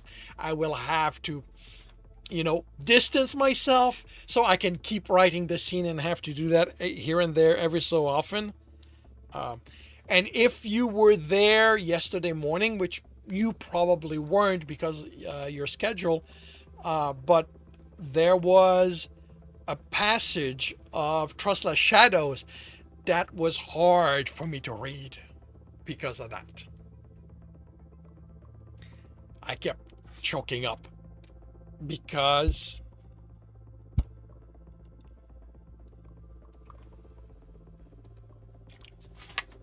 and these, like I said, I never set out to write those kind of stories, and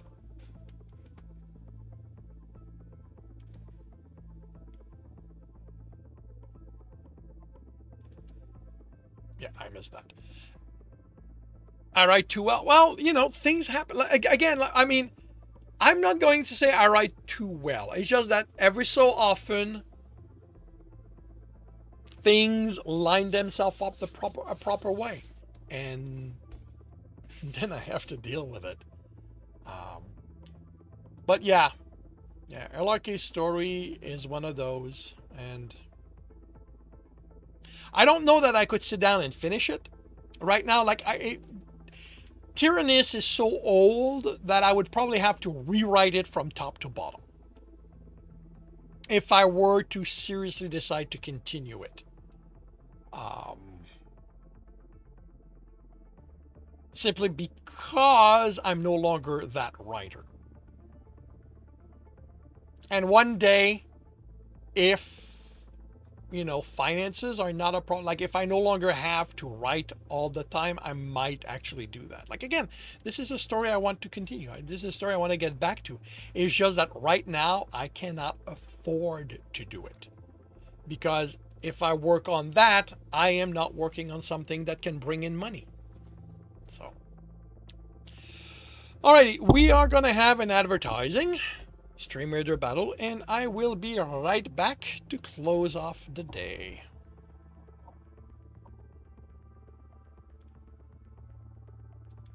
Okay.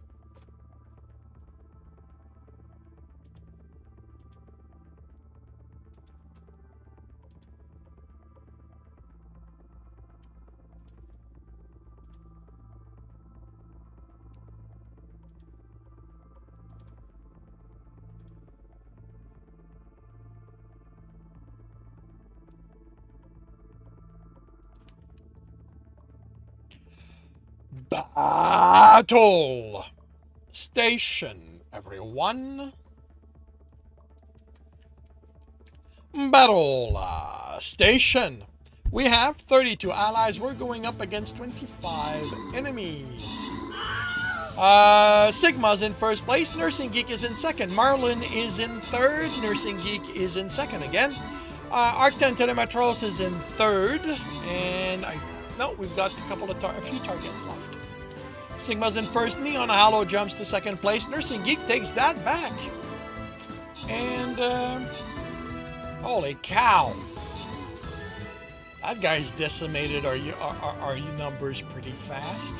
But not enough, because we're done. We've won.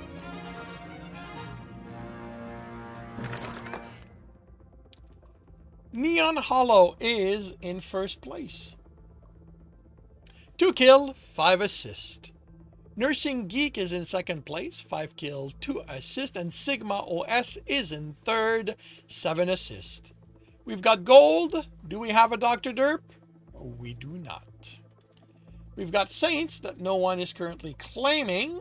So, Christy Harter, Esther Vella get gold. Neon Hollow gets Sainted. And that brings the battling to an end for the day.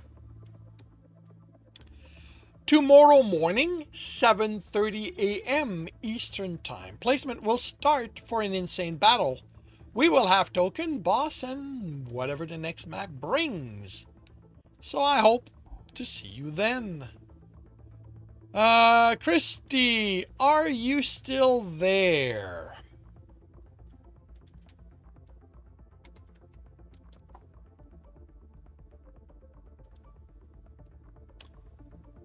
Because my plan was to raid into them, but they are not currently at their computer. The stream is running. They've got a battle counting down, but they are not currently there. So I don't like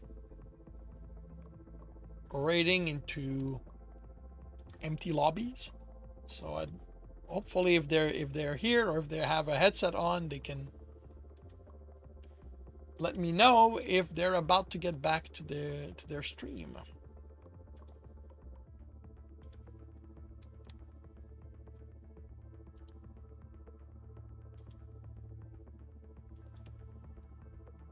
And if not, I will. Finances not being a problem would be able to... Yes, it would.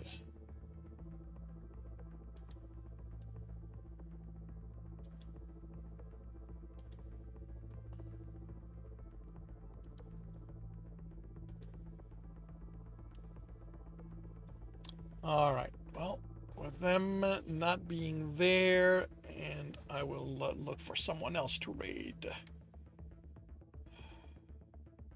Come on.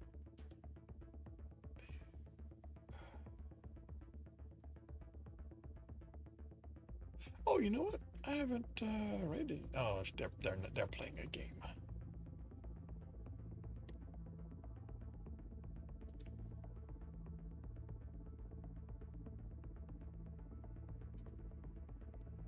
All right. Well, we're gonna raid the bear.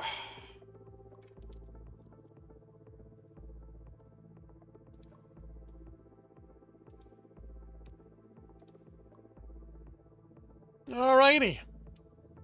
Thank you very much, everyone, for dropping by and keeping me company. Thank you, Angst, for the privilege of reading the start of Trokim's story and commenting on it. I will be back tomorrow morning, 8 a.m. Eastern Time. I will be working on Stepping Wild, and in the afternoon on The Captain's Heart. I hope to see you then. If I do not, I hope you have a good rest of the week, a good weekend when it arrives, and I will see you